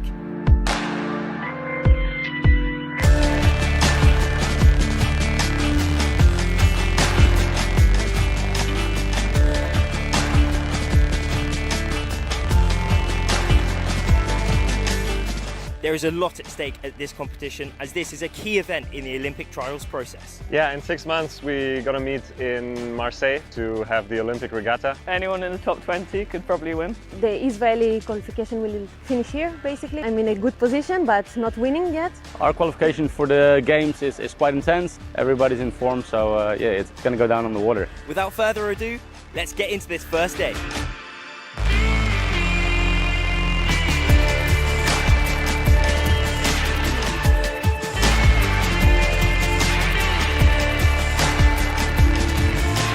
As you can see, the flags are up. Unfortunately, the wind hasn't held, so the riders are making their way back to the port.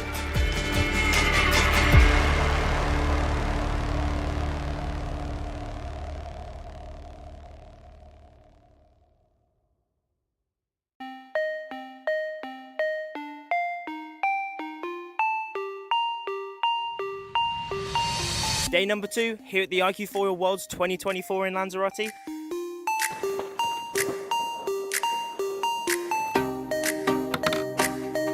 Yeah, it looks like a good day. 10 to 12 knots on the water. Let's rock and roll.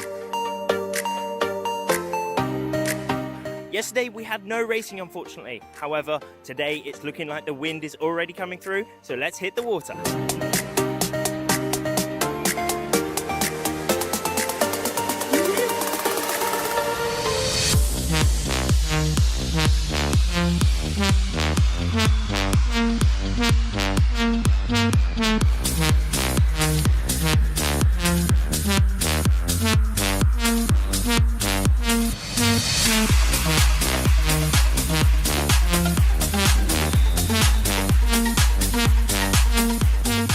We're ending with an extremely successful day. 4 races complete for the men and 5 completed for the women. We have Emma Wilson dominating the women's fleet, counting 4 bullets to her name. In the men's fleet, we have a similar story, with Luc van Optieland winning every single race he did. That's it for today, but course racing is planned for tomorrow, so we'll see you there.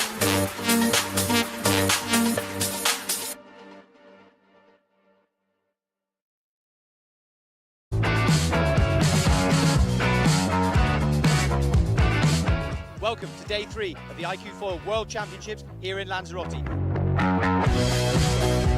The wind is filling in, the riders are getting ready, let's go.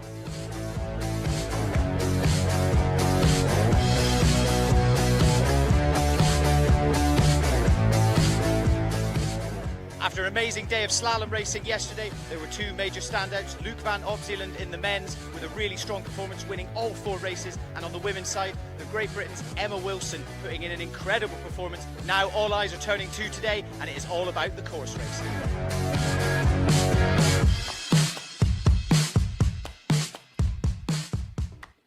Good, it's windy, let's go. Good, ready for another day.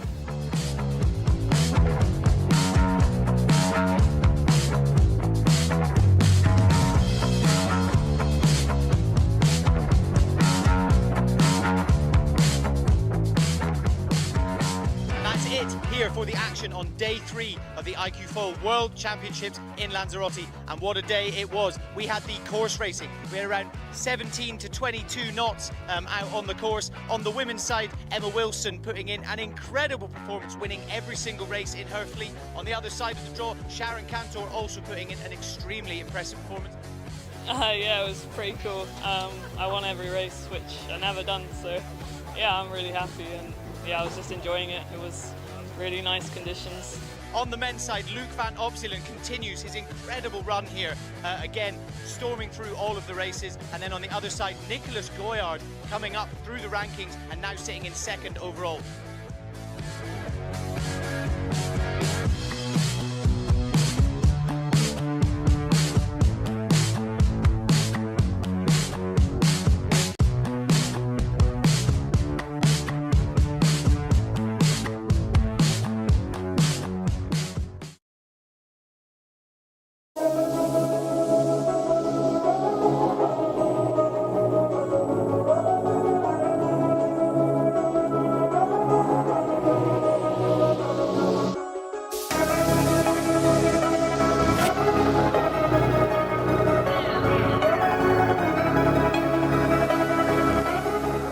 World Championships here in Lanzarote, and the fleets have been split into gold and silver. Today we are going to see some of the biggest action and drama throughout the week, especially as we have some full power course racing lined up for you today. Join us underwater to see how this plans out.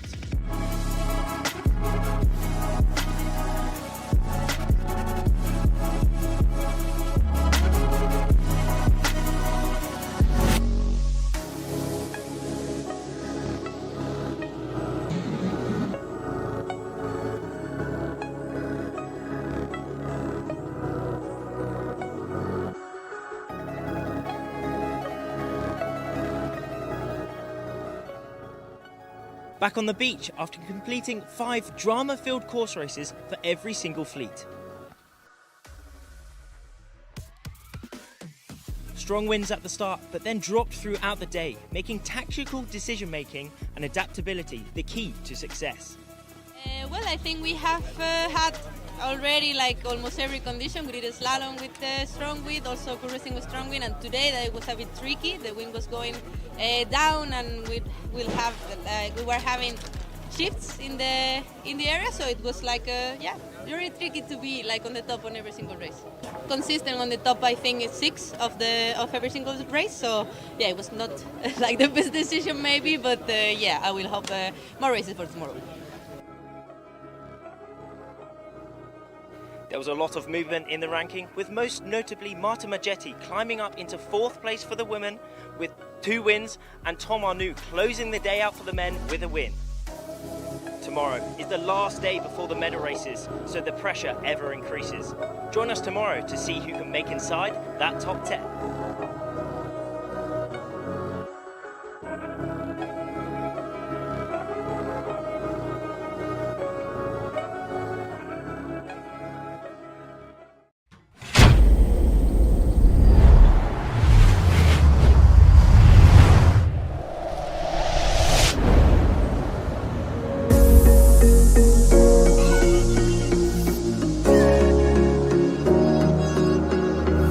Running through the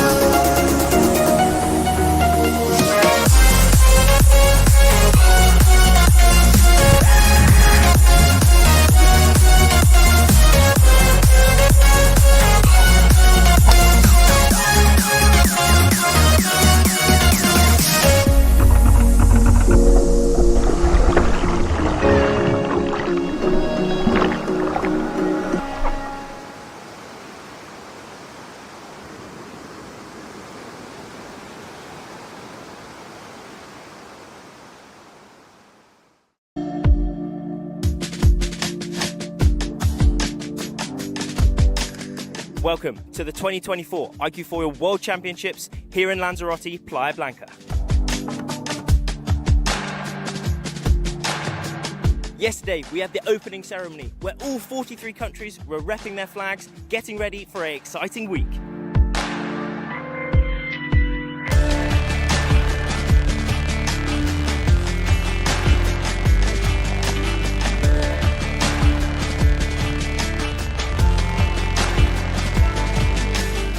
There is a lot at stake at this competition, as this is a key event in the Olympic trials process. Yeah, in 6 months we're gonna meet in Marseille to have the Olympic regatta. Anyone in the top 20 could probably win. The Israeli qualification will finish here, basically. I'm in a good position, but not winning yet. Our qualification for the games is quite intense. Everybody's in form, so yeah, it's gonna go down on the water. Without further ado, let's get into this first day.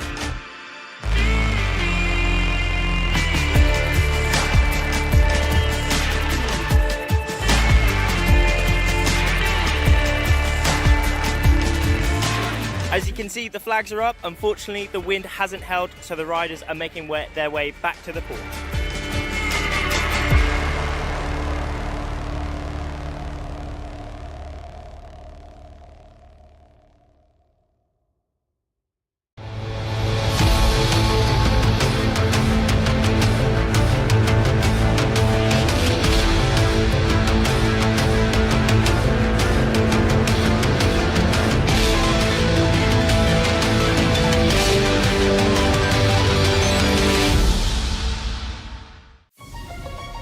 The 2024 iQFOiL World Championships here in Lanzarote. A true event of consequences. With the Olympic Games looming in Marseille this summer, there really is all to play for the athletes here, no matter their ranking. For sure, very important competition for each nation. It's the biggest event of this year, except the Olympics, of course. Many other nations are going to have their selection here, and that's really important for a lot of my friends and a lot of people here. With so many athletes and countries still to qualify for the Olympic Games this summer, this event gives them the chance to secure their spot on the biggest sporting stage in the world. The Netherlands, we have already qualified a country, but of course there's another Olympic spot here as well, and for many people, as is for myself, yeah, we have to qualify ourselves. We are currently 3 good guys, I would say 3-4 good guys who are currently competing for the Olympic spot. The Israeli qualification will finish here, basically. We started last year, and I'm in the top. I'm in a good position, but not winning yet.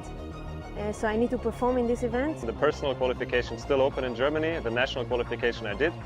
But yeah, I'm really positive about it and looking forward to going to Marseille. I was already selected back in September. I mean, it means a lot because there's not many opportunities to practice being under pressure before the Olympics. For the Spanish team, this event is really important as it's one of the 2 qualification or observation regattas. So yeah, it's an important one. It's also true that we have like some kind of technical criteria, so also everything that we have done before counts. So yeah, it's an important regatta. It's the World Championship, but also we have that. Yeah, my ambition is going for to the Olympics. And also, with the 2024 Olympic Games being the debut of the iQFOiL, it's going to be really interesting to see a bit of a changing of the guard from some of the athletes competing in the RSX before, having to adjust to a new way of sailing, and then of course some newer riders coming up who are already very comfortable getting up on the foil. The biggest difference between the RSX and the current IQ is that the RSX is a normal windsurfing board. It floats in the water, and the IQ is a foil board, and we have a foil underneath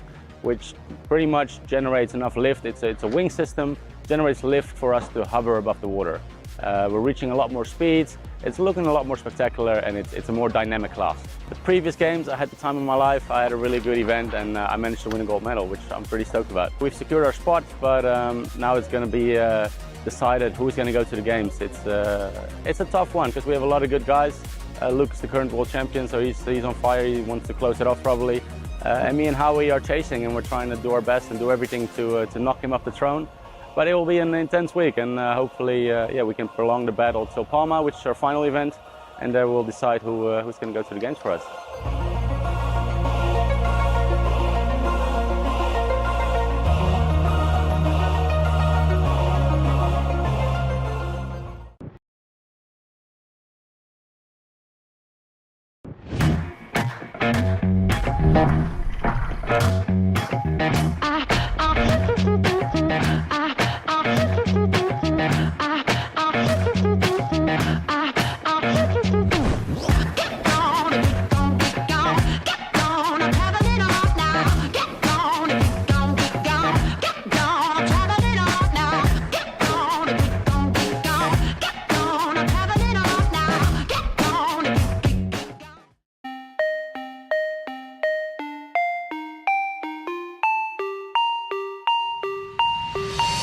Day number 2 here at the iQFOiL Worlds 2024 in Lanzarote.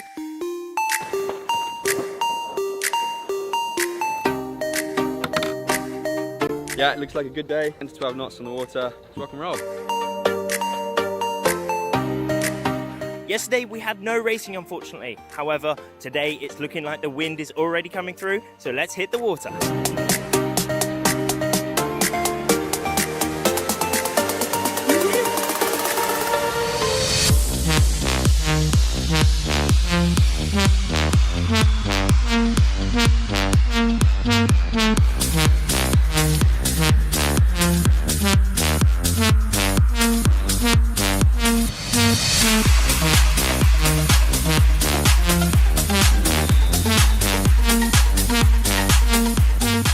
We're ending with an extremely successful day. 4 races complete for the men and 5 completed for the women. We have Emma Wilson dominating the women's fleet, counting 4 bullets to her name. In the men's fleet, we have a similar story, with Luc van Opsieland winning every single race he did. That's it for today, but course racing is planned for tomorrow, so we'll see you there.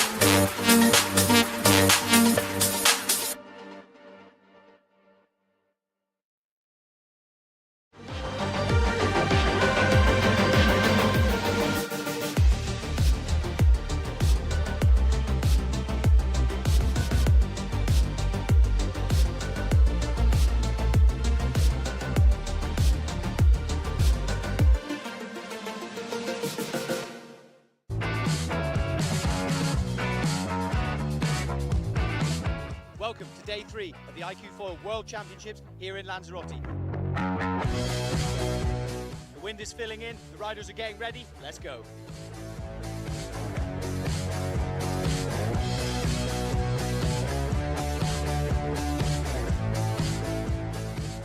After an amazing day of slalom racing yesterday, there were 2 major standouts. Luc van Opsieland in the men's with a really strong performance, winning all 4 races. And on the women's side, the Great Britain's Emma Wilson putting in an incredible performance. Now all eyes are turning to today, and it is all about the course racing.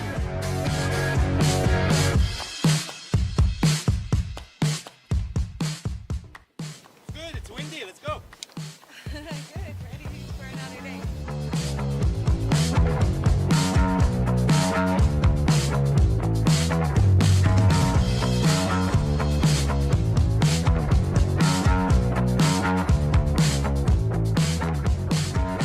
That's it here for the action on day 3 of the iQFOiL World Championships in Lanzarote. And what a day it was. We had the course racing. We had around 17 to 22 knots out on the course. On the women's side, Emma Wilson putting in an incredible performance, winning every single race in her fleet. On the other side of the draw, Sharon Cantor also putting in an extremely impressive performance.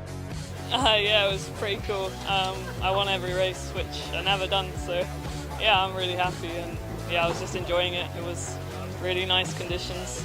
On the men's side, Luc van Opsieland continues his incredible run here, again storming through all of the races. And then on the other side, Nicolas Goyard coming up through the rankings and now sitting in 2nd overall.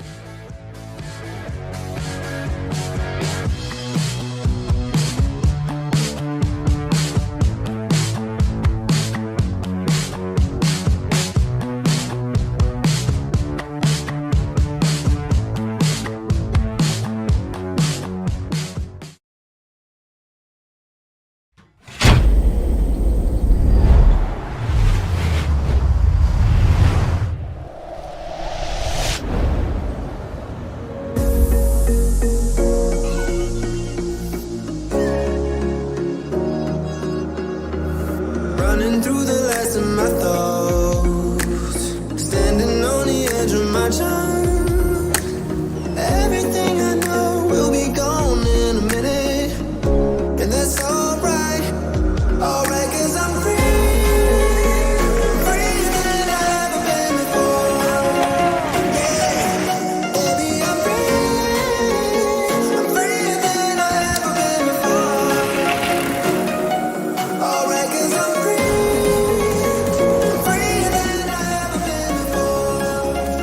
Yeah.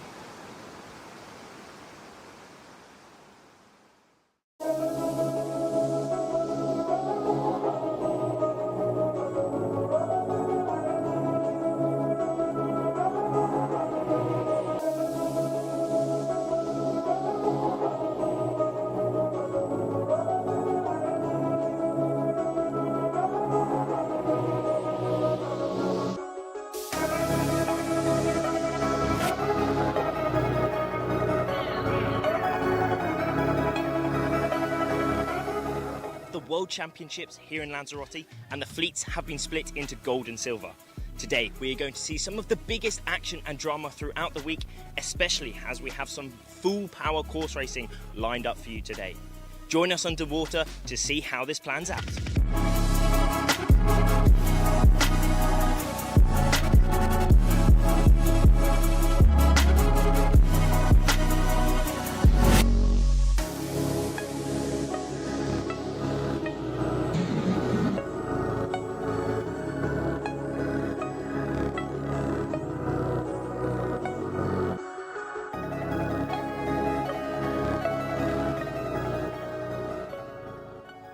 Back on the beach after completing 5 drama-filled course races for every single fleet. Strong winds at the start, but then dropped throughout the day, making tactical decision-making and adaptability the key to success.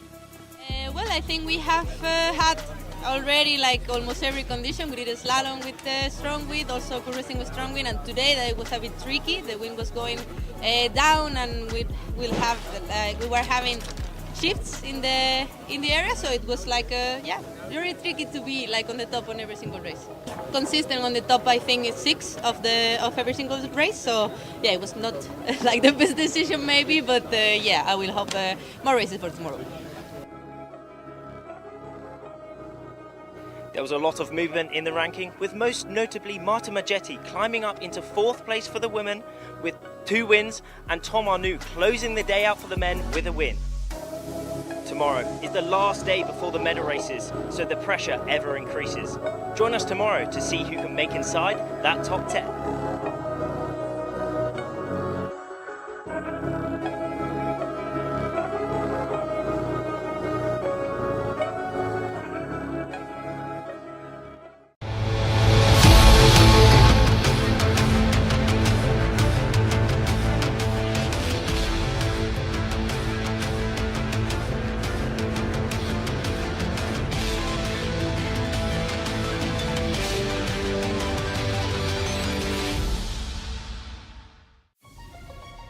The 2024 iQFOiL World Championships here in Lanzarote, a true event of consequences. With the Olympic Games looming in Marseille this summer, there really is all to play for the athletes here, no matter their ranking. For sure, very important competition for each nation. It's the biggest event of this year, except the Olympics, of course. Many other nations are going to have their selection here, and that's really important for a lot of my friends and a lot of people here. With so many athletes and countries still to qualify for the Olympic Games this summer, this event gives them the chance to secure their spot on the biggest sporting stage in the world. The Netherlands, we have already qualified a country, but of course there's another Olympic spot here as well, and for many people, as is for myself, we have to qualify ourselves. We are currently 3 good guys, I would say 3-4 good guys who are currently competing for the Olympic spot. The Israeli qualification will finish here, basically. We started last year, and I'm in the top. I'm in a good position, but not winning yet. So I need to perform in this event. The personal qualification is still open in Germany. The national qualification I did. But I'm really positive about it and looking forward to going to Marseille. I was already selected back in September. It means a lot because there's not many opportunities to practice being under pressure before the Olympics. For the Spanish team, this event is really important as it's one of the 2 qualification or observation regattas. So yeah, it's an important one. It's also true that we have like some kind of technical criteria, so also everything that we have done before counts. So yeah, it's an important regatta. It's the World Championship, but also we have that. Yeah, my ambition is going for to the Olympics. And also, with the 2024 Olympic Games being the debut of the iQFOiL, it's going to be really interesting to see a bit of a changing of the guard from some of the athletes competing in the RSX before, having to adjust to a new way of sailing, and then of course some newer riders coming up who are already very comfortable getting up on the foil. The biggest difference between the RSX and the current IQ is that the RSX is a normal windsurfing board. It floats in the water, and the IQ is a foil board, and we have a foil underneath which pretty much generates enough lift. It's a wing system, generates lift for us to hover above the water. We're reaching a lot more speeds, it's looking a lot more spectacular, and it's a more dynamic class. The previous games, I had the time of my life, I had a really good event, and I managed to win a gold medal, which I'm pretty stoked about. We've secured our spot, but now it's going to be decided who's going to go to the games. It's a tough one because we have a lot of good guys. Luke's the current world champion, so he's on fire. He wants to close it off probably. And me and Howie are chasing, and we're trying to do our best and do everything to knock him off the throne. But it will be an intense week, and hopefully, we can prolong the battle till Palma, which is our final event, and there we'll decide who's going to go to the games for us.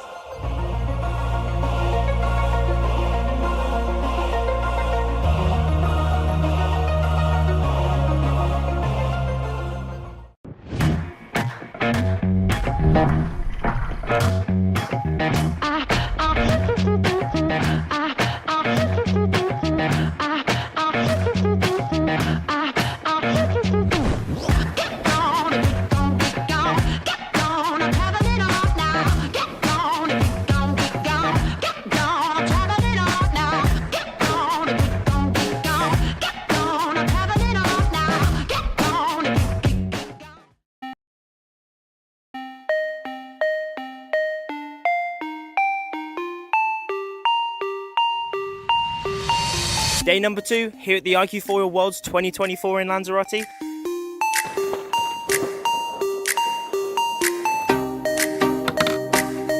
Yeah, it looks like a good day. It's 12 knots on the water. Let's rock and roll.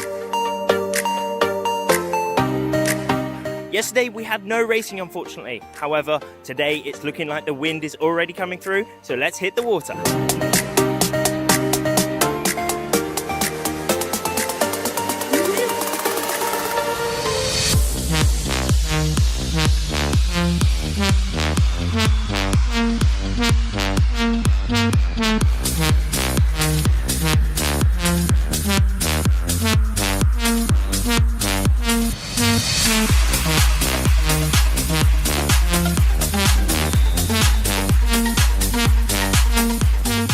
We're ending with an extremely successful day. 4 races complete for the men and 5 completed for the women.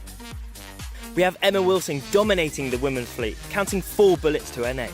In the men's fleet, we have a similar story, with Luke van Opsieland winning every single race he did. That's it for today, but course racing is planned for tomorrow, so we'll see you there.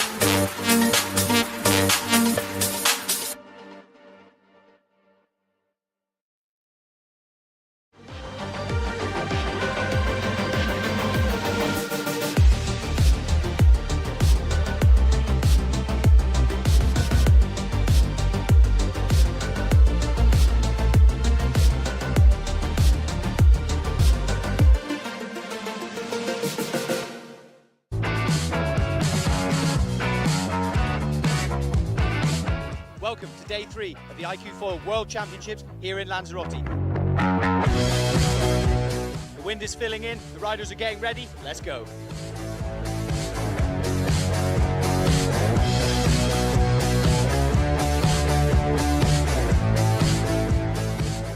After an amazing day of slalom racing yesterday, there were 2 major standouts. Luke van Opsieland in the men's with a really strong performance, winning all 4 races. And on the women's side, the Great Britain's Emma Wilson putting in an incredible performance. Now all eyes are turning to today, and it is all about the course racing.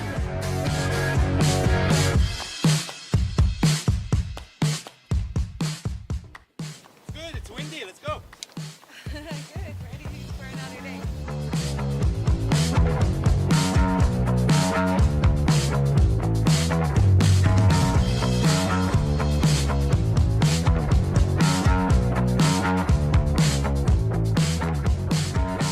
That's it here for the action on day 3 of the iQFOiL World Championships in Lanzarote. And what a day it was. We had the course racing. We had around 17 to 22 knots out on the course. On the women's side, Emma Wilson putting in an incredible performance, winning every single race in her fleet. On the other side of the draw, Sharon Cantor also putting in an extremely impressive performance. Yeah, it was pretty cool. I won every race, which I never done, so yeah, I'm really happy, and yeah, I was just enjoying it. It was really nice conditions. On the men's side, Luke van Opsieland continues his incredible run here, again storming through all of the races. And then on the other side, Nicholas Goyard coming up through the rankings and now sitting in 2nd overall.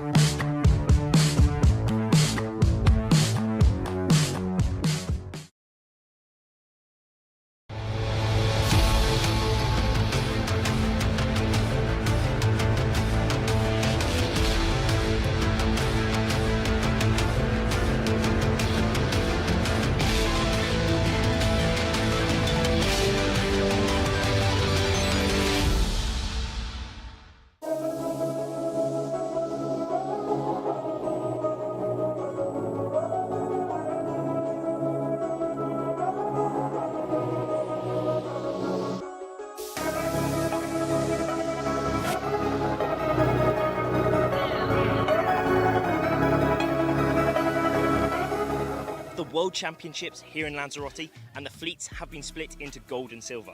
Today, we are going to see some of the biggest action and drama throughout the week, especially as we have some full power course racing lined up for you today. Join us underwater to see how this plans out.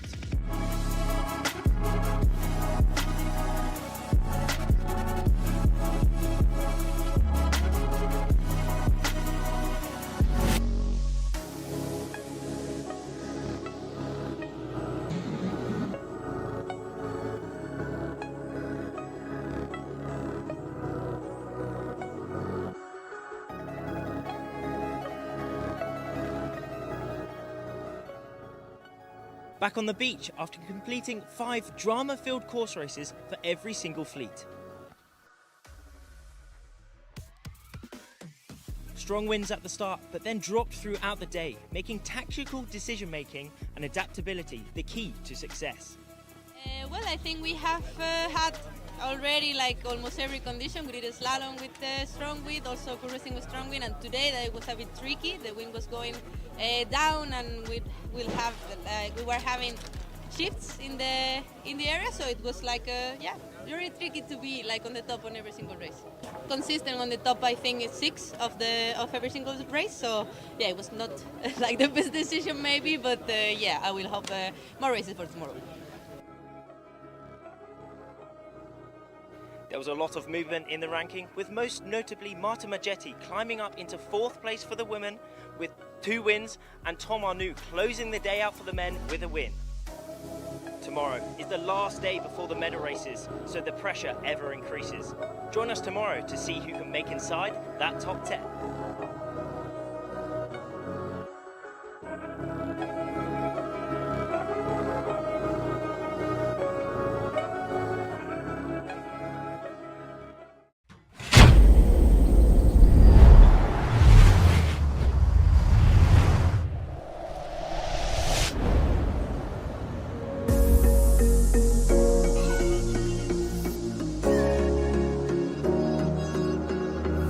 Running through the last of my thoughts, standing on the edge of my time. Everything I know.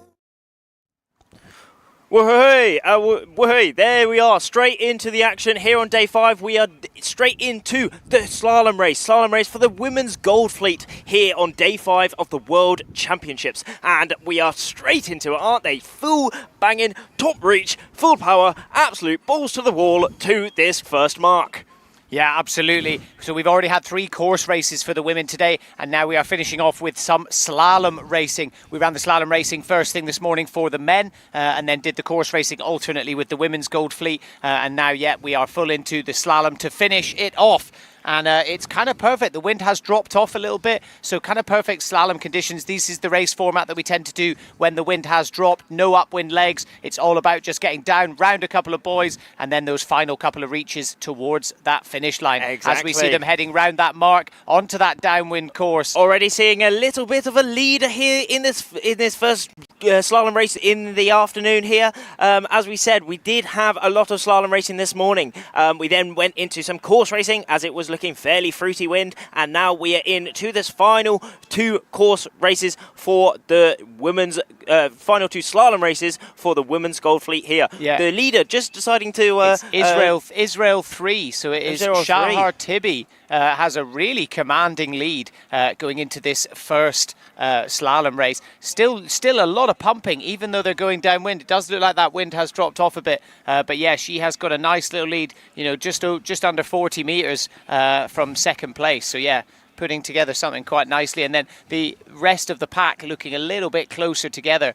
So Shahar with a really great start. Something else that we saw from this morning is if you can come up with a good start in your slalom race, it is going to bode really well for you. These races are over so quickly that if you can just get a bit of distance, generally you tend to be able to keep it all the way through to the finish line. Certainly can, as we are seeing now, maybe possibly Emma Wilson taking a little bit of a lead. She did go a lot further on that right side of the course, and that has certainly put her in a very good position. Wow. Now snatching the lead off of Shahar there, and then France 57 just in that 3rd place position, but it's all extremely close. GBR 248, Alice Reed, go on. She's also in that top 5 place.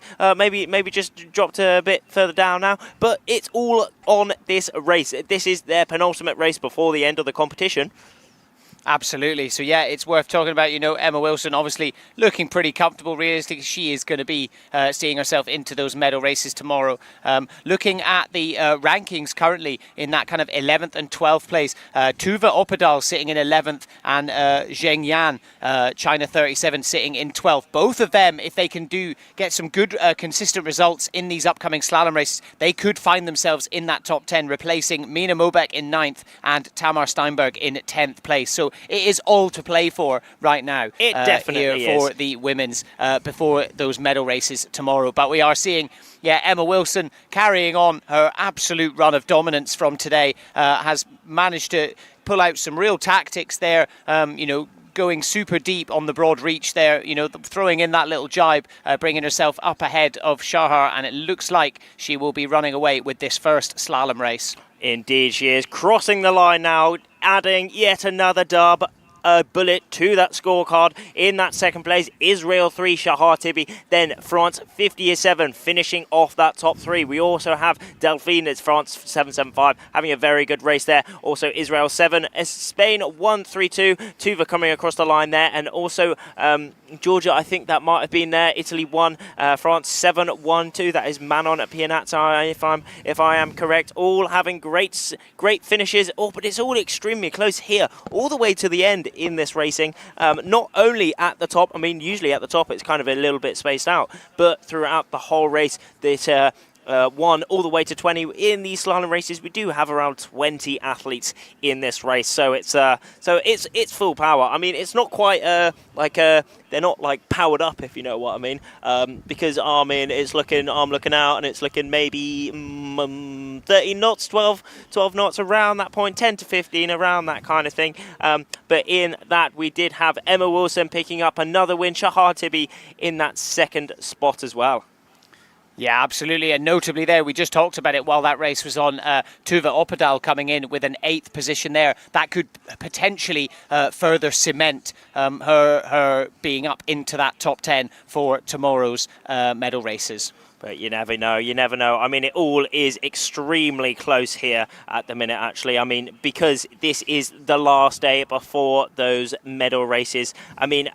With the most up-to-date results, it is Tamar Steinberg in that 10th place position, only by 4 points to Teresa in that 11th spot position. But as you did say, it is Tuva Opedal with 115 points in that 12th place position. So it is still all go for these riders out here on the course in Lanzarote. But we are coming up to the last 20 seconds for the next start for this gold group for the women. Yeah, absolutely. 15 seconds to go. You can see them. This is an across-the-wind start, so a bit different to the course racing we were watching earlier, which was an upwind start. So as you can see, they are heading across the wind, going as fast as they can. They've really got to time this right, and they will be heading over the line. Let's wait and see. Sweden 49 looks like potentially a bit over the line. Croatia Palmer down that bottom end, very close, just really slowing up. France 31 down that bottom end. Let's see if it was a good start, and it looks as if it was a good start. No one was over, but unfortunately, Palmer just dropping out the back there from that dirty wind, just because, and I am seeing some people slow down. You can see the boat upwind. I think that might have been possibly maybe over the line. We will I'm not get too sure. confirmation. A lot of them are still razzing along, still putting in some mega pumps down to that. Yes. But there it is. That is that flag. That's the general recall flag. Unfortunately, one or more people were over that start line, so they'll be binned out of that, and unfortunately can't race that, and we will rerun that heat. It did look like potentially a few of them were going over the line as we were watching it. Certainly a bit fruity. Yeah, so they will head back. There will be a discussion amongst the committee. Yeah, as you can see, Sweden 49, and I think that's Croatia. Is it 991? Looks like they were potentially over the line a little bit too much. In fact, all of them at that bottom pin end potentially looked like they were perhaps a bit early going over the line. As you can see there, that yellow and blue flag is up, signifying a recall. So we'll just wait. The committee will discuss who was over the line, and they will not get a chance to race again. That is it. They will be out of this race. So basically the fleet has been split into two, and they will be doing 2 races each. So we have this race, and then we have 2 more sprint races after this. So 3 more races before the end of today. Exactly. And we are saying up on that boat, you're seeing that grey flag. What does that mean? That means we are running the slalom. If you can just make it out, it says slalom at the top of that flag. SD3. You see that? That is that tells the riders what course they are running. It's a it's like a code. It's a code. So it's starboard downwind 3. So that signifies what course we are doing out here. And then we will be running this next start very, very soon. Imminently, in fact. Yeah, exactly. So yeah, just waiting for the committee to confirm.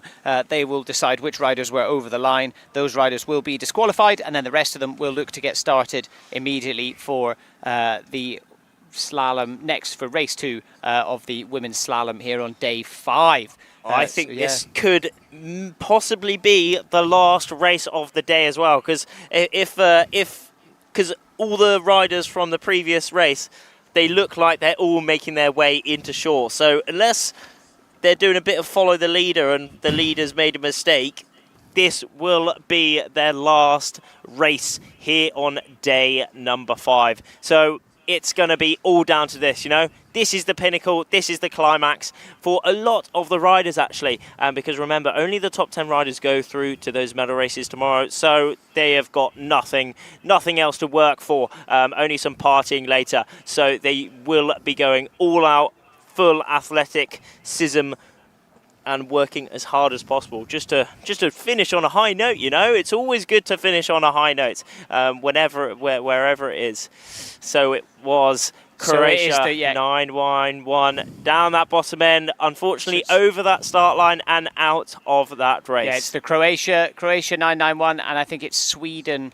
The Swedish rider that they both got a little bit caught up. They were both over the line early, so they will be out, and then the rest of the riders will be still in and will be jumping into this race, which, as you said, Rafferty, I think might be the last race, because we are watching the rest of the fleet all come in, unless that is the Silver Fleet who were further out.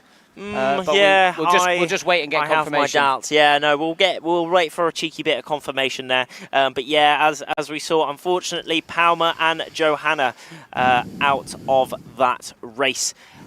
So they will be not the most happy, as probably not the most happy in it. But that does mean all the riders do have another shot at having a good start through the race, and then towards that finish for maybe their last race here at this competition. A lot of the riders hanging around now. So we definitely are having 2 heats after this race, because what I was seeing, it was the Silver Fleet actually heading into shore as they have finished for the day. They were further out, a bit further to the Fuerteventura and Los Lobos side of the waters here. But yes, we are having some more racing for the women's gold fleet here. Some big players in this fleet we do have indeed. I mean,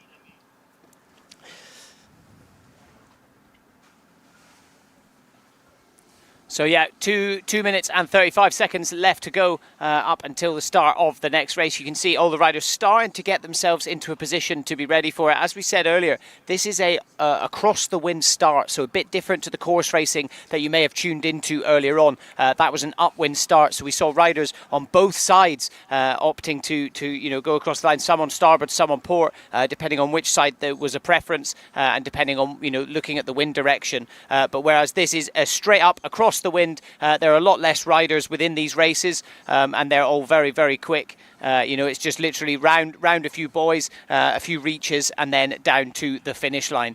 So across the wind, these slaloms, they're super fast, short, and really getting as much action in as possible. So exactly. Yeah, definitely one of my favourites. And chatting to a lot of the riders this morning, once they realised that we weren't going to be able to run the marathon, and they decided that we wanted to do some slalom, all the riders actually seem quite happy about that. It definitely seems like a race format that they seem to really enjoy. And let's take a little look at some more detail at the slalom course and how it all works. So as we said, this course is high intensity, full power. We start on that reaching start. They then make their way downwind, followed by their 2 final reaches towards that finish line. It's quite short, these races, under 10 minutes. That first reach really does depend a lot, but even with that downwind leg there, they do have options to really make those tactical decisions count. So it includes balls to the wall, reaching, just going full power, and also making the right decisions downwind, getting the best BMG downwind, followed by that final reach towards the finish.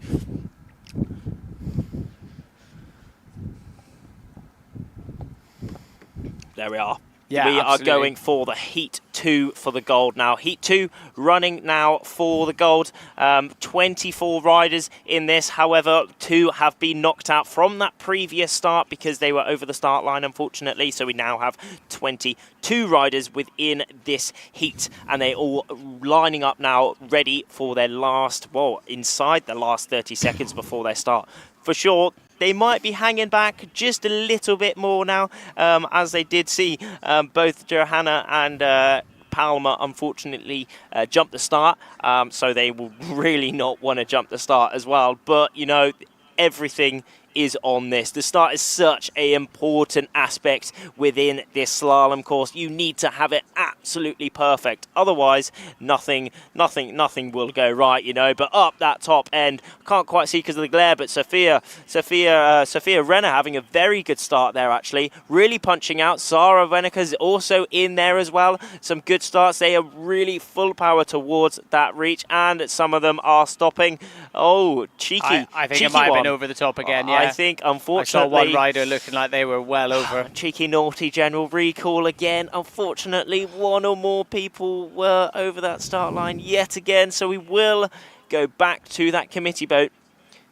The people who were over that start will be binned out of that race, unfortunately, and then we will be rerunning it once again. Yeah, absolutely. I think, you know, taking a look back at that start, there was definitely a couple of riders that were well over.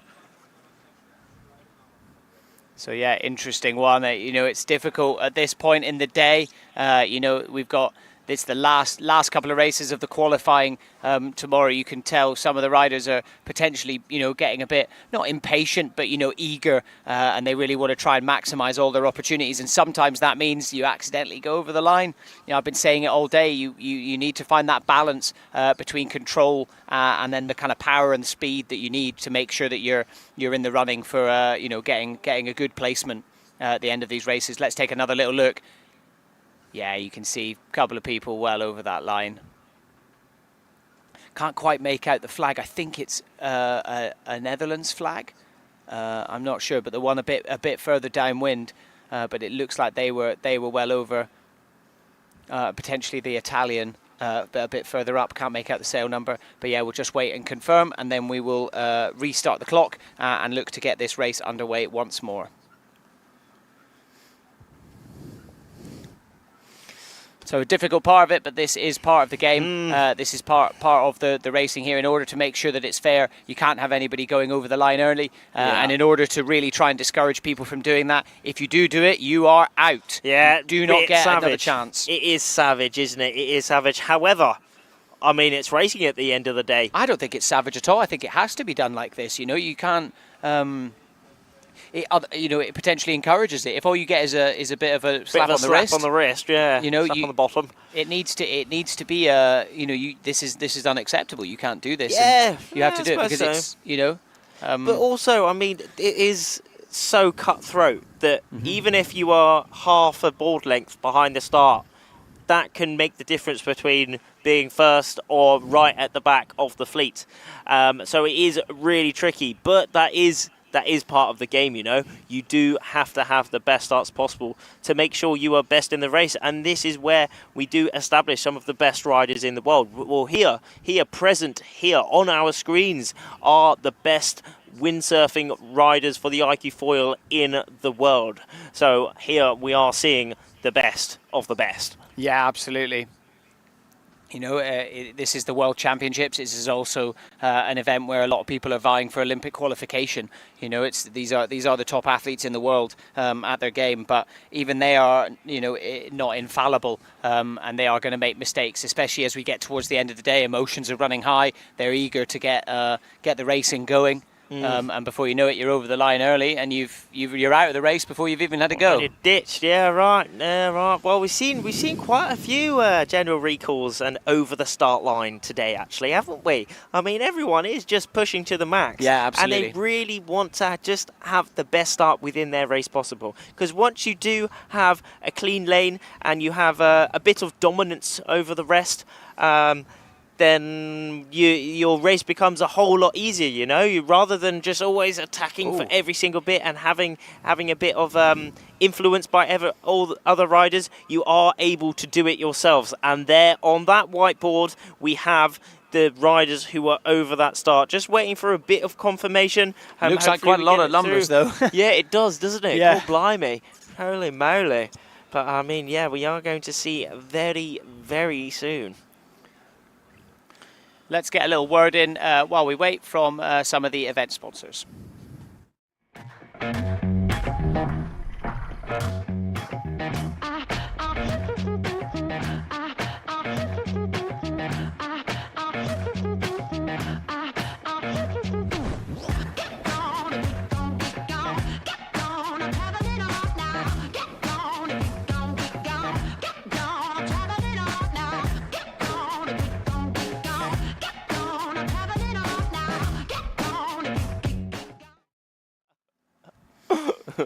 All right, and we are back. Always great to see some of the beautiful sights and views that we get around here in Lanzarote. What an amazing place to be. Again, a huge thanks to the Marina Rubicon for hosting us and letting us be here. We have just over 3 minutes and 35 seconds left until the start of this race. We are just waiting for full confirmation of which riders, which athletes have been knocked out due to the last general recall, and then the rest of the fleet will be getting themselves into a position to get over that line, hopefully not too soon. Yeah, well, that's it. I mean, we're coming up to that 3-minute mark now. They are going through their pre-starts routines. I mean, we're all seeing them bunch next to that committee boat at the minute, just getting ready, because, I mean, they don't have the countdown. They only start the countdown that they see on the boats at that 3-minute mark.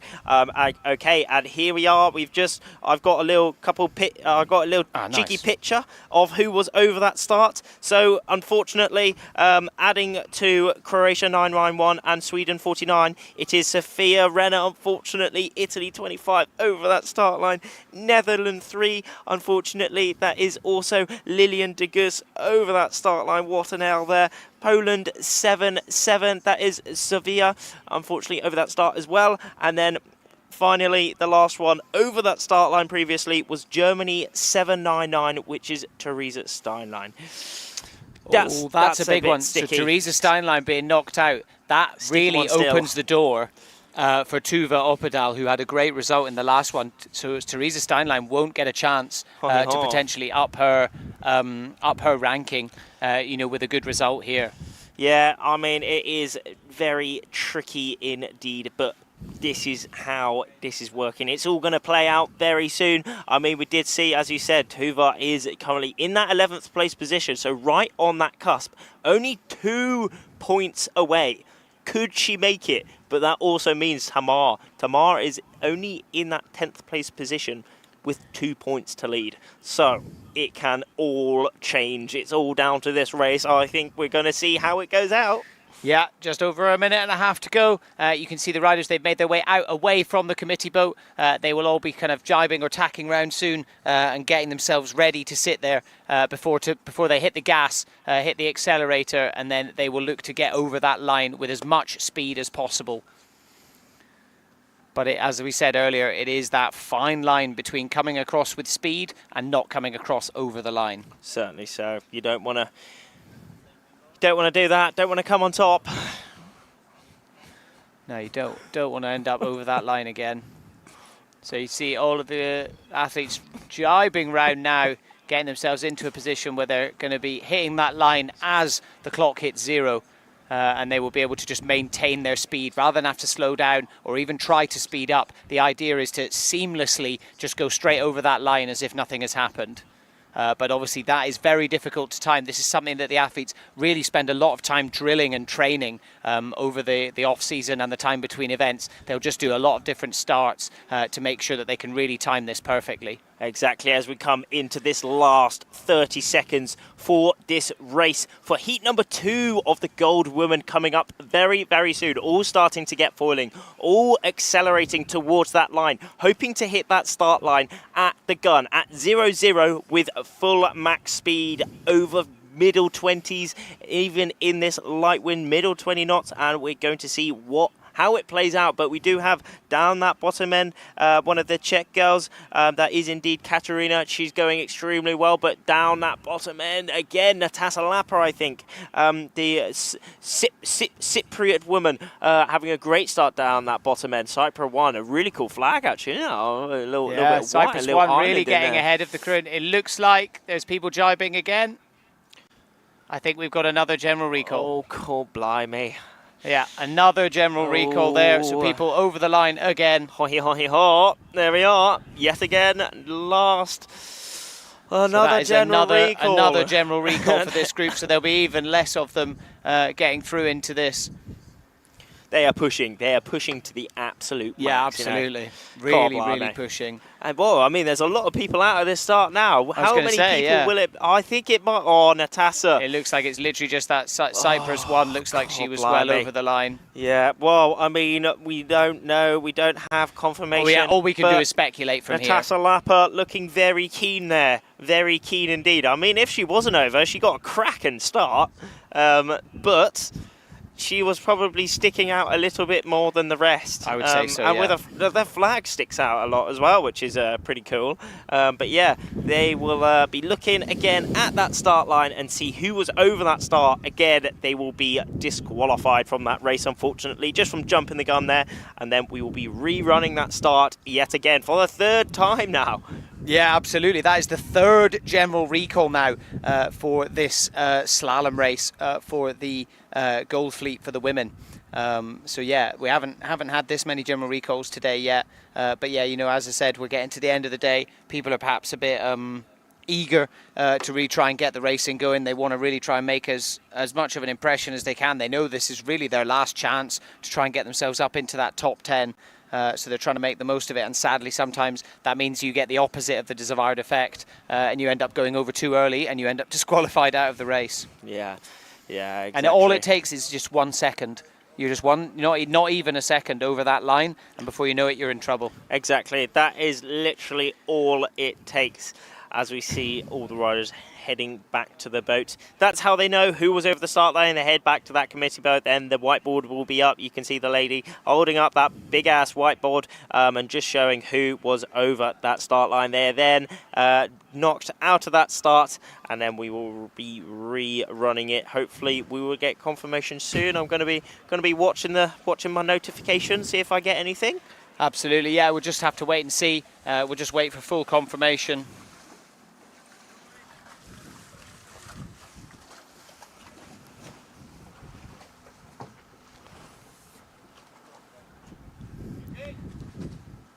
So yeah, we are just waiting for confirmation there of who it is that will be out of this race. I think it was Cyprus 1, but it may have been another couple of the athletes as well. We're just waiting to find out. We'll get a little bit of the old confirmation coming in shortly. But I mean, we're looking out on the course. What am I saying? I'm saying it's still at around that 12-13 knot mark. I think so, yeah. It doesn't look like it's dropped off that much. No, I mean, it's certainly a little bit less than what it was this morning. But it's still rather blowy. Yes. Rather blowy indeed. As we are going to who else was over that start line. Unfortunately, it was indeed Natasha Lapa. Cyprus 1 over that start line, just a little bit too keen, unfortunately. Yeah, absolutely.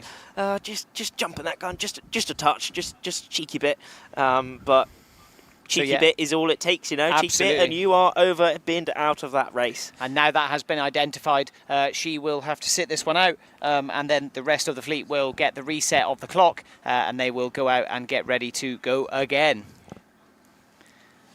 Where is that clock there? They're all starting to power up, get foiling again. Just go through their pre-start one more time. Hopefully they don't jump the gun again. But we have already had 2 general recalls for this start here in the afternoon. And we are going for the next race. Three general recalls we've had for this. That was the 3rd general recall we've had for this race so far. Indeed, wasn't it? Yeah, right. Yes, that was the 3rd general recall. I mean, let's have a cheeky look. So in the first one, there was 3 girls over. Then wait. There was 2 girls over in the first one. Ah, yeah, that was it. There was two of the women over in the first one. Then it was 4 over in the second, and then it was just Natasha over in that third one. So we are now going for that 4th start. Hopefully they can make it pretty good. They've just got to get absolutely perfect on their timings. Will we be seeing them just hanging back a little bit more? Let's wait and see. Have they seen so many people go over the start line as well? I mean, usually you would say, yeah, probably are. Yeah, they're a bit scared of going over the line. But to be honest, I don't think they are. They're just going to go full yet again. Full bang, bang, bang towards that start, hitting it. Full power, full speed, and full pumping just to get towards that first mark in first place. Yeah, absolutely, as we can see. So we've saw it earlier and chatted about it. You know, they're heading off now. They'll probably throw in a jibe or potentially even attack, and then they'll sit there, wait for them to get to that point where they know that they can start accelerating, getting themselves up towards the start line that you can see on the screen there. But ideally, they want to be hitting it without having to accelerate, but without having to try and kind of slow themselves down. They want to hit it completely seamlessly, as if that's not a line at all, and they're just cruising along. Straight up. But that's a hard thing to do. Oh, it certainly is. Called blimey. I mean, when you're seeing them all jibing across now they're on the correct leg towards that start line. Around 1 minute, you have to time yourself 1 minute before that start, because they kind of go through a routine. They maybe hit that start line, go in the opposite way at 2 minutes. They then sail 1 minute the other way and tack at that jibe at that 1 minute mark, just so they have a rough idea that they can make it back to that start line at that 0 gun. But also they are influenced by everyone around you. I mean, you cannot hold back. If there's someone that goes, you are not wanting to get in their dirty wind and get rolled by them, and they come all over you. But they really are trying to hit that at the 0. Absolutely, and we have got 5 seconds left until this. It doesn't look like any of the riders are taking any chances now. Ooh. And I think we will see them going over the line pretty nicely. In the middle, a great start in the middle from one of the Norwegian women there. Let's see who it is, not too sure. No, hang on. My core blimey, I think it might be another double general honk. recall. Number 4. That is the fourth general recall. That is worthy of a holy moly. Jeez, 4 general recalls. They are just on the edge, aren't they? Just absolutely fighting. I was so sure that they were fully over by then, but I think it was that, like the one you said, the Norwegian in the middle of the fleet. Having a look there. Yeah, look, that one person just maybe a bit over the line. Maybe the second one as well. It looks like an Israeli flag, but over the line again. So fourth general recall now for this this second slalom race. We still have 2 more races to do after this one. Indeed, so do not wait around. I mean, let's hope we get one of these slalom races going. But it is so interesting that we're just having general after general here in the afternoon. We haven't seen this all day at all. Yeah. I don't really know. Maybe. But I think it's a bit of being the last races for the majority of the riders here in this competition. They are just going all out. They are not messing around. They're taking nothing safe. They're just really going for it, and maybe not safe enough, as they are just jumping the gun over and over again. But for sure, we will get back into the race. And once we know who was over that start, we're going to get it going very soon. Yeah, absolutely. We're just waiting for full confirmation of which of the athletes it was that was over that line too early. Once we found that out, we will get restarted the clock again, and then we will get the riders back out and getting ready to go over the line for the 5th time. Over the line, do you think? Hopefully not, hopefully not. Well, over the line on time. Oh yeah, over the line on time. On yeah, time. Good Sorry, specification. keywords there, yes, keywords. Yeah, again, you know, said it every time. I guess there's just a bit of eagerness going on here. Let's go to a little ad break from some of the event sponsors.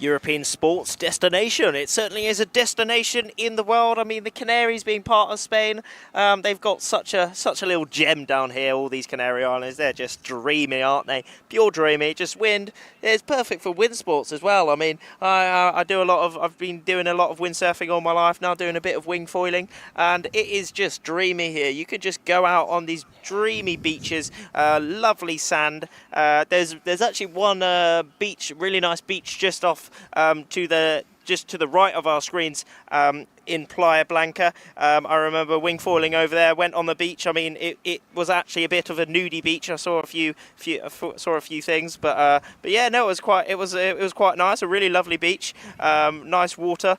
I did get nudie myself, but it was lovely. It was really nice. So yeah, we are getting towards the last couple of minutes. We're just looking to find out which of the athletes it was. We're just waiting for confirmation to come through. As soon as we've got that, we will jump straight in and go for the next round of trying to get this women's second slalom race underway. So yeah, just waiting. They're all just sort of hanging around at the moment, waiting for full confirmation. Okay, so I've just got the cheeky little thing of who is over that start line for the 4th time. So unfortunately, Israel 2-1-6. Unfortunately, Tamar jumping the gun yet again, and also Norway 1-2-6. That is indeed Oda Zver. Unfortunately, jumping the start yet again. Yeah, so that was Tamar. So she's currently sitting in 10th place, so she may be dropping out. She won't be able to complete this race. And then you've also got, if Tuva can continue to get another good result, she came out with an 8th in the last race. If Tuva Opedal can come out with a good one, she's currently sitting in 11th. She could find herself replacing Tamar in that top 10 and finding herself in the medal races tomorrow. So really, really interesting. Despite these general recalls, you know, it can be quite frustrating and it can be difficult. It can be also making for some really, really interesting situations as we move towards the medal series tomorrow. So yeah, Tamar Steinberg will not be allowed to compete in this one as she went over the line early. So yeah, we're slowly whittling down the amount of competitors in this race, but it looks like we will be getting the clock up and running soon. The athletes will be making their way out and getting ready to get over that line, hopefully before the clock strikes 0. Indeed you do, indeed you do. This has been the fourth general recall so far. Hopefully there is not number 5. I thought it could be third time. No, it would be 4th time lucky, but it wasn't either. So maybe this is going to be 5th time lucky. But it just shows, I mean, it's not that these riders aren't timing it well. They are just pushing the start line. They want to be on that start at the 0-0, not even the 0.5 seconds. They need to be at that gun as we see the flag go back up on the boat. That is the pink flag for the gold women heading up, and they are inside the last 3 minutes towards their start. Yeah, exactly. Yeah, 2 minutes and 40 seconds to go now. So what we'll see, as we've seen it before, they will start making their way a bit further out towards the right-hand side, back towards the land, and they will then turn themselves around, sit and wait till about the 1 minute mark, and then they will put their foot on the gas, start to accelerate towards that start line, and ideally aim to cross it without any interruptions to their board speed. So they won't have to slow down too much to make sure they're not over the line early, but equally they won't have to speed up to try and get over it in order to be competitive with the rest of the athletes. So let's just wait and see as we get to 2 minutes left to go. Once we've done this race, we have 2 more women's slalom races to round out day 5 here for the iQFOiL World Championships before we go into the all-important medal races tomorrow, where we will be crowning a world champion. Inside the last 2 minutes now before their start. As you can see, they are starting to cross that line. I mean, they're going a bit further, bit less time when they cross that line. Remember, they cannot be on that start, on that imaginary, well, to the left, to the course side of that start line within the last minute. And then if they are within that last minute, then they are disqualified from the race. So as you can see, they are all making their way back onto the other side, just setting up, getting ready for their 5th start, and hopefully we will get a go on that start. No one will be over, because remember, even if it's just one person over the start line within these slalom races, it is a general recall. Everyone is called back to the start no matter what, so we can have a fair race. They're then pulled out, whoever was over that start line, and off we go again. Exactly, yeah. So let's cross all our fingers. Hopefully no one will be over the line too early this time, and we will be able to complete this slalom race. You can see there the other side of the fleet. So they've been split into 2 for the slalom races because we run with a much smaller fleet. So they are sat waiting with all the coach boats for their turn. They will be going after this one, and then this same fleet will get a second chance to go for the 4th race to close out today. And we can see them slowly starting to head toward it. You can see some of them kind of foiling, some of them almost just not foiling. They're just kind of sitting with their back foot down, not quite letting the board get up fully going yet as they get there. Obviously at the moment, the last thing anyone wants to do is go over the line early. But yeah, there we are, down that bottom end. Pilar La Madrid down that bottom end. Espana 12 really getting ready for that start, but just above her, I think that is indeed Czech 89. Maybe being first in that start. Is looking extremely close though.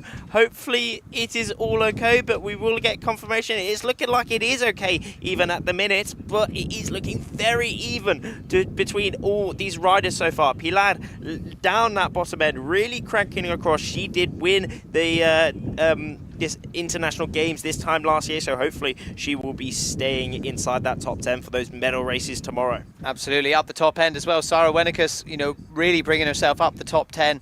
And she looks like she's pretty much secured her place in the medal series as well, but hopefully looking to potentially bring herself up into an even better position. Obviously, she's sitting quite a bit higher than everyone else, but also sitting further ahead as we come up to the first mark. There is that first mark. They are all reaching together, and they are all going to come together to round that mark. But who is going to take the lead in this race? It's looking like it could be Israel 32, indeed Kati Spichakov, rounding that first place. No, it is not indeed. It is Sara Wenikus taking their first place round that top mark, having an early lead within this race, but close behind her, it is Katie just absolutely just hunting her down. Absolutely hunting her down.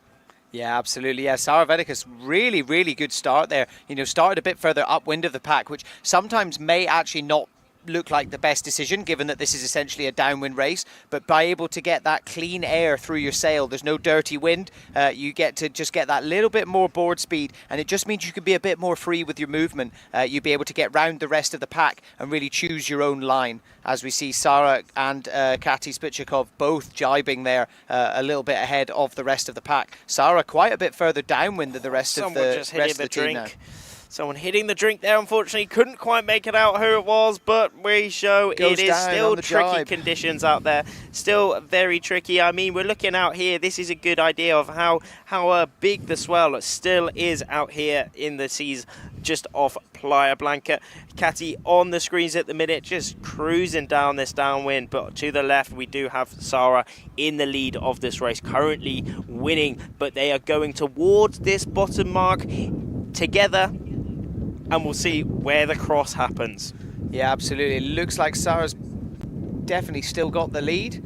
Still a bit further down as we head down to the next mark. They'll be doing a jibe around this one. It looks like they're pumping, potentially getting ready for the jibe. We're seeing Kati jibing now. Oh, a bit of attacking manoeuvre there from Kati there. But also jibing, managing to get onto that little bit of swell. Sara just locking it off though. But yeah, both now interesting. Maybe on the same bit of swell. Sara just in front, but it is Kati literally just behind her. Maybe a second separates them towards this final mark. First and second within this race at the minute for the women's gold fleet here on day 5 for the iQFOiL World Championships, and it is Sarah leading the pack at the minute, leading in this race, going towards their last mark. But remember, anything can change for sure.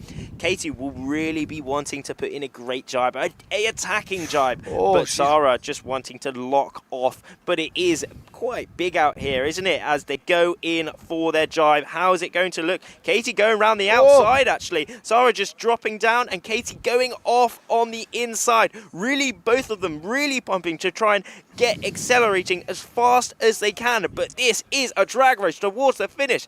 This is absolutely intense, really close between them, but Katie just going over the top, coming over the top of Sarah there, but Sarah just out the back now. Now she is in that attacking position. What will happen towards the finish? Katia Spichakov, beautiful jibe there, just managing to come out just upwind of her, get that clean win, and she will get straight over the line just ahead of Sarah at the end. So you can just see how quickly things change in these slalom races. It's what makes them so exciting to watch, but still a really, really respectable finish there for Sarah, 2nd place.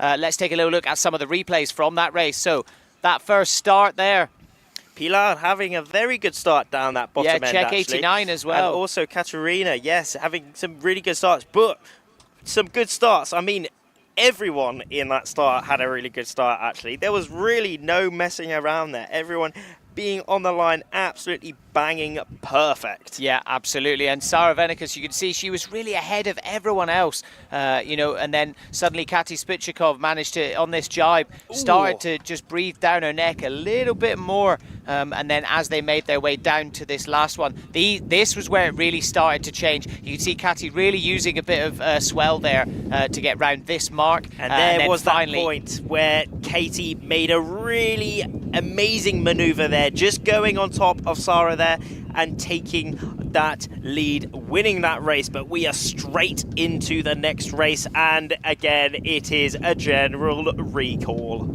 Yeah, so general recall it looks like for the next race, race number 3 for the women's slalom here, and it will be a general recall, so they will be making their way back towards the line, back towards the committee boat, where they will be having a discussion with the rest of the fleet.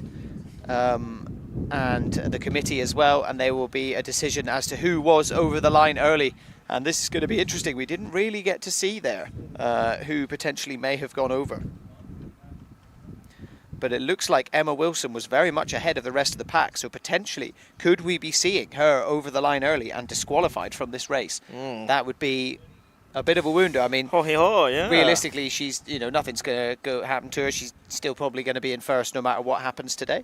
And of course, you know, there'll be discards and things like that, but not ideal still. For these girls, this will be the last race of their competition. This is the last race, yeah, for these girls. And then the girls who just finished the race number 2, they will have one more race after this one, and then that will be it for the racing for today. So we are very near the end of day number 5, the penultimate day of the competition.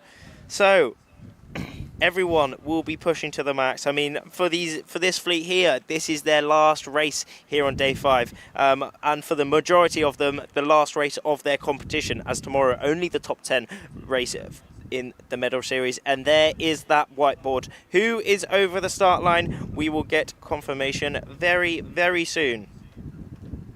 Yeah, absolutely. We're just waiting for confirmation. It looks like they might have put it down already. But let's take a little look at the finish and the full results from race number 2 that has just happened.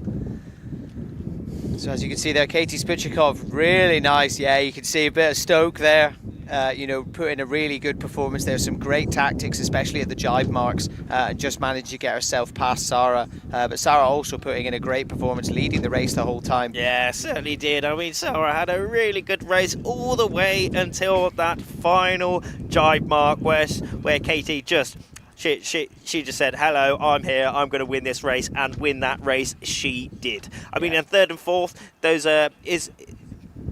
then third and fourth was the Israeli girls, really dominating. They have a great team here. Israel always been right at the top of the women's fleet here. Lark having a great race there as well. In that 5th place position, Isla in 6th, Lucy Belbock in the 7th place, Yunju Lu in the 8th place, Mariana in 9th, and then finishing off that top 10, it was Ingrid Pusta. Yeah, exactly. Yeah, a great top 10. As we go to just got a cheeky bit of confirmation. Who was over that start? Unfortunately, Norway 29. Tuva Oppadell. She is over that start and out of that race, which is a bit of drama, actually, a bit of funky business, because she was in 11th place.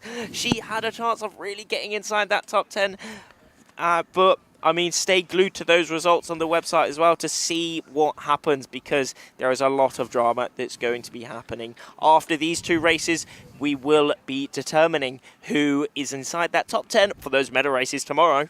Yeah, that's a real wounder there for Tuva Oppadal. Really, you know, if she could have come away, she came away with an 8th in the first race. She could have come away with a similar result. She may have found herself in that 10th position, especially given that Tamar Steinberg was knocked out of race 2 for also going over the line. So yeah, she'll be really frustrated with that. Perhaps again, just a little bit too much eagerness, a bit too much excitement to try and really maximise that opportunity, and actually it's ended up costing her. And it's so difficult as we get to just under a minute and 40 seconds left to go until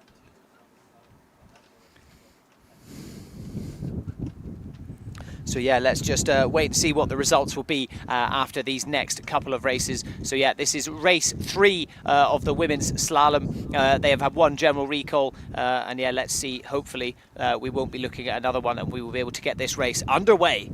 And then there will be one more race for the other fleet that just completed race 2, and then that will finish out the day of racing here for day 5 of the iQFOiL World Championships in Lanzarote. It's been a long day here on day 5, and we've had a lot go on. I mean, we turned up very early in the morning, the earliest skippers meeting. Throughout the week it was at 8:30, so some people started at 6 o'clock kind of thing, 6:30, getting ready for today, 7 o'clock kind of thing. The initial plan was to go for that marathon, however the conditions didn't quite match the marathon course, so we decided to go straight into some slalom racing. We then had a full set of slalom races. It was epic, some full power slalom. Then we went into course racing, and then finally we have switched back to slalom to finish on the gold woman here on day number 5 of the World Championships. Under 20 seconds to go now until their start. Remember, unfortunately, Tuva Oppadell, such a shame, she is out of this race, but that has opened up a gap for all the rest of these riders, as Tuva is she is a sender. She's an epic woman out here on the course. But there we are. Oh no! Let's wait and see. I think someone at the top is over the start. Let's wait and see. I think that might be Merv. Another general recall. But is it a general? Oh no! No! Is it? Yeah. Think it might be. I think Merv up that top end. Merv, you were very eager indeed, but again, no confirmation. Look at that top end. Oh, that is a cheeky start up there. And that is another general recall there for this race. So they will have to go back, and we will hit the reset button and find out who it was that went over before the clock hit 0. Merv, just a couple seconds, but that literally is all it is. It's just a second or two. I mean, there she was probably 1.5 seconds, just the wrong side of the start line, and that just made her. She is now binned. Well, I mean, we need confirmation, obviously, but it did look pretty convincing. It did look pretty convincing, that, isn't it? So also news in from all of the guys, doing all the statistics, everything behind the scenes. Apparently, despite being knocked out of this race from that last general recall, it looks like Tuva has actually moved up into 10th place. And she also has some good discards. So it looks like she potentially will be moving into the medal races tomorrow. That'd be sick. But just got to wait and obviously see what happens depending on the outcome of this race and, of course, the next one. But yeah, it looks like she will be heading through into the medal races tomorrow. Maybe so, but remember, yeah. anything can change. I mean, Absolutely. there's still this race and one more race to go, so things can change. But that just shows how close everything is. It's not over until it's over, and there's no slouching about. You have to go until the very, very end, as Merve was going till the very end, but we've just had confirmation that Merve was unfortunately over that start line, so she will be out. But again, I mean, there's worse ways to go out. I think just pushing too hard, you know, just pushing the limits and just a step over that limit within that race. But we will be going straight back to the slalom race, as we can already see that pink flag up on the boat, meaning that we are in sequence. And let's have a cheeky quick look at that top 10 for the women here at the current rankings for the top 10. Emma still having a very commanding lead. Look at those points. She is only on 16 points. That is what? Look at that. That's almost 60 points ahead. Yeah, so, but we'll see what happens tomorrow, isn't it? And then we did touch on that 10th place position. Tuva just inside that 10th place position. Hopefully she can hold that, but we will see. Also Sarah in there as well. We've got some fans for Sarah in that 6th place at the minute, but we will see very soon how it all plays out. Yeah, absolutely. As you can see, the riders all looks like they are getting ready to race again, and they will be heading out to the right-hand side where they will turn around and sit and wait with their foot on the brakes before they can get ready. Usually it is around that kind of 1 minute mark up until the start of the race, and they will then hit the gas and look to cross that line, hopefully once after the clock has hit 0. Yeah, well, fingers crossed, isn't it? Fingers crossed. I mean, well, that is the thing. I mean, I do some racing myself, and getting that start line perfect is so tricky. It really is so tricky, especially look how far away they are from the start line. It's not like a couple meters or 10 meters or so. It's tens of meters that they are preparing for this start, because they have to stay forwarding, they have to stay with that speed and think about their positioning to the other riders super early on, well within that 3 minutes. Not the last 30 seconds, not the last 10 seconds. It is as soon as that gun goes for the 3 minutes, everyone is setting up for that start. Yeah, absolutely. Yeah, it's really difficult and frustrating for them, I can imagine. As we hit just over 40 seconds left to go, you can see them starting to speed up and make their way towards the line, which is on the left-hand side of your screen. So you've got the committee boat up the top. That orange cone is the pin end at the bottom, and you will see they will be starting to head towards it. I imagine they're probably all going to be quite hesitant. They're probably all going to be pretty eager to get racing. But yeah, as you said, it only takes one, doesn't it? Exactly, only one, which we saw Merve unfortunately binned out of that previous race. So we do have all the rest of the riders within this race pushing to get a win. So coming into the last couple of seconds, let's wait and see if anyone will be over the line early. And that looks like it was a good start, but let's wait and see. Is it a good one? It looked pretty funky, looked pretty fancy, looked lovely so far. Anyway, I looks think like no one's turning around, so I think we are all good. Yeah, but it is out the front there. Delphine. The French rider, Delphine, having a very good start there, actually. Both French riders having a great start. France 57 down this bottom end. That is indeed Helene Noesmoen. And then also Hong Kong 3 is right up there as well. Yeah, Norway 21 also having a really great start as well. As we see them all heading down, they'll be making their way down to that first mark, still very much together. It's usually after that first mark that we start to see a little bit of separation in this slalom fleet. Certainly one of these women have definitely got a bit of a lead. Well, not much of a lead at all. I mean, 21, that is indeed Maya having a great first reach. Cool, blimey, leading this race so far, but in close pursuit, we do have Estonia 127, Emma, that is, and then Israel 3, indeed in close pursuit. That is indeed Shahar Tibi, their second and third place positioning at the minute. Wow, this is close though. Anything has happened within this top 3. Top 5 and top 10, if you look out the back, it is all extremely close as Emma goes in for her first jibe on the downwind. Yeah, everyone following suit there. We actually saw as we were around the mark, a couple of the athletes decided to jibe straight away as well. Which is interesting. We'll see if that pays off as we get towards the next mark. It's still quite gusty though, if you think about it. I mean, look at the water. I mean, where most of the athletes are is quite light. Yeah, definitely so looks it's like a a lull. lighter blue. So that means it's lighter winds. Yeah. However, in the background, it's quite darker. So that just shows there is a bit of pressure. There's some more wind over there, which will be coming down the course. But it is looking like Shahar has snatched the lead there from Maya. But Maya is still well within top 3 there. Not much separating them at all. Hopefully Maya can hold this towards the end. That'd be sick to see. Yeah, absolutely. And if Maya can get a good result, if she can, come in that sort of first, second, third, she's currently sitting in 14th.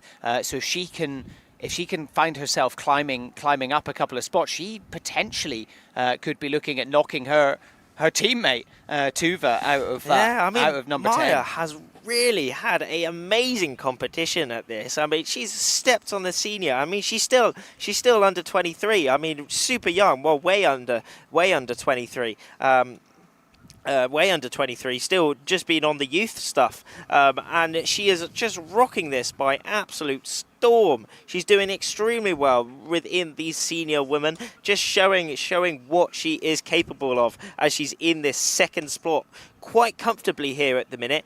Shahar Tibi still leading this pack, and in third we do have Emma Wilson, and then a lot closer between the remaining top 5 and the remaining top 20 even. All very close, but Shahar rounding that mark in first place, closely followed by Maya Giesler. What a jibe there, just putting in some cheeky extra pumps just to accelerate and get back up onto that reach.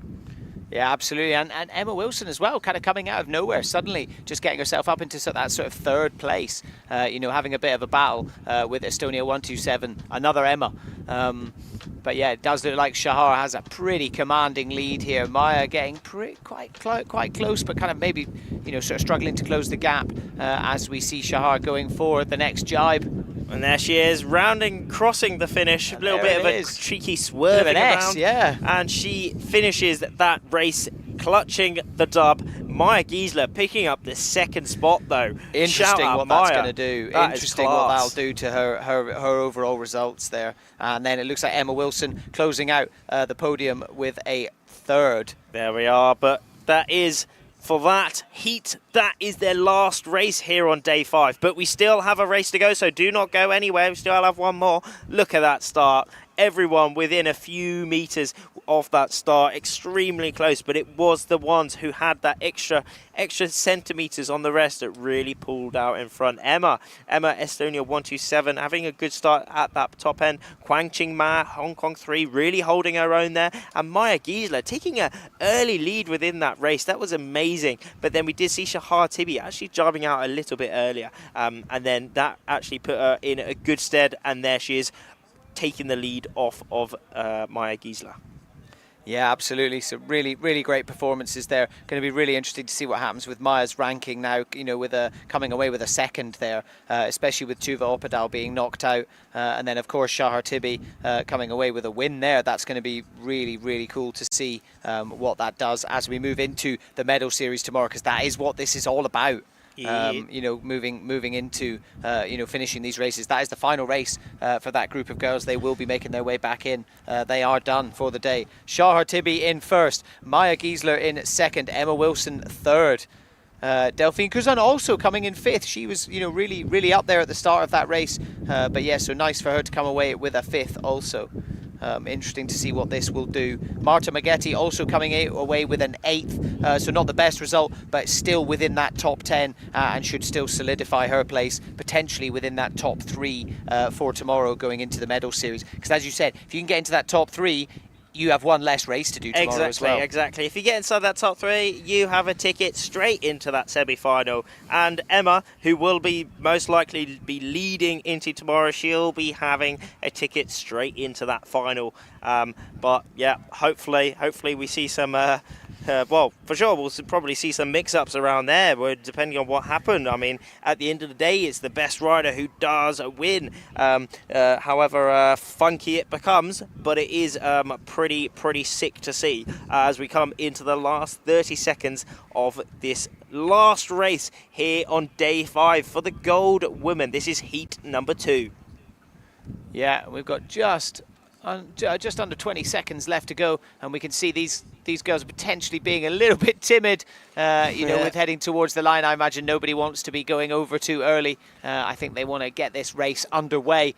As they're all heading towards the line, they're going to start putting the gas on, I imagine, in the next few seconds. Go. Starting all to accelerate. Natasha Lappa down that bottom end once again, but it is actually the Sweden Johanna really down that bottom end, really taking an early line. That is a ballsy move, absolute ballsy move, because if one person comes over you, everyone does come over you. But it is Pilar Lamadrid at that just to the above her, really speeding down on that first reach.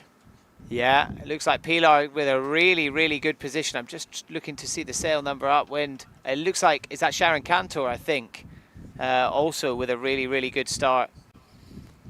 Israel 360 also in the middle there, having a great start, but it is Pilar having probably, maybe even leading into this first mark, but it is extremely close between this Spanish rider and the Israeli rider, all going towards this first mark. Who will be up on top? It's all extremely close between all these top 20 riders. Wow, it's extremely close. Sarah Wenikus as well, upwind. Is she going to be able to come down past the other two? But yeah, she has now got herself into 3rd position, and she'll be looking to come away with a good result after getting a 2nd in the last race as well. But it is Sharon currently leading the pack here, only by, cool blimey, literally maybe just 1 board length or so to France 31, just to the left of her. That is indeed Lola Soren, having a very good race so far. Just behind her, could that be, that might be Sarah, not 100% sure. It is indeed, because I see that sticker, as they both going for their jibe. Sharon really trying to defend her lead here to Lola.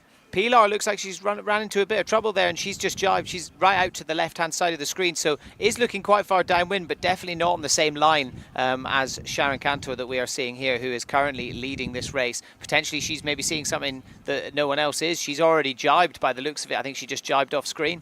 As we see Sharon pumping the sail. Does really look like the wind has dropped.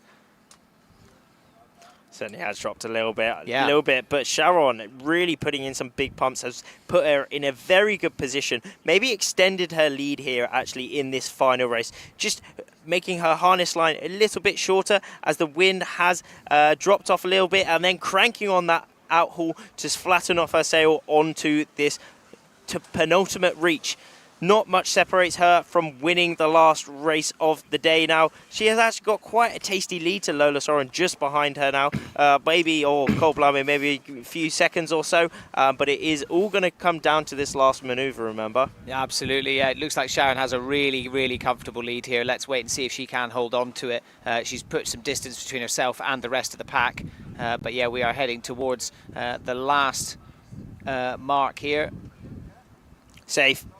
Safe? Nice. Is it safe? Yes, nice it is jibe. safe from Sharon Cantor, but closely behind that is Lola Soren. Just dropping off the foiler there, actually, but it looks like it was all safe, as all the rest of the riders. That is a sick shot of this whole Heat 2 for the gold women coming through. Some of them just dropping off the foil, not quite executing that manoeuvre perfectly, but they are still pumping straight back up onto the foil towards that finish. But Sharon Cantor, what a race from her, coming towards the finish and winning this race in first place. She is happy, jibing round after clutching the dub on this final race here on day 5.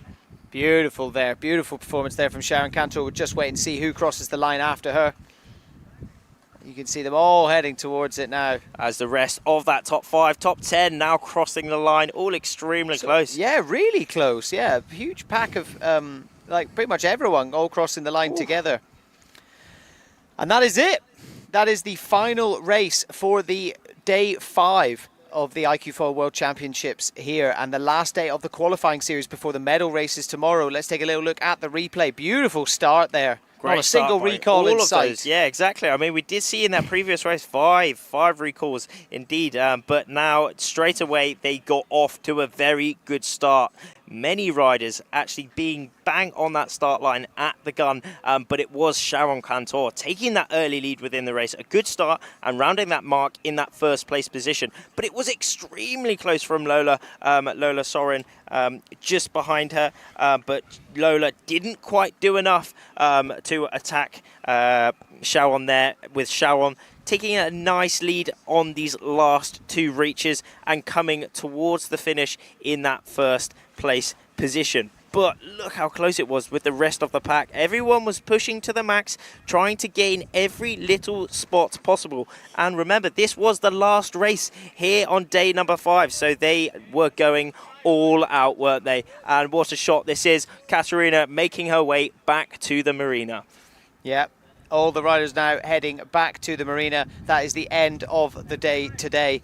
Let's take a little look at the results from that last race. So yeah, Sharon Cantor, Lola Sorin, Sara Wenika's taking a 3rd, so a 2nd and a 3rd. Will that be enough to push her up from 5th place, potentially up into either 4th, maybe even 3rd? We'll have to find out. But yeah, Tamar Steinberg also with a 6th. So that may be made up for getting knocked out of the last race as well. Possibly so, but do stay glued. Check out the website to see the most up-to-date results, overall results, because remember, this is the last day. Tomorrow is the medal races. This is the last day of qualification, and tomorrow only the top 10 go through to tomorrow in those medal races. So the pressure will be on. I mean, here we are at some daily highlights of the replays here on day 5.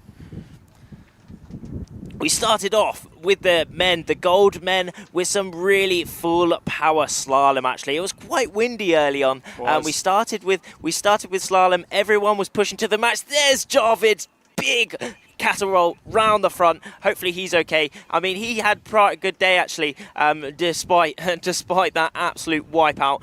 Hopefully he is okay. And then there is Kieran taking one of those wins, a nice and tasty win. Also Johan So, a big shout out to Johan So. Today he qualified his country for the Olympic Games later this year. Will he be the one to represent Denmark? I guess we'll have to find out throughout the year. Yeah, absolutely. Some really awesome slalom action earlier. You know, I've been saying it all day, but the slalom is generally something that's reserved for lighter winds. You know, it's kind of the format that we tend to use when it's sort of around 10 knots. But this morning, it actually picked up really quickly, but we still ran the men's slalom. And you can see there the boys absolutely loving it. It's a great battle there between Nicola Renna and Kieran Badlow. For 1st and 2nd place in that race we had earlier on today. So yeah, some really, really exciting kind of higher wind slalom conditions for the iQFOiL. Howie there taking a win. He was happy to win that race here on the penultimate day. He was really happy. And then we did move to the course racing as it was quite windy. We saw some big fleet racing, the Windward-Leeward course, where some of these tactical decisions and techniques upwind and downwind really shone. But still, we had a lot of very tight battles. For example, that mark rounding. And here again, the fight of the 2 Dutchies, the Kieran Badlow and also Luke van Opsieland, and this was extremely close all the way towards the line. I mean, look how close that was. That was a proper photo finish on that line, but I remember Luke did snatch the lead off Kieran there. Yeah, absolutely. That was a great race. And then, of course, heading off into more of the course racing for both the men and the women. Emma Wilson, you know, we can't talk about any other athlete really, put in such a commanding performance today, you know, winning basically every single race. you know, in the course racing. Yeah, put in a really strong performance, you know, using everything she had, all the tactics, but also really taking advantage of the environment around her, using that swell, especially on the jibes, to make sure she maintained all the board speed. Yeah, really impressive performance there. And then, of course, Nicholas Goyard as well, having a much better day on the men's side. Whoa, big look crash. at that from Adrian. Absolute mega crash. Oh, hopefully he is all right, because that actually looked quite gnarly. That looked really gnarly, actually. But there's Nicholas Goyard taking a win today. He will be very happy of taking that win today. But no, what a sick day this has been. And then we did finish with those slalom races for the women in slightly lighter conditions. Yeah. A lot of mixing around. I mean, look how many riders we have in these slalom heats. Some really big shine through Pilar down that bottom end, really cranking through. And Emma from Estonia having a very good day as well. Yeah, absolutely. Yeah, so a great day, you know, a huge amount to go over. But yeah, that's just some of the highlights from a huge day of racing here in Lanzarote.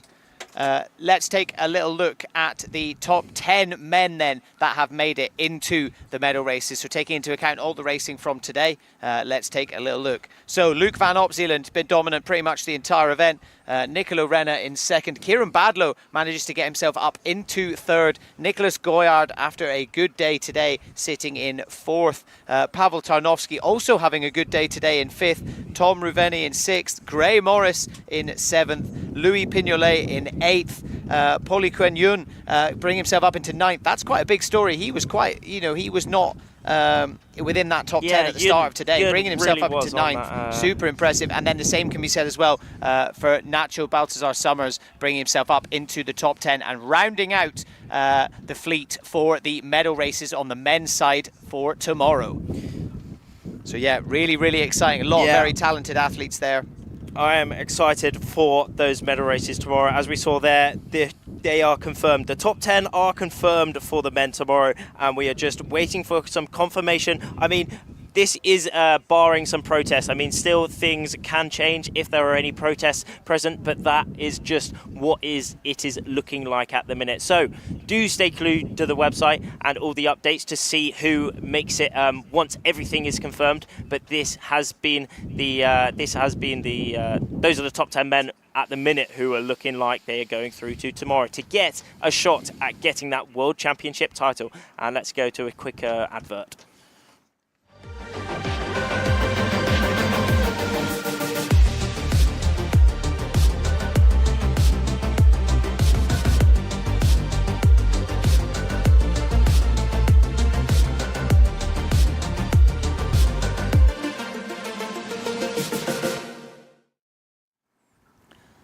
Alrighty, and we're back. Great to see a beautiful view there of the Marina Rubicon, our hosts for this week. You can see it's such a perfect place to run this competition. You can see it's super easy for all the athletes to get in and out that little kind of spitway through to the left and then make their way out into the sea. The wind coming from the east, so from the right-hand side of your screen coming down the coast of Lanzarote. Just a perfect training ground. You know, I've said it so many times throughout the day.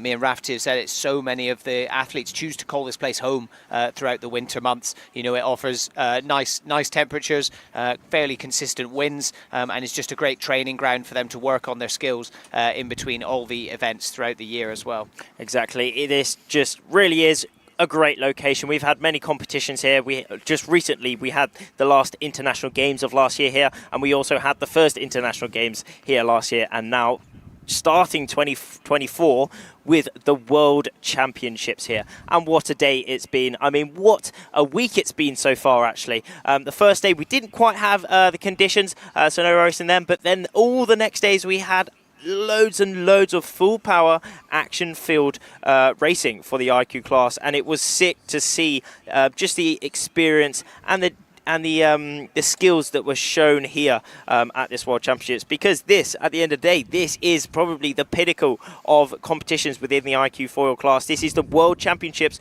before the Olympic Games. So everyone is here. There are big fleets, and everyone are right at the top of their game, because this competition is a key indicator for most of the countries who make it through to the Olympic Games, the individual selections. But yeah, this has been great, and I'm really looking forward to tomorrow. Tomorrow is the climax of the competition. It is the medal race series where the top 10 will fight it out towards those World Championship titles. I mean, going into the one who goes into tomorrow in that first place position does make it straight to that final, and it is a guaranteed spot on that podium. Second and third do have a spot into that semi-final, and then all the rest do have a shot at still getting that World Championship title. So for sure we will see, we might see some mix-ups, we will see some drama, but everyone will be at the very top of their game tomorrow. Tomorrow will not be one you will want to miss. No, absolutely. It's going to be a super exciting end to such an amazing week. And as you can see the view there, that is the paddock. All of the athletes, that's where they keep all their gear. So they're heading there, get everything packed away, ready for tomorrow. Obviously, for a lot of the athletes, this is the end of the road for them. There will only be 10 men, who we just discussed earlier, and then 10 women who will be going through. And let's take a little look at those 10 women now who will be heading through. This is after all the racing today. So Emma Wilson, obviously, heading through in first place. Pilar managing to hold on to second. Katie Spichakov jumps up into third. Sharon Cantor fourth. Sarah Wennicke stays in fifth place. Marta Maggetti actually jumps up from 8th and will go up into 10th, into 7th. And looking at the bottom there, yeah, we look were right. at Maya manages Geisler taking that 10th place position. Actually, it was extremely close. Exactly, her teammate. Might there be a bit of a tension there? No, for sure. I mean, they're great friends, but Maya, they'll be just so happy for each other. Actually, yeah. Maya taking that 10th spot position. She now has a chance of getting that World Championship title along with Mariana and all the rest inside that top 10. And wow, tomorrow is going to be sick. Yeah, absolutely. And yeah, with that, that is it for today's action.